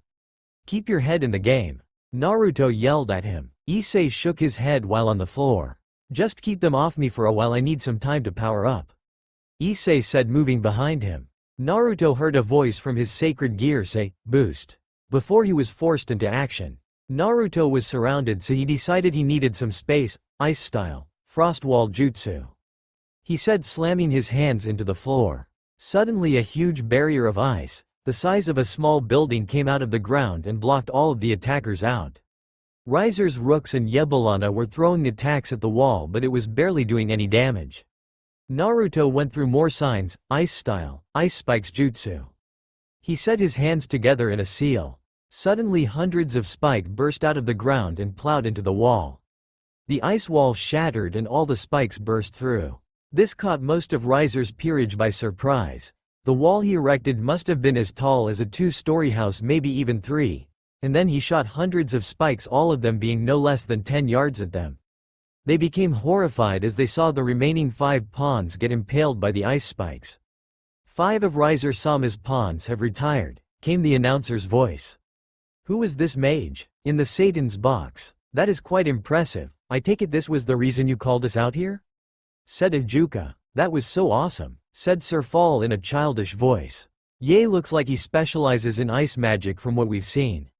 Said Fallbeam, actually not bored for a change. He's good, but he can't compete with me. Sir Fall said, giving a victory sign. Searsex smiled at her behavior. Funny thing was, he knew Sir Fall would lose in fight between her and Naruto. I'm not so sure about that. Searsex said as politely as possible.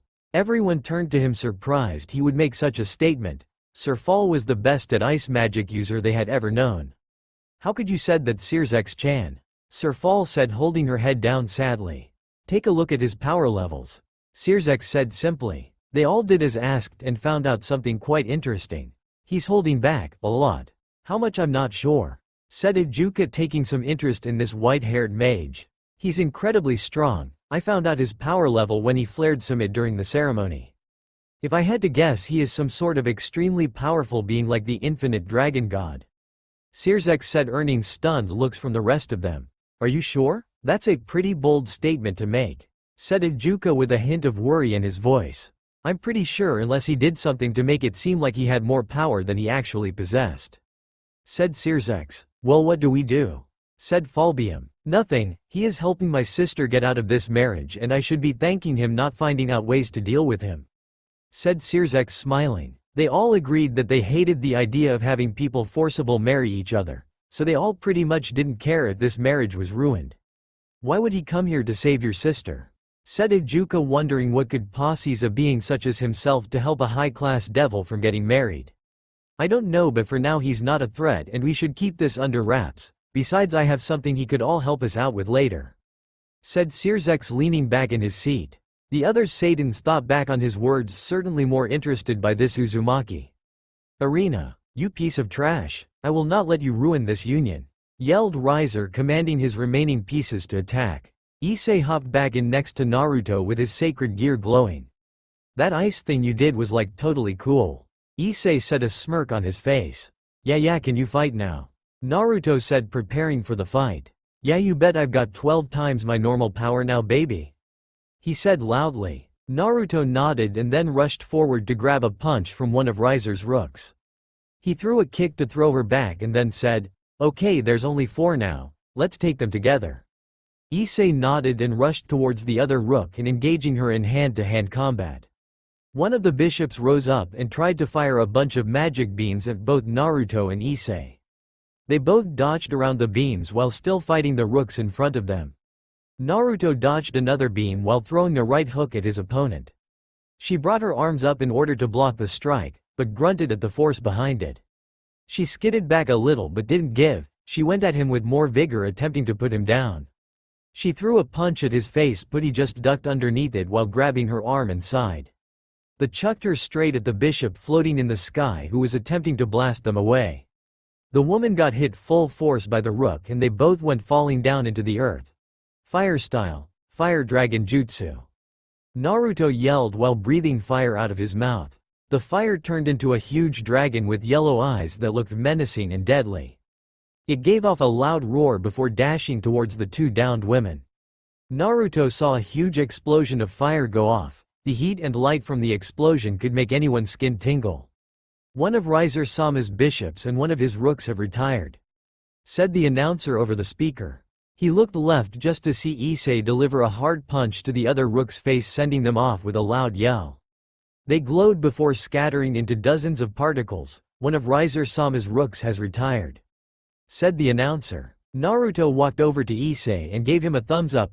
Nice job, now only one left, Naruto said, pointing to an enraged Riser. How could this lowly devil and this no-name mage destroy his entire peerage? He would not stand for it, they would die here and now. Risers lit his entire body with fire before yelling and charging at them. This is it, Issei, activate your balance breaker, Naruto yelled. Issei nodded as his sacred began to glow. Suddenly his sacred gear started to extend, starting from his arm and spreading towards his main body. Soon Issei was fully transformed, clad in a red type of armor with multiple green orbs covering him. Boosted gear.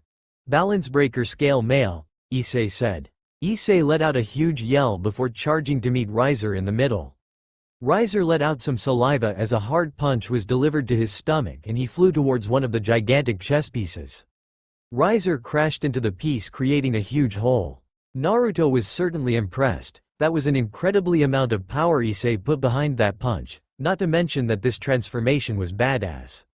Riser sat up, the ruble falling off of him as he did so. He sat there slightly dazed and rubbing his head, but as quick as lightning Issei was once again there, punching him in the face. This time Riser went clean through the chess piece and was still flying when he came out the other side. Naruto was right there, wanting to deliver some punishment for all the trouble Riser caused. As Riser rapidly approaches the ground, Naruto backflipped, hitting him with a bone-crushing kick straight on his chin. Blood leaked out of mouth as he went flying into the air. Issei was up there waiting for Riser in order to send another punch his way, but Riser surprisingly recovered and sprouted his flaming wings and blasting Issei with a huge torrent of fire. Issei went flying through the air as Risers prepared huge discs of fire to throw at Issei.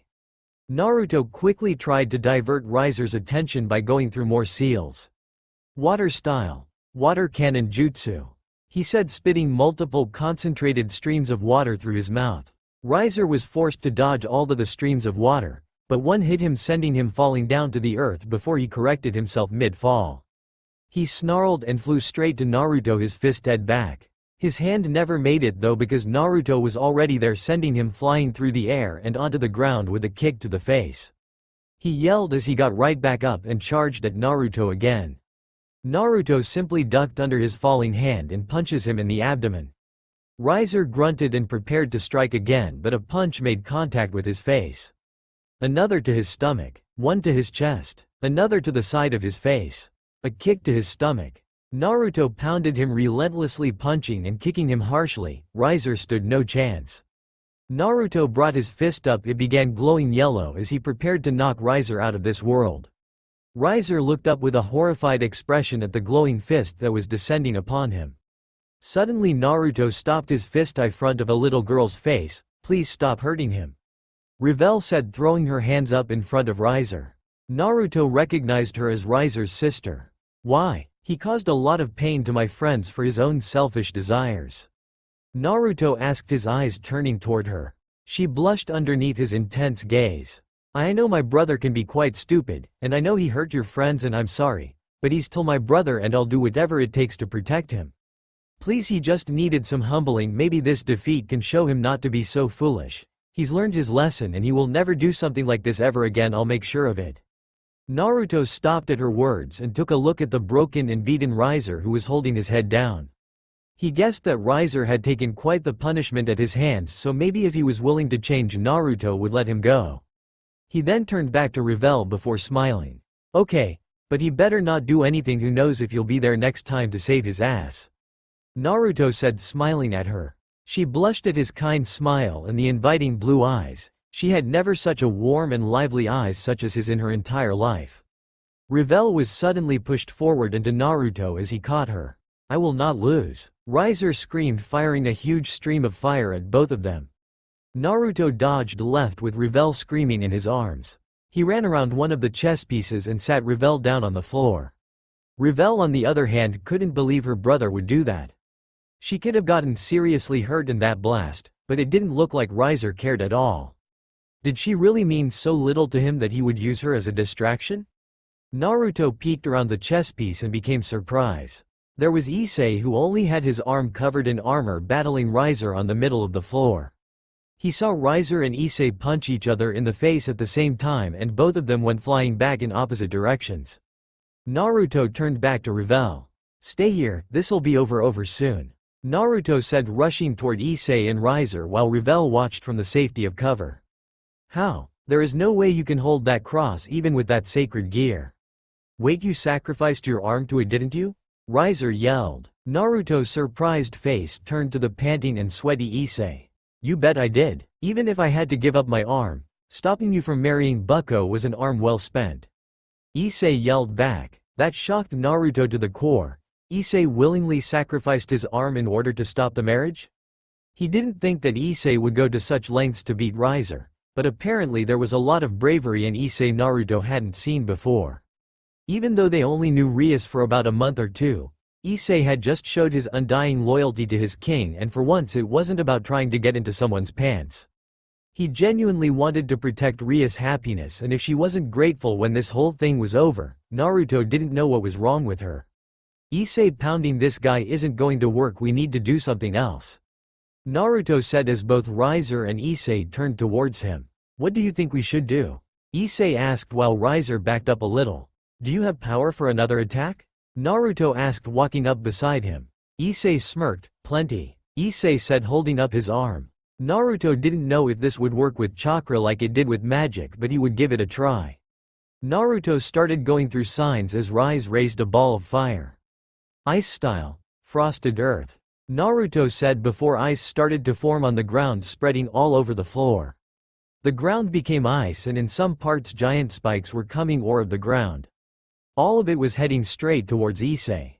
He brought down his sacred gear as all of the ice went into his sacred and a symbol appeared. "Transfer," it said before ice erupted from his location in all directions. The chakra Naruto put into the jutsu was so great that the ice froze anything in the surrounding area. The gigantic pieces were completely frozen over. If you stepped anywhere you would slip. Giant spikes were jutting out of the ground as far as the eye could see. In the middle of it all was a Riser completely frozen in a thick block of ice. Issei looked down at his sacred gear, amazed at how it could cause all of this. "Awesome," he yelled, jumping around before slipping and hitting the ground. He rubbed the back of his head as Naruto let his domed wall jutsu go. Out came Naruto and Revell perfectly okay. Issei, are you sleeping?" Naruto said, looking at Issei snoring on the floor. He snorted. "Looks like that last attack took a lot out of him." Riser-sama can no longer continue. The winners are Uzumaki Naruto and Hyodo Issei, said the announcer. Naruto smiled. "Looks like that was game." The magic circle appeared beneath all of them and they were teleported away. Arena. As the arena came into view, they were met with hundreds of stunned devils, all surprised at the display of power and how two people took down Riser's peerage. Resurrect stood up from the Satan's booth. "As declared by the challengers upon their victory, the marriage between Riser Phenex and my sister is cancelled," Resurrect declared. Immediately Rias and her peerage ran towards them. Rias immediately dropped to the ground, putting Issei's in her lap and holding him close. "Bucko, we beat them," Issei said weakly. She looked down at him, smiling softly. "You did. I'm really grateful you guys do all this for me," Rias said, touched that Issei would go to lengths such as giving his arm away to keep her happy. "I'll see you when I wake up, Bucko," Issei said, falling asleep. Rias kept smiling and handed him over to Kiba. She then turned around, jumping into Naruto's arms. He was surprised, but he returned it. He could partially feel the joy rolling off of her. "And thank you too, Naruto, but I have to ask, how did you know we would lose?" "Did you have such little faith in us?" she said, playfully breaking the hug. He laughed. "No, let's just say I have my ways," he responded, hoping that would satisfy her. He didn't want to explain that he was watching the match back at Grigori headquarters. She eyed him suspiciously before giving up and smiling. This was a good moment. She wouldn't ruin it by bombarding him with questions. For now she would just be happy she could marry who she wanted to. It was a good day indeed. That's all for now. If you enjoy this video, then please like, share and do comments.